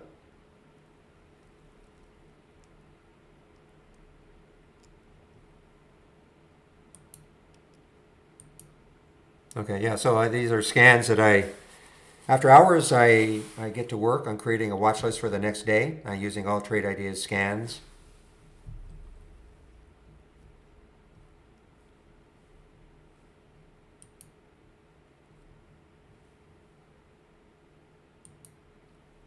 And that you can access that from our toolbar. I don't know if you're a subscriber or not, but if you are, from the toolbar, click on New, and then Channel Bar, and then My Watch List. Right there, My Watch List right there. Everything in here is a layout though. So make sure if you do click on anything in the channel bar, make sure you do save your layout to the cloud. You can only have one layout loaded at a time.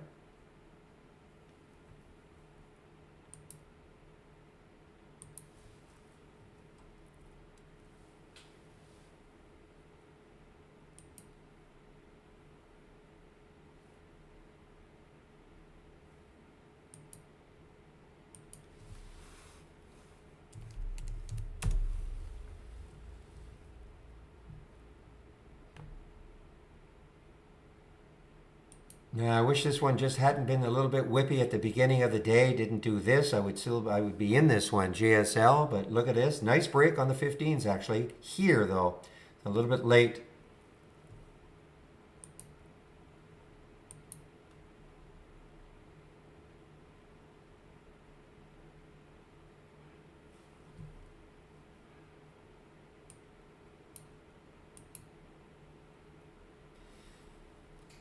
Well, listen, guys. I mean, this LLW. I mean, it's got a lot of room if it wants to keep bouncing. It's still down 19, 20. It's down, almost 20%. A lot of volume.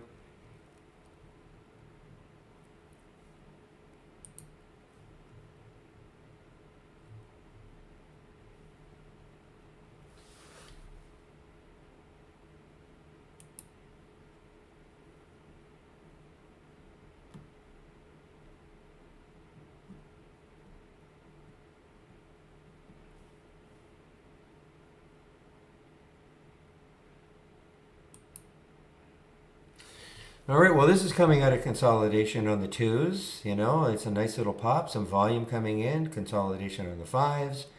TRVG, again, a few days ago, about 10 days ago, it hit 587. I just believe this was a Wall Street Bets trade right here.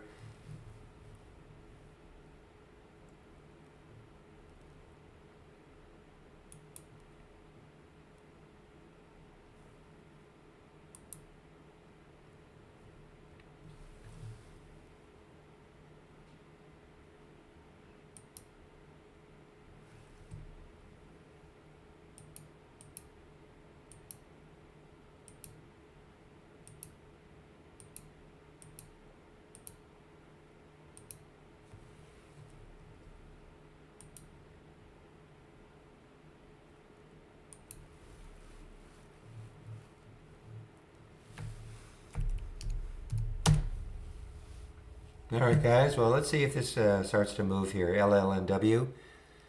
I took a little bit of it. I want to see if this has any sort of chance. I mean, I'm not in love with taking a stock that's down so much. It's an earnings play, but it is coming from the option scan, so might have a shot to get to 4. I don't know. Tight stop. So we'll see what happens.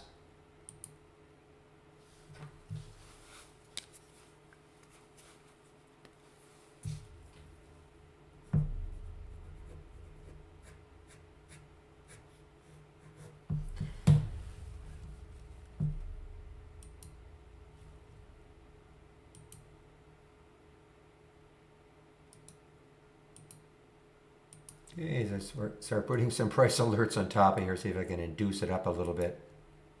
Not that way. Don't go that way.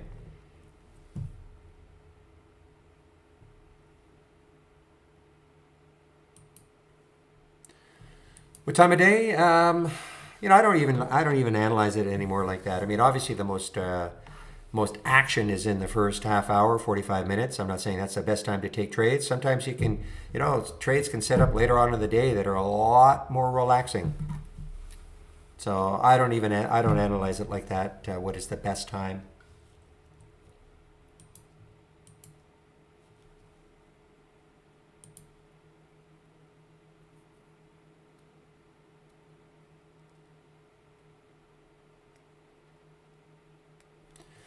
Yeah, okay. To automate anything FXB, you would need to have our premium service, okay, number one.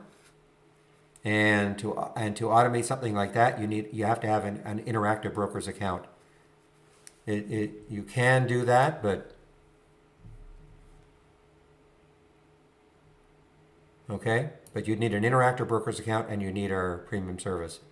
All right, well then you can watch the video and it'll explain how you can create a strategy like that. But I'm telling you, before you do it, well, you have to watch the video. The video is all encompassing, but before you would do anything like that, I would use it in the simulator. Okay? Before you commit your real money, practice in the simulator. Okay, good. So watch that video. It'll show you how you can set that up.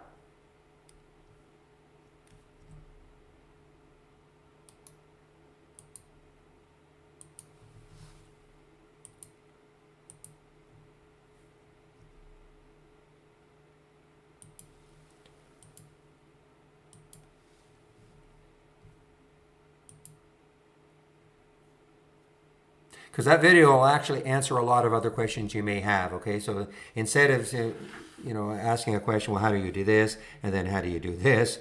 Over and over and over, I think that video will really explain, how you can do exactly what you're looking for.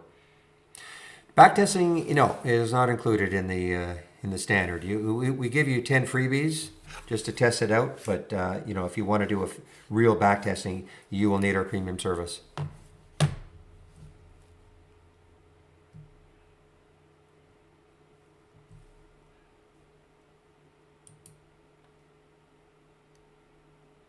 Here's another one. It's a little bit like the LLNW, okay? Looks a lot like it. The only difference is it's not an earnings play, but it is down a lot for the day, and it's down because it did a financing, and the financing was at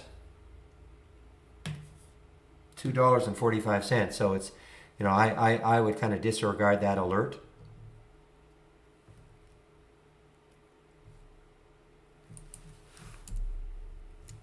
There it is. Okay, the B plus connections, okay? And right now it only works with Interactive Brokers. Well, GSL guys is just it's got the room. Here's the next high looking left is 16. After that, way up here at 1771.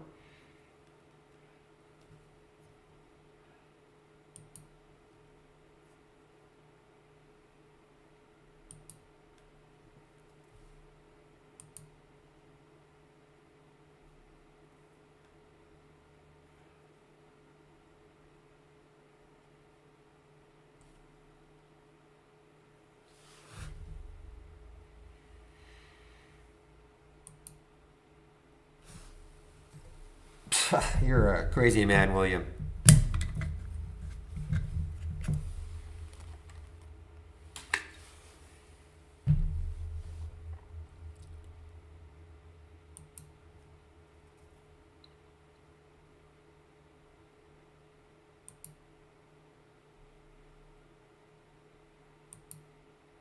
I just like to reemphasize it.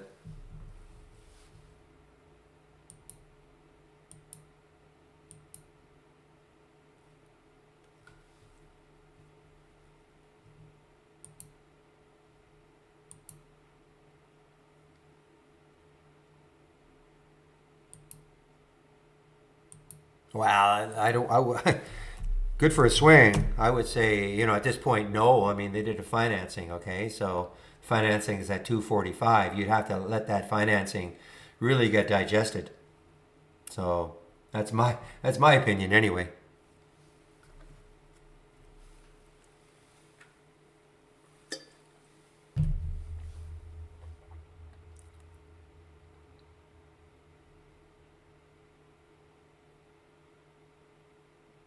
Okay, Paulo, so this is what I use in the pre-market.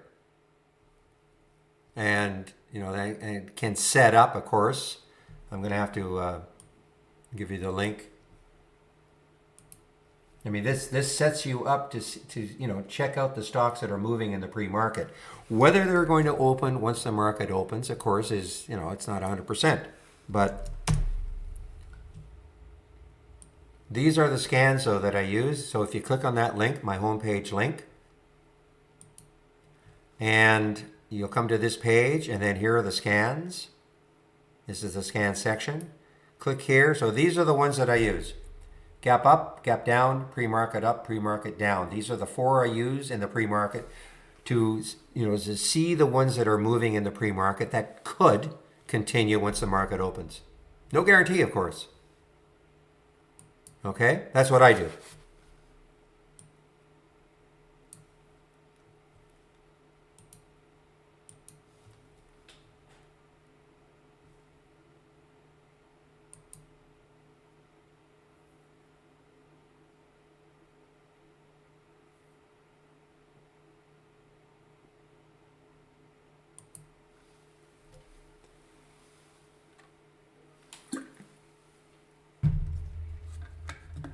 So again, those four scans: a gap up, gap down, share, pre-market actives up, pre-market actives down. So if you go to my page, my homepage, and click on that scan section, those are the four scans that I use for the pre-market. And then again, whether they keep going once the market opens, I mean, there's obviously no guarantee.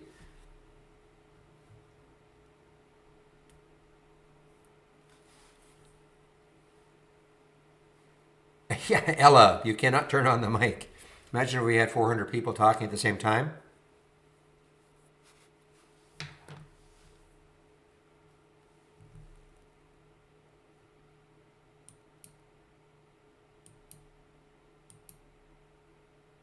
All right, here's another one that started, another China stock guy, CCR. Said, wow, look at this one. Look at the void. The next high looking left is 563, and then one day it got all the way up to almost 10. Holy smokes. Probably a low float. Yeah, another low float. China stock, 11 million in the float.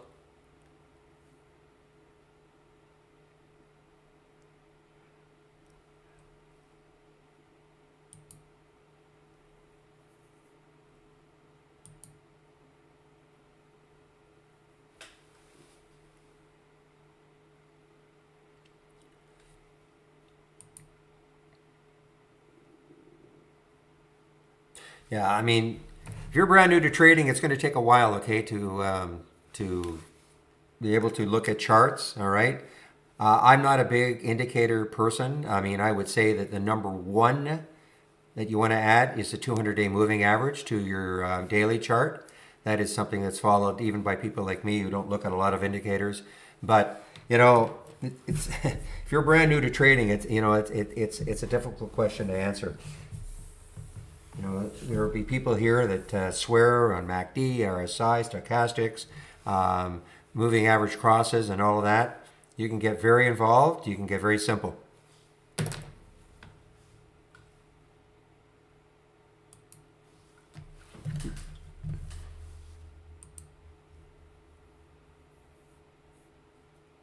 Let's put it this way. When I first started trading, I was looking at lots and lots of different indicators because That's what people told me to do. And people, I mean, read going on online and you need this indicator, you need this one, you need this one. So my charts look like a bunch of spaghetti lines all over the place.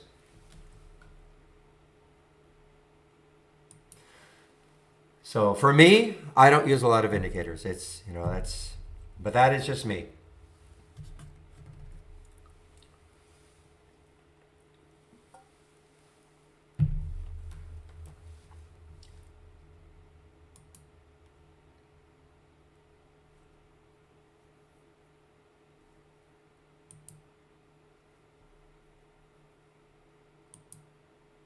Well, I mean, we have, I don't have indicators like that on the charts, relative volume or RSI and all that stuff. But of course, we have filters for all of that. So I probably rely on my filters more.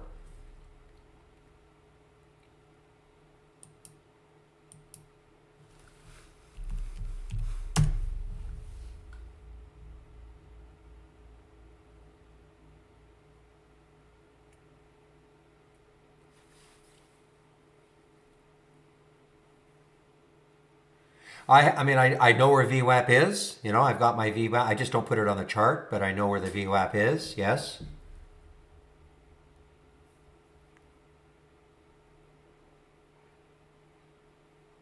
Yeah, trading isn't easy, Basso. Okay, it's not easy. There are no shortcuts.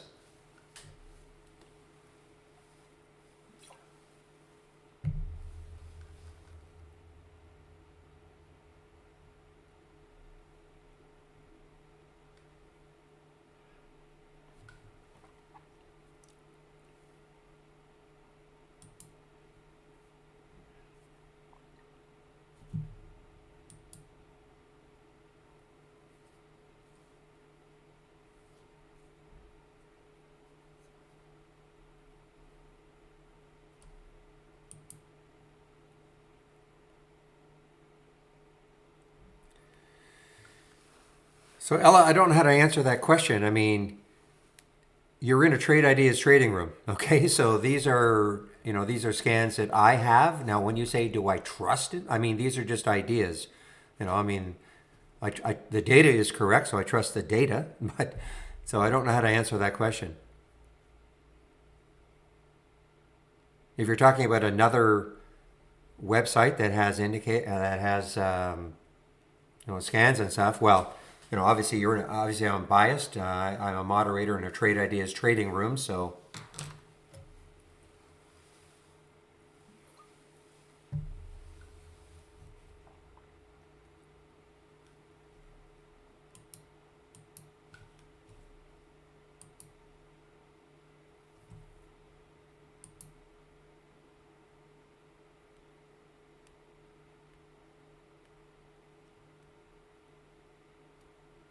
Well, I mean, yeah. Look, the alert gets you to look at the chart.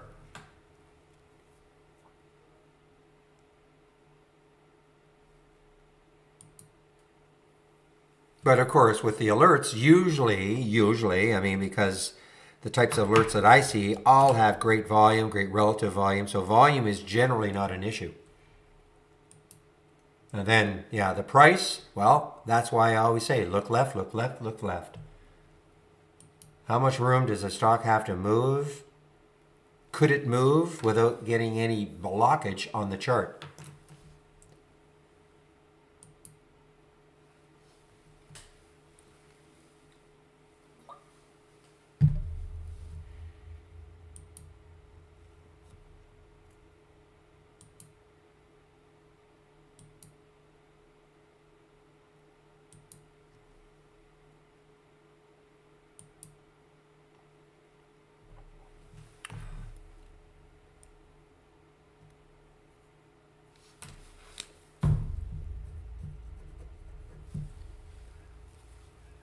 Well, I wonder if those guys have got a hold of this one again. The TRVG. I don't see any.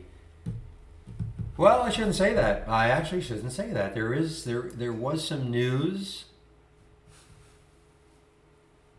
Though, wow, it's kind of crazy though. Morgan Stanley. This happened this morning before the market opened. What was the price of it? That's kind of crazy. Morgan Stanley maintains equal weight on Trivago, raises price target to $2.40 from $2.20. Whoop-de-doo. So I don't quite get it. I mean, it was already, that was a release this morning. The stock was already above that, so I don't get that. Unless it's a typo and it meant 340. I don't know. Don't know how to answer.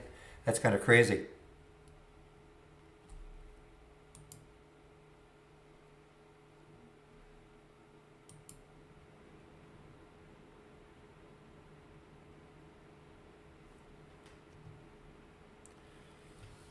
Bottom line is, it is severe rippage, as we call it, severe rippage. So where was the original alert? Right here at 323, 379 now.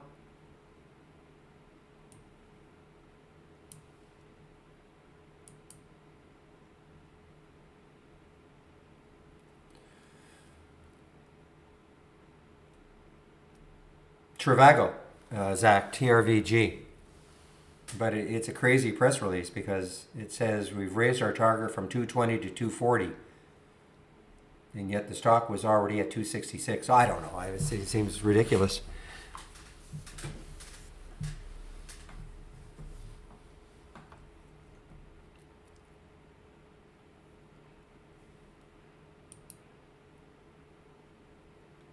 This is like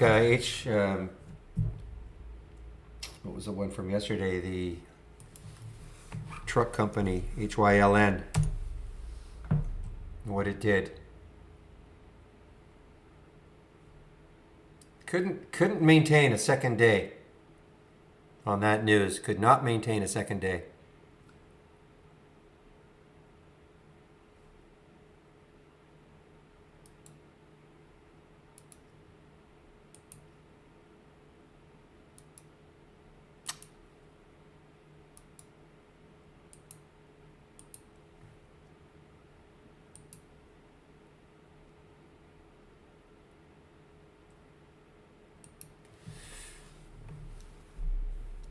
Bingo, bingo, bango. All right. And this is so it's popped. It dropped. I know you were talking about a drop here. Wow, big drop too. Well, let's take a look at the Trivago chart though. Okay.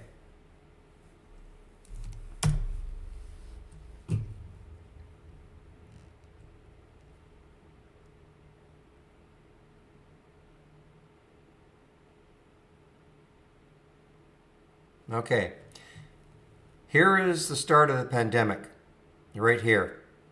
Look what Trivago was doing for weeks and months ahead of it, already on a huge downturn. So I'm not so sure. I mean, I think this is just, again, I think it's the Wall Street boys maybe getting involved in this one like they did this day. But I mean, Trivago had been a horrible, horrible downtrend even before the pandemic. So...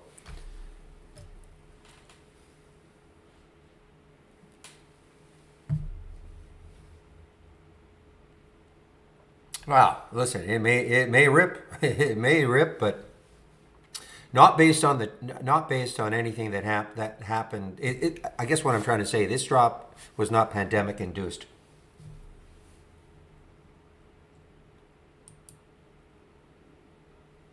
And I'm always amazed because I mean, they used to, and I still think they do. They do a ton of advertising, and expensive advertising.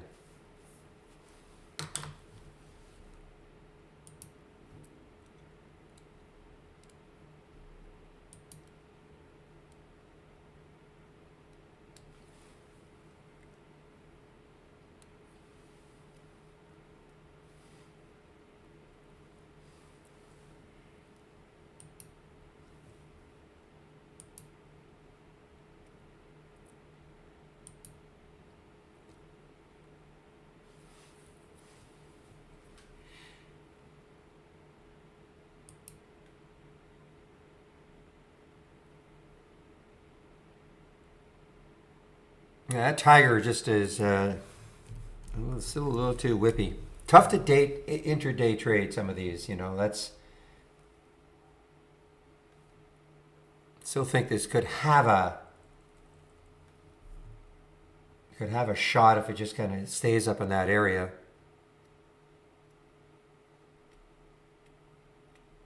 So Paulo, we do have a news filter. Okay, so in the pre-market, when I'm looking at the stocks that are moving, I'm always checking the news. We have a news filter. I also though use Interactive Brokers as a news feed. Sometimes our news feed, I'll look at them both. But your broker more. I mean, if you have Interactive Brokers, they've got a pretty good news feed. So I can always check. So if I see a stock that's moving, a lot of times, of course, it's either because it's an earnings play, but if it's not, then typically there will be some news in the pre-market explaining why. There's a drug company, positive drug data, something else. So that's what I do. So I mean, I don't know who your broker is, but I think virtually every broker must have some kind of a news feed. This is what I'm talking about with Interactive Brokers, okay?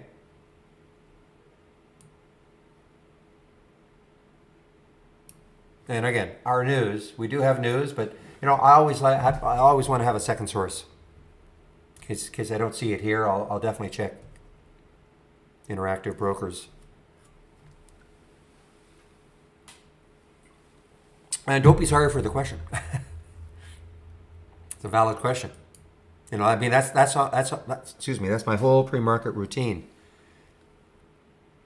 This is moving up. Yeah, look at this, crazy. So look at the CLEU, China education stock, all the way up here. It was falling, falling, falling. Now it's trying to make a bit of a comeback.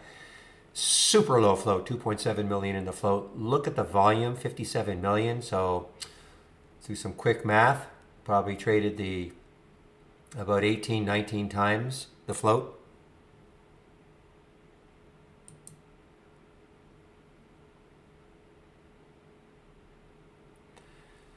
Triple U.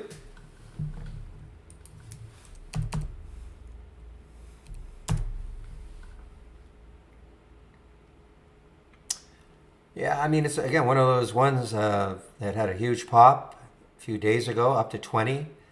It's a low, low float. So these are so wild and whippy. I mean, that's all I can say. You got to be awfully careful. It probably had a symbol name change or something, or many reverse splits. That's the only way you can get that float down to that level. So my opinion is I really don't have one. I mean, other than you got to be awfully careful with something with such a low float.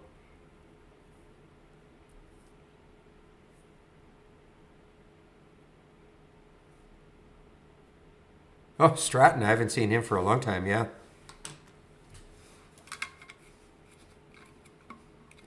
That's a blast from the past.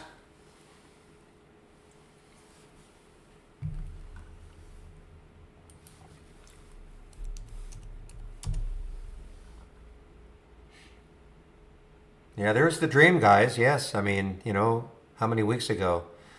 1, 2, 3, 4, 5, 6 weeks ago. So a month and a half. Bingo, about 40, 50 cents. To predict something like this happening, it's impossible. But I mean, it happened.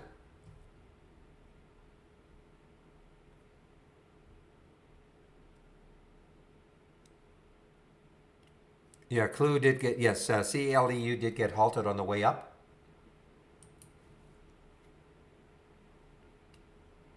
Exactly. You don't need to trade. If I can predict that, it'll be, I like you guys, but probably wouldn't be hanging around too much longer. So if you're asking me a good SPAC play, okay, so you know what these SPACs are all about. It's a matter of like, who are they trying to buy? Do you believe in who they're trying to buy? This is, yeah, I mean, climate change, crisis, real impact, acquisition corporation. So they've got the name.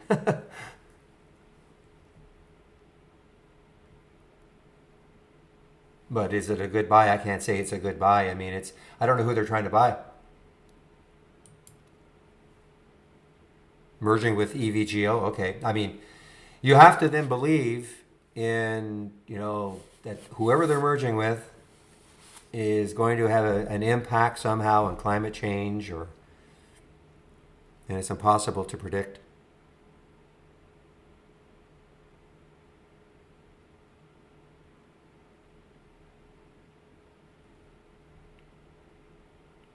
I mean, obviously, when it came out, I mean, it had a tremendous move 3 weeks ago, and now it's just kind of stagnating a bit.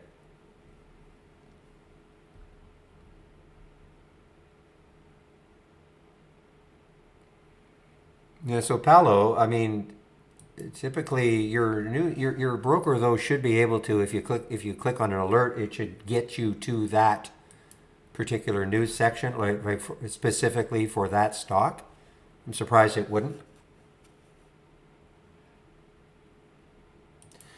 Well, today, guys, definitely tankers, shippers, deep sea freight transportation. And this was the one.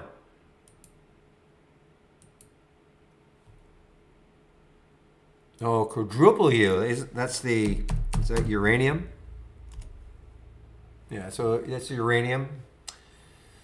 Yeah, I mean, again, do you believe clean energy or uranium, radium, vanadium ore mining? I mean, have to back this up, see where the highs were. Come on, little guy.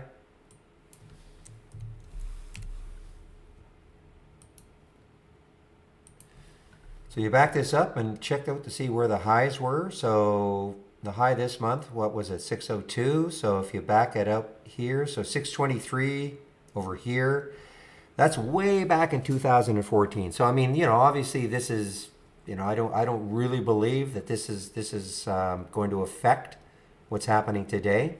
So I mean, it's on a roll. Other than that, I can't really comment.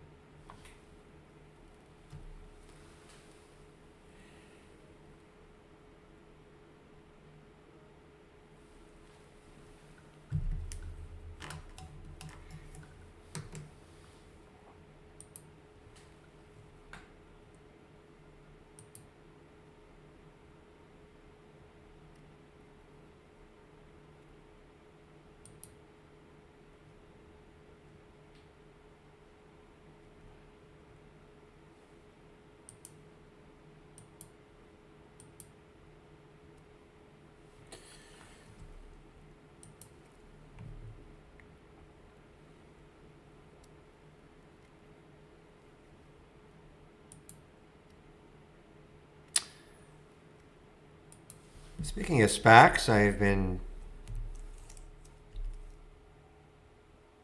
Ugh.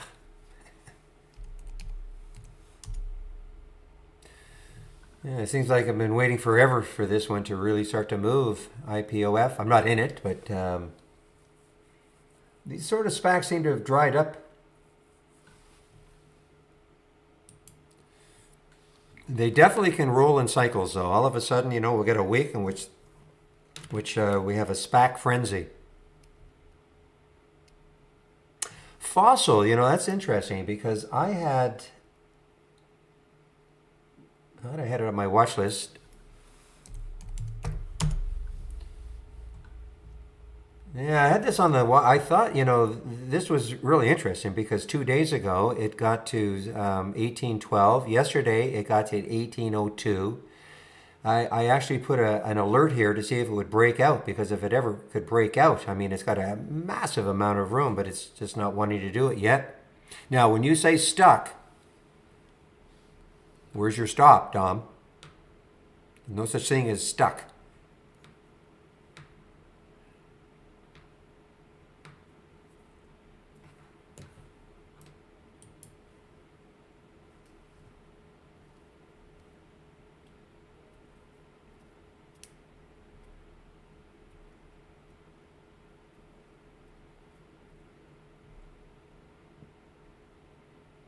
If you're looking at a swing trade, I mean, you could have put a stop, way down here. But then, you have to share size accordingly.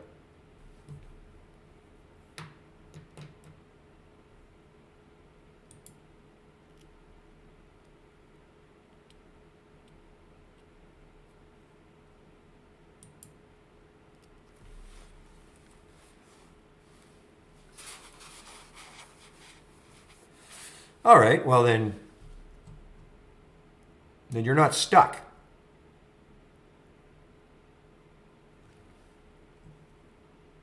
Because you've listened to me talk, so you've got the right number of shares, so that if you get out at 14.50 with a loss, then you have a manageable loss, right?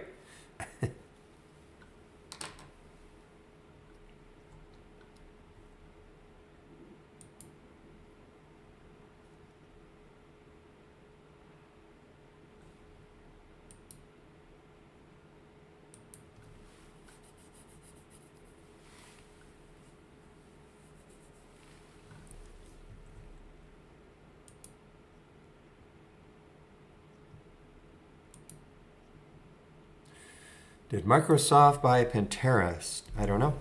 Or Pinterest. Pinterest. I don't know. Why are you asking?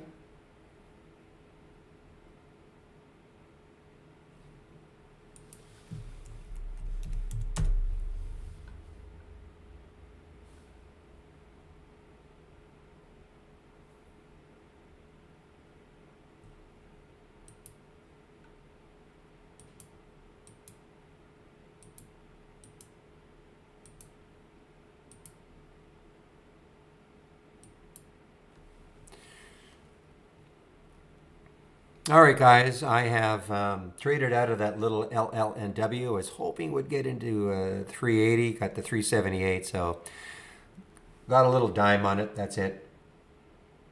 It was just a sort of a hunch. 366, so out at 376. Hoping it would get closer to 4.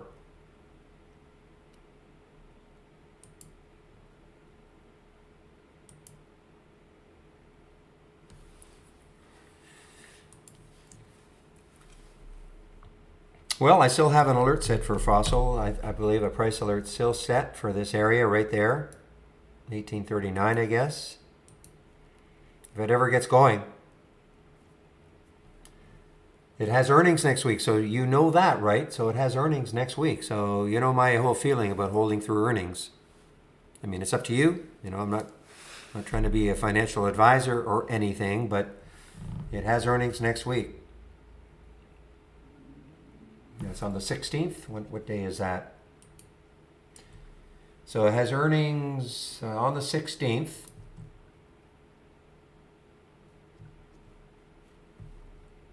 Pre-market, so before the market opens on the 16th. So again, what day was that? So that's Tuesday. I don't know, man. Yeah, I see what you mean. If you don't get out today, you're holding through earnings. Now listen, it may be great, but I know what I'd be doing, but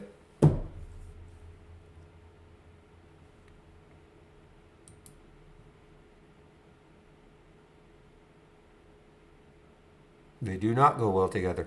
Not me, yes.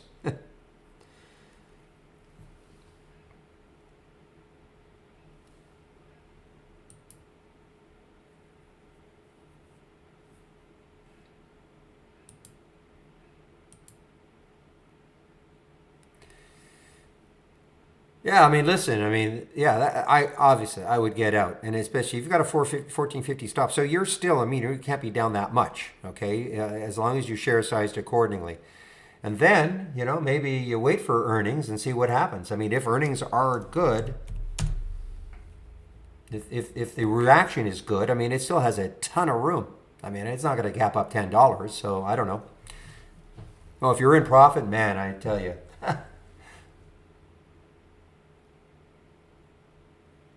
But you will do what you are going to do, of course. You have to make up your mind to that.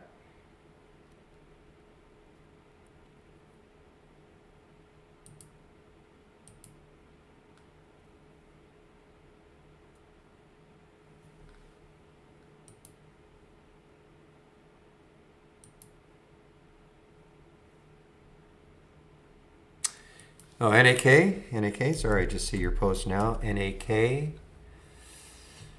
Yeah, this is, well, okay, a couple of things. For me anyway, it's under $1. For me, it's a no-no. Look at that. The 200-day moving average is just right at $1. It also has a huge float, 460 million in the float. So it's going to take a bunch to move it. We could have said the same thing about. Okay, what is the stock?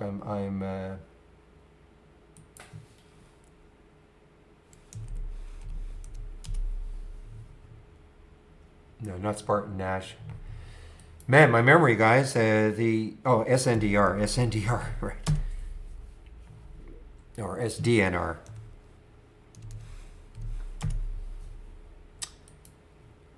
Nope. There we go, SNDL. Okay. So, it even had a bigger float, right? $1 billion in the float. And yes, it did move, but remembering the sector, okay? So for whatever reason, the marijuana cannabis sector was just flying. With NAK, what's going to make it fly? I don't think it's going to be a sector. It certainly will not be, in my opinion anyway, it will not be a sector move. Unless something happens to copper, and goes to $10 a pound or an ounce or whatever. However, it's probably a pound. And so with that float, it's going to have some very specific news to move it.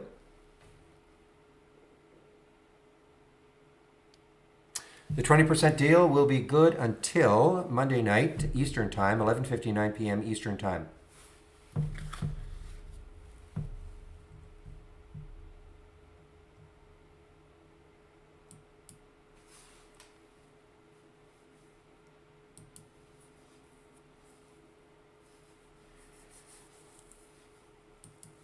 Yeah, I mean, it's something that has a cheap one that has so much in the float. Again, it'll just take a bunch to move it. It has to have some kind of a catalyst.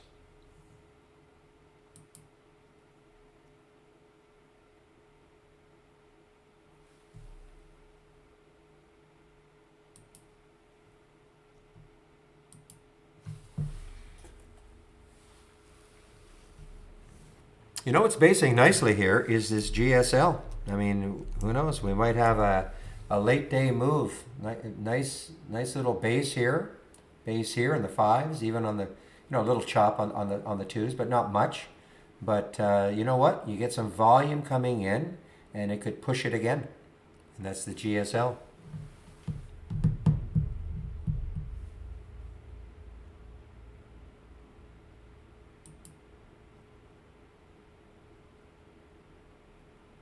Oh, the market's closed on Monday. Market is completely 100% closed on Monday.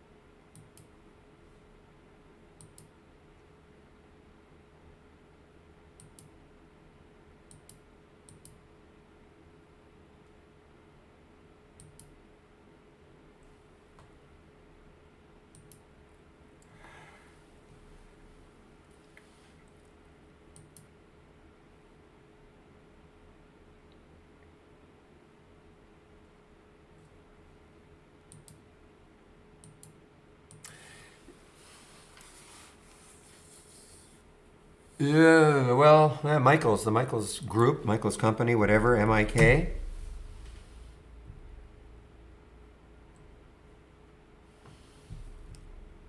Yeah, just not.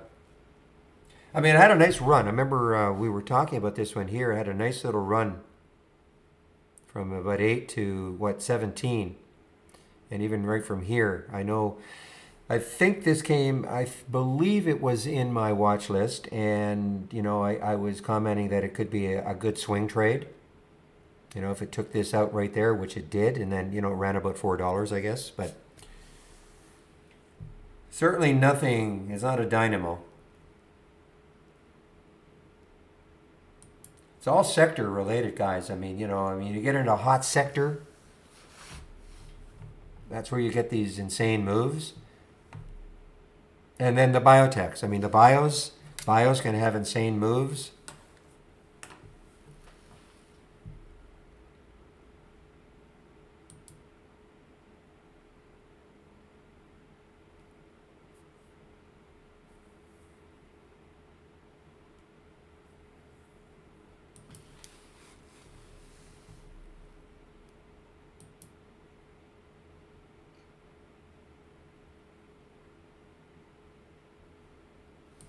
GSAT? Really? Is that what I was thinking about? No, no, no, it wasn't. It was SNDR. Hydra. Or I'm sorry, SNDL, Sundial. Yours. But that's another, yeah, I mean, it's another huge float that moved. And, I mean, it's communications. I mean, some of the communication stocks, the communication sector has been hot. Oh, I mean, I got out of my LLW. Let's see what it's going to do. I'm not going to get back into it, but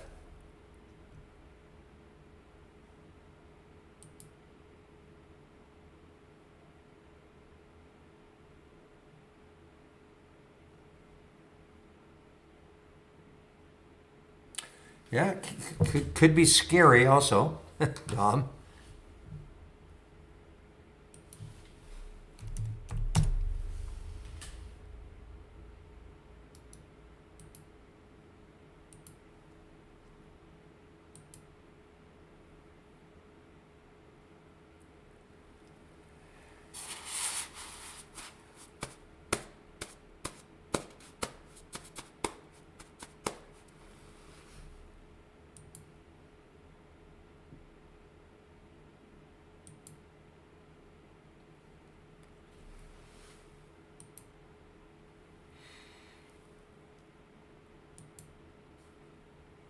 Okay, SALM. What do you got here? So it's above these highs here the last few days. It's a little bit above those highs. SALM, low float, 11 million in the float.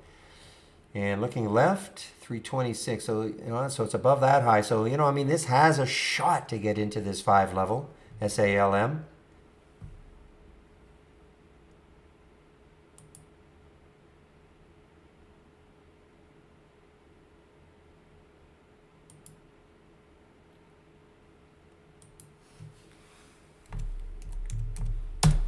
CPSH, you've been talking about this one. I'm sure it's moving, or had moved down for you.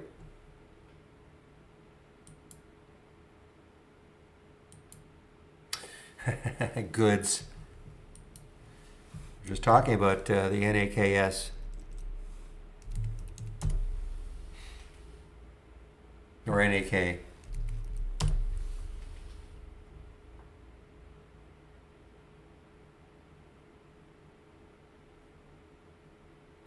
What are you seeing on this? I mean, what I see, even if you wanted to get, I mean, there, unless you're only trying to get a nickel out of it, or 5 cent, a nickel or 5 cents. But look, I mean, there's a lot of resistance right around here, 118, right where it got to. Okay.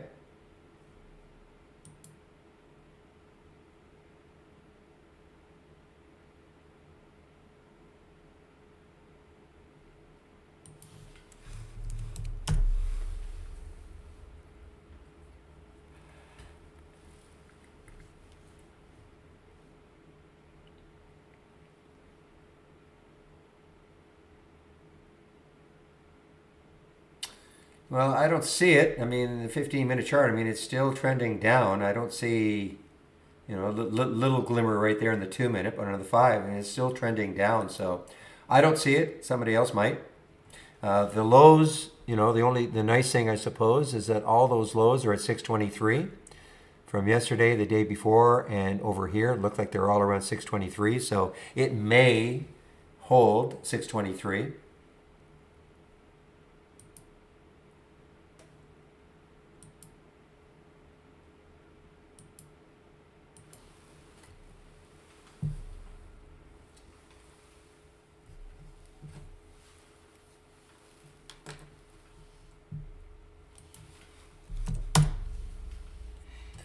All right, so cannabis sector may have found a little bottom. We'll have to see what happens on Tuesday.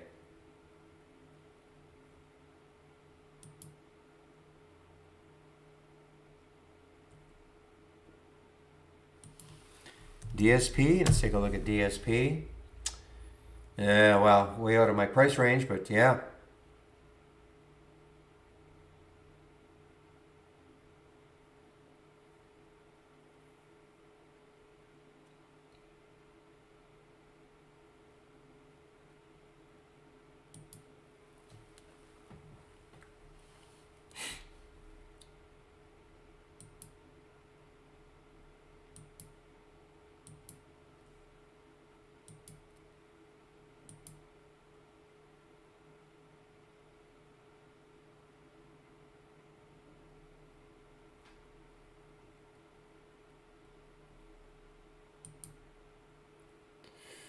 Ooh, that's ugly. So it came out of its halt, CLEU. It did a little pop and then it fell right back down. This is ugly.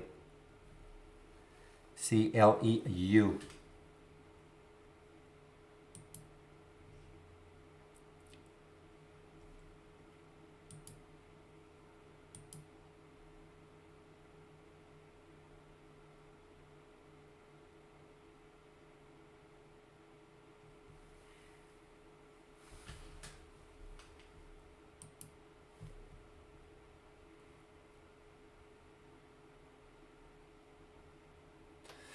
Here's one on the way down. AXL, Axel. Has some support, maybe around 9.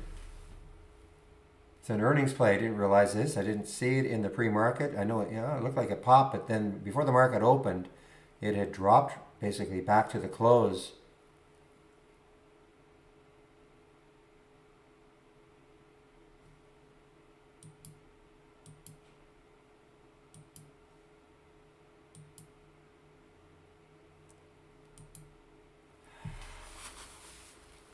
Excuse me, what do I think about HEPA?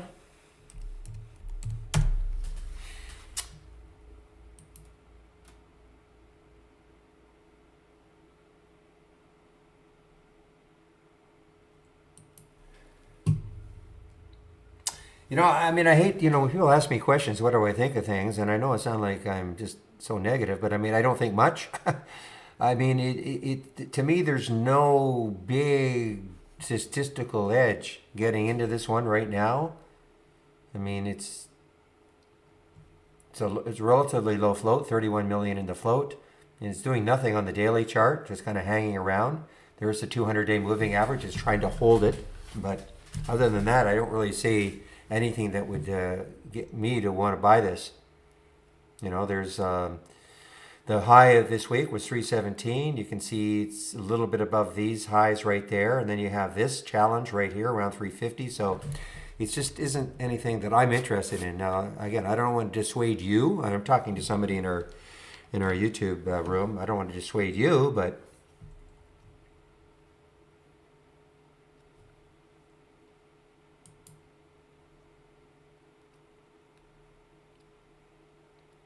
you should. Good luck.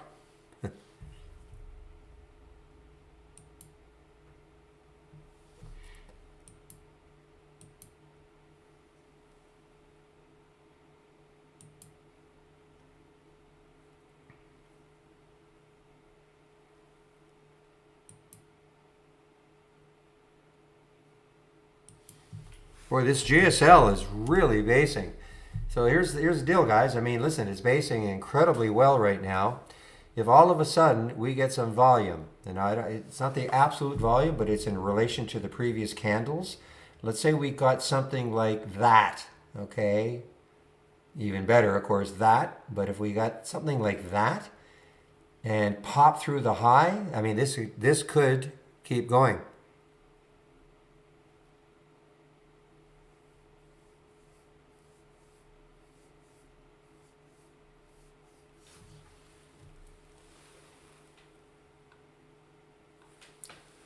Yeah, I understand really. I feel badly though sometimes because sometimes I think that when I get asked these questions they're in the trade already, and Because if they're not in the trade already, then I wonder, well, why are you even seeing it, in the first place? But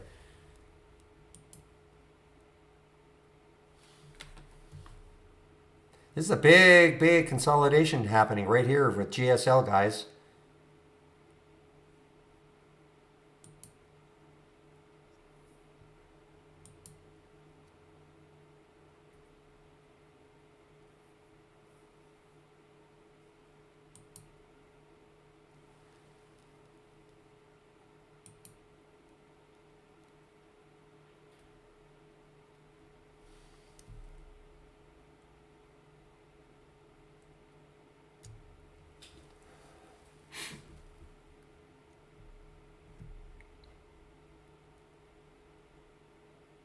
Well, you know what it reminds me of? It reminds me a little bit of the AMKR yesterday. A little bit. Waited a long time for it to finally break free. And boy, at the end of the day and into the after hours, it finally, it had, look at that move it had. I mean, this went from 22 to 2350, 2217 to 2350. And look at the console. I'm not saying the same is going to happen with JSL. I have no idea. But it reminds me a little bit, just having the patience to wait on the break. And if it doesn't break, there's no harm.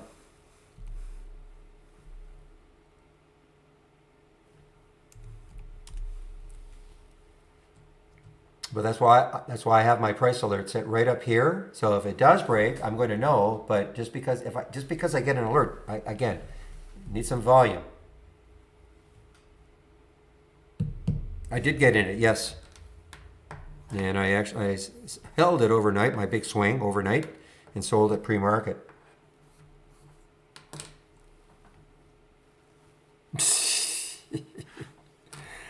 You're funny man goods. Yeah, kidding new folks, exactly. I'm not pumping it, just to make sure. And all kidding aside, with all the scrutiny that's on trading rooms and all, I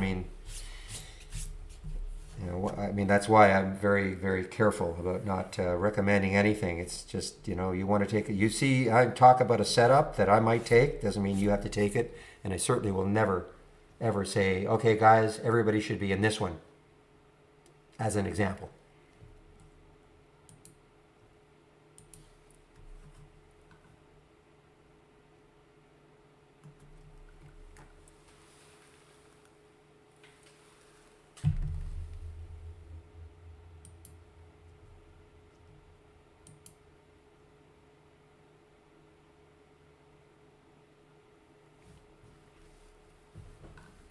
All right, YMTX. Let's take a look at YMTX from Real.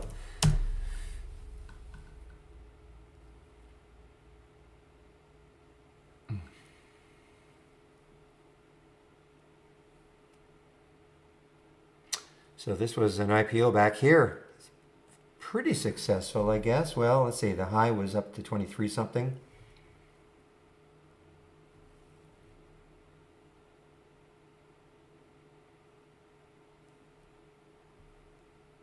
Give me a moment, please. I'll be right back.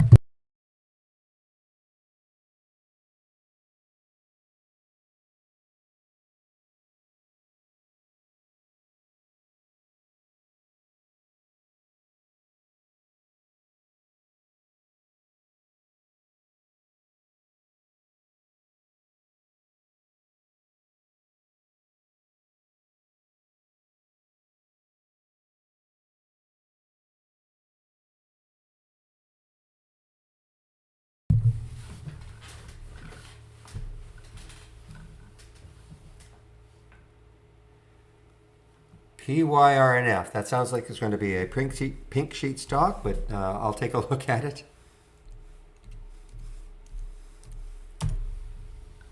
Yeah, we don't trade. We're not into. Well, I'm not anyway. Very few in the room are trading the pink sheet stocks. However, is this co-listed on a Canadian exchange?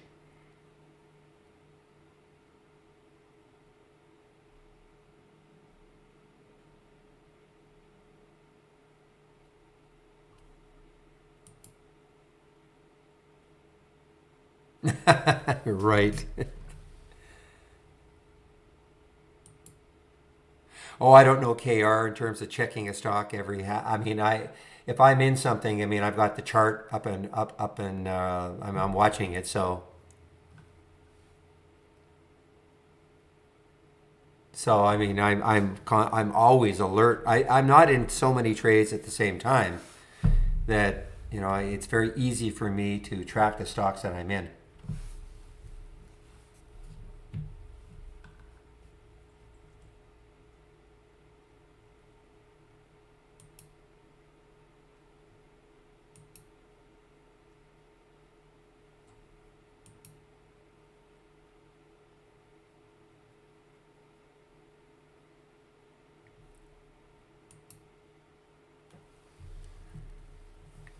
The other thing KRI do is I'll put price alerts. I'll bracket. Let's say I was in this one. Okay, let's just for argument's sake say I was in this AKR. So I would put a price alert on top if it see if it broke, and I'd put a price alert down here on the bottom. Okay, so even if I'm not actually at my computer for some reason, I have this price alert and I'll hear it because I've got my wireless headset and I can come racing back in. Things like that. But more than likely, if I'm in a trade, I'm not wandering away.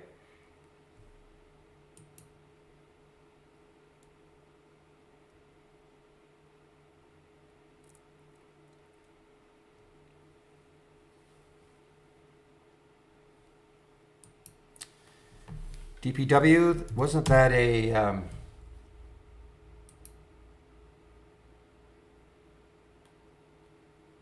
didn't they try to become a crypto play? I can't remember anymore with this one, but I thought it weren't they trying to become a crypto play? Yeah, Bitcoiner. I don't know what they do now.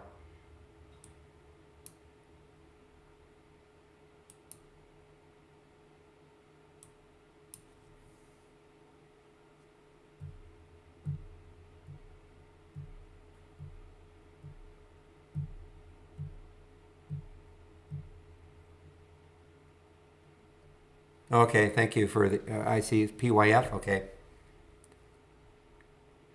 Well, I'll certainly get a lot more activity once it moves to, say, like a more legit exchange. Or is it going to remain on the pinks in the States? I'm talking about PYF.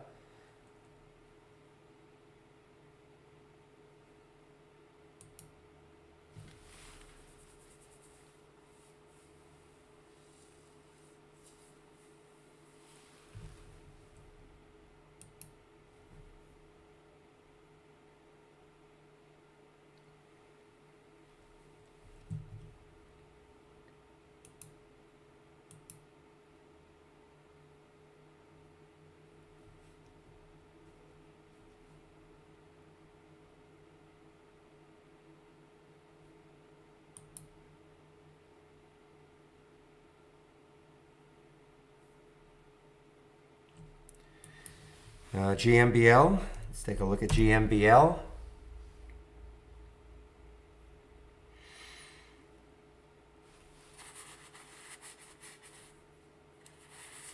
Well, I mean, for me, I don't know if it's hit the bottom yet. I mean, it had that. I remember this one now. Esports, yes. Unless it's going to have some news to prop it up. I mean, it's in a bit of a descent right now. It has taken out those two bottoming tails. I could not predict that this is where it's going to stall and move up.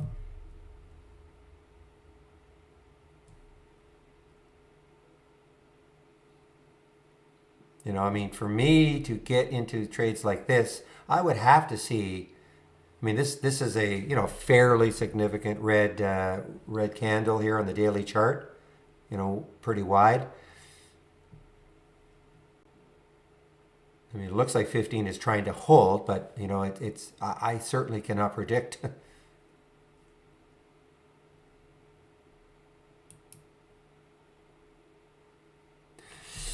You too, Lily. Have a great weekend.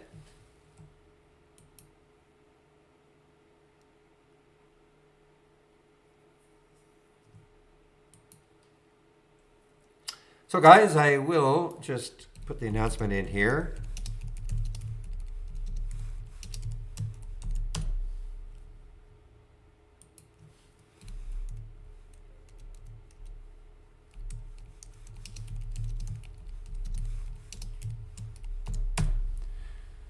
Okay, so I just want to quickly go over my home page before I do shut the room down.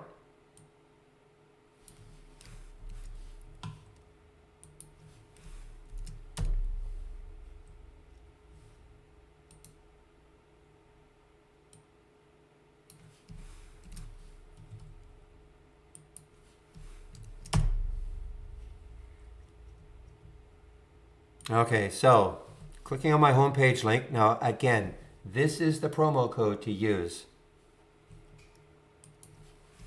Okay, don't use the Barry for Alpha. You want to get 20% off. Love the stock, all in capital letters. Okay. First, and you get 20% off the first month only or the entire year. So if you click on my homepage link, and you do want to take out trade ideas, you just click on the Get Trade Ideas and you'll see the 4 plans we've got. The annual and monthly, both on premium and standard, okay? Big difference between premium and standard is the AI. That's the main reason. This is what it looks like. Now, obviously, one great trade today, VCRA, 46.54, up to 52, up 12%. Infy's no slouch, 6%. Okay, so that is what the AI looks like.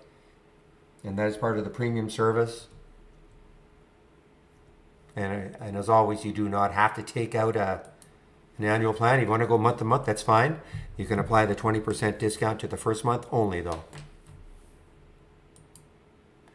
Trade of the week. So obviously there will not be a trade of the week for Monday, but you should get one Tuesday morning before the market opens. Usually about 30 to 45 minutes. My recaps, I was able to do it today. All the scans that I'm sharing right here. All the scans. You kind of pick and choose which ones you might want to take a look at. A lot of education links right here, including the 20 lessons in 20 days. Really encourage anybody brand new to take a look at that one. And if you don't have trade ideas, at least you can click on the link. You can see some of the basic features that we have. You know, the top list, the alert windows, single stock window, all covered very, very clearly, concisely, I think. And they're not videos, it's all text-based.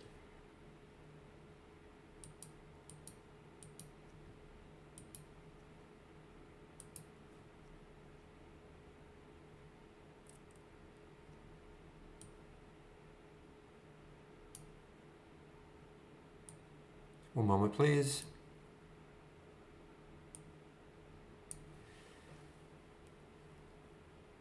What's the AI alert name? So if you click on, from the toolbar, click on New, and then click on AI/Holly Strategy Trades window, the Trades window version, okay? Then you'll see all of this. You'll see Strategy Trades All. You'll see not many alerts today, okay? But that's what you'll see.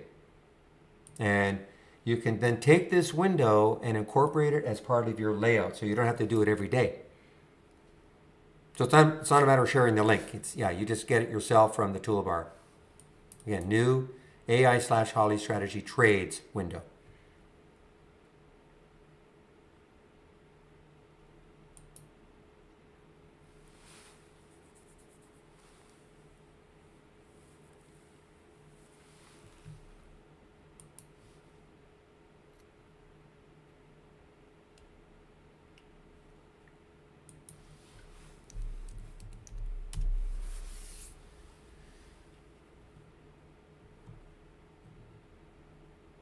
Yeah, some volume did come in, one right here.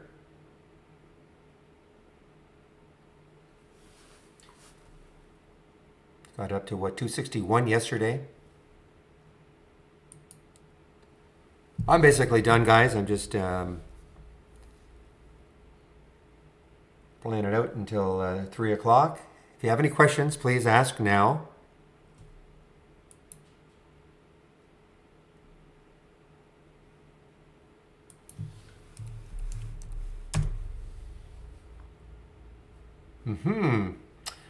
Well, probably coming into a little bit of resistance right now. We're in that weekly high, but and more over here. But nice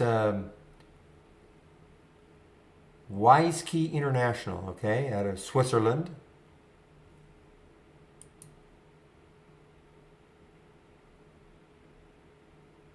Yeah, you can do that. Just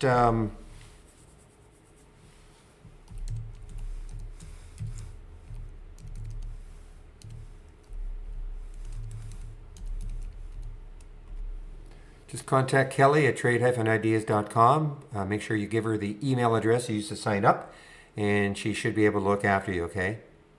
Not should, she will look after you.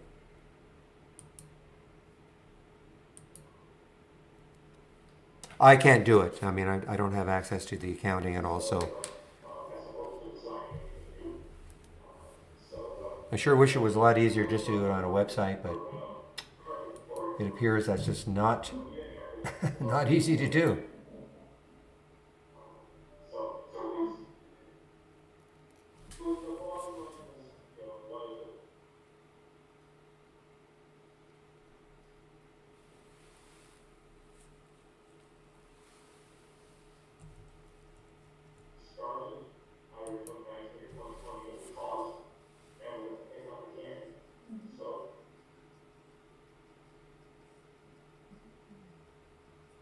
What's happening?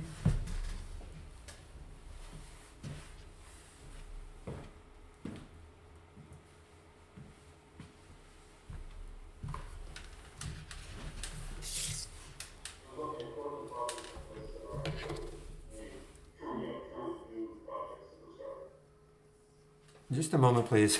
Let's go.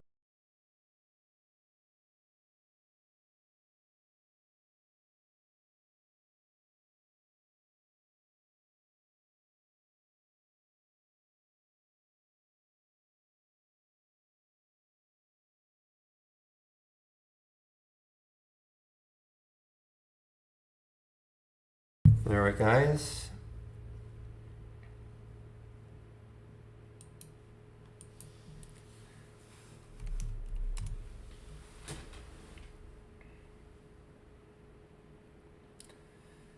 This is like a little game right here for the GSL.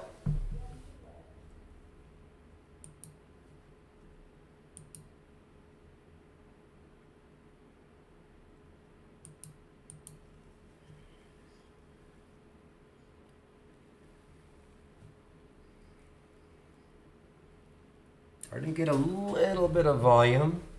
Time is at 2:47, so this has a little less than 2 minutes to close that candle. See, a little bit of volume picking up on the 2-minute charts.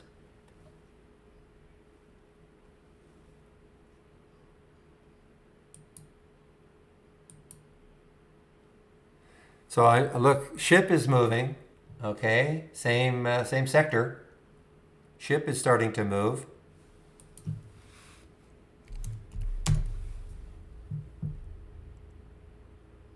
I'm calling it the same sector. I mean, it says ship. I'm sure there are subtle differences, but I mean, it's got to watch this.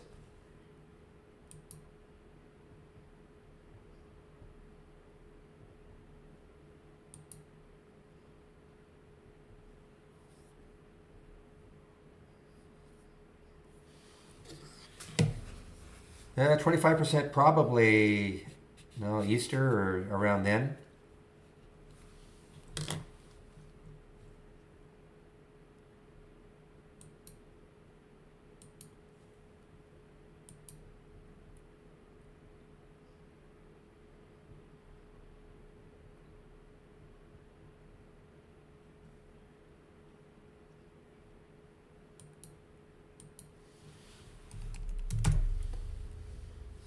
No, only 30. Remember, that it's on what? 30 reverse splits. That was really, of course, cut it down. You guys have been talking about this WNW. I know I had the chart up earlier. Oh, this education stock, I guess. No, mail order. Sorry. Mail order out of China.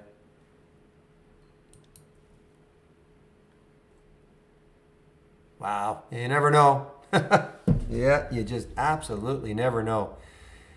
Insane move from 6. I remember this one now. From 6 to 65 the next day. That had to be over. And the next day, 160. Yeah, I remember this. What's hard to know about a squeeze, I mean, this is according to us, we only got 0.1% short. Can't short it at IB anyway, Interactive Brokers. But, whoa, risky business.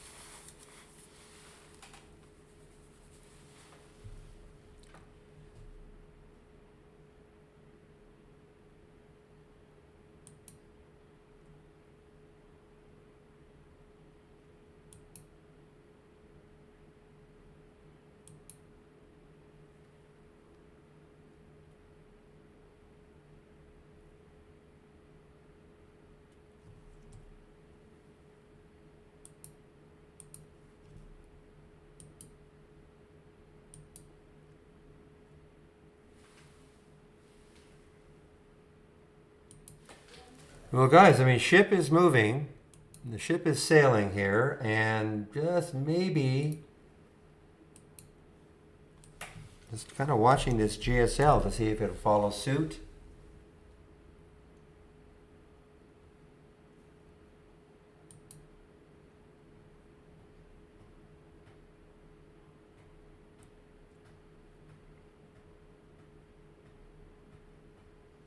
Okay, guys, again, a possible swing idea is this tiger. It's still hanging in here. You know, I mean, you'd be doing it because you think that it's just going to continue. I had a couple of days of a pullback, and you know, the high is 32. And what a couple of months it's had, though. Wow.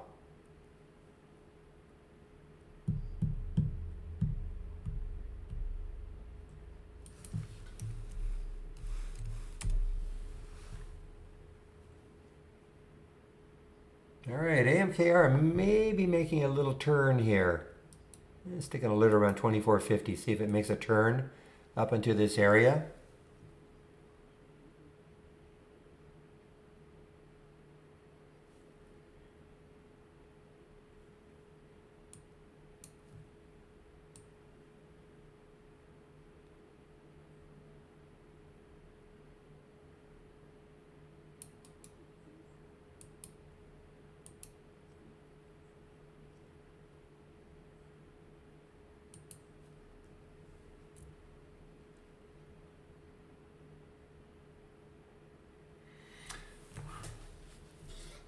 Well, the difference between the two of them is that this has a volume component. So if you're looking for pure volume in terms on a price spike, I mean this is one. You'll see a lot of very similar ones in here too, because you know stocks making new highs typically are doing it on volume also. But this has a volume momentum in there. Well, they're both. They're both. I mean, I use them both for intraday trading. But you see, this one has the volume in the last minute is 1,000% of normal, and 5 is 500% of normal. After that, they're very similar scans. It's just that this has this little volume component in it. So I'm not going to say one is better than the other.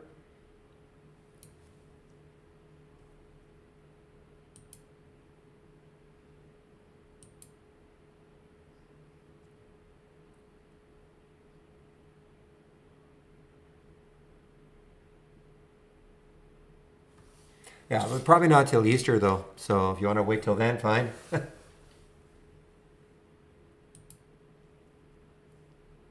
Whenever the next major holiday is.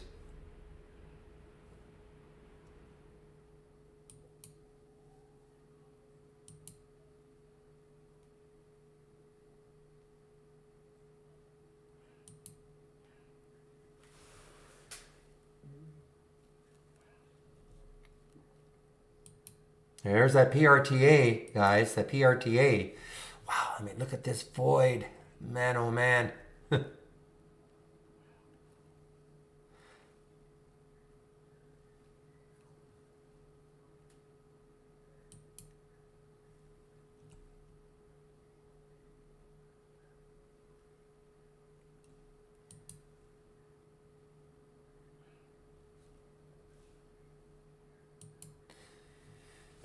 Yeah, some volume, a little bit of volume coming in. The issue I always have with this sort of gap fill, I mean, there was a reason. There was a reason why this dropped like heck. I mean, this was up to $43 stock, and it got all the way down to what, seven something. I mean, that's just a massive. So I don't know if they are just looking to see if there's any specific reason on this, is if they've had some positive test results again, or they went back to the drawing board. I don't know. I don't see any news on it. I mean, Jeffries has I do see that Jeffries has upgraded them to $30. You want to believe that?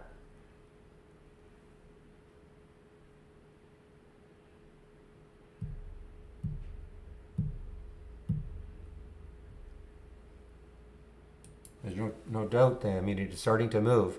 So that's all I'm saying. Jeffries upgrades them to a buy with a $30 target on it. And it's moving. It is moving now. And we're talking about the PRTA.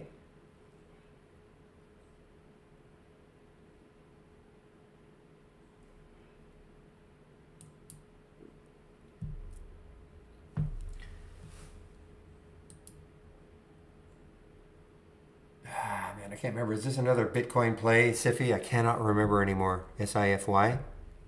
And I had a big day yesterday. It's had a good week, actually.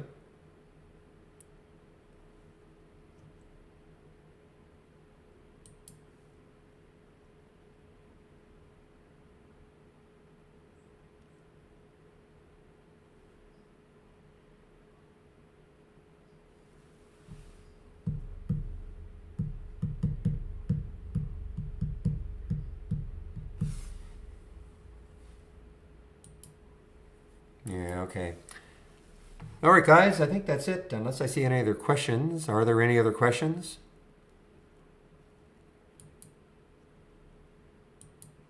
I don't see any. So, all right, guys. Well, listen, have a great 3-day weekend. I'll open the room Tuesday morning at 9 o'clock. So have a great, first of all, I've got to make sure I put Tuesday instead of Monday for the room opening.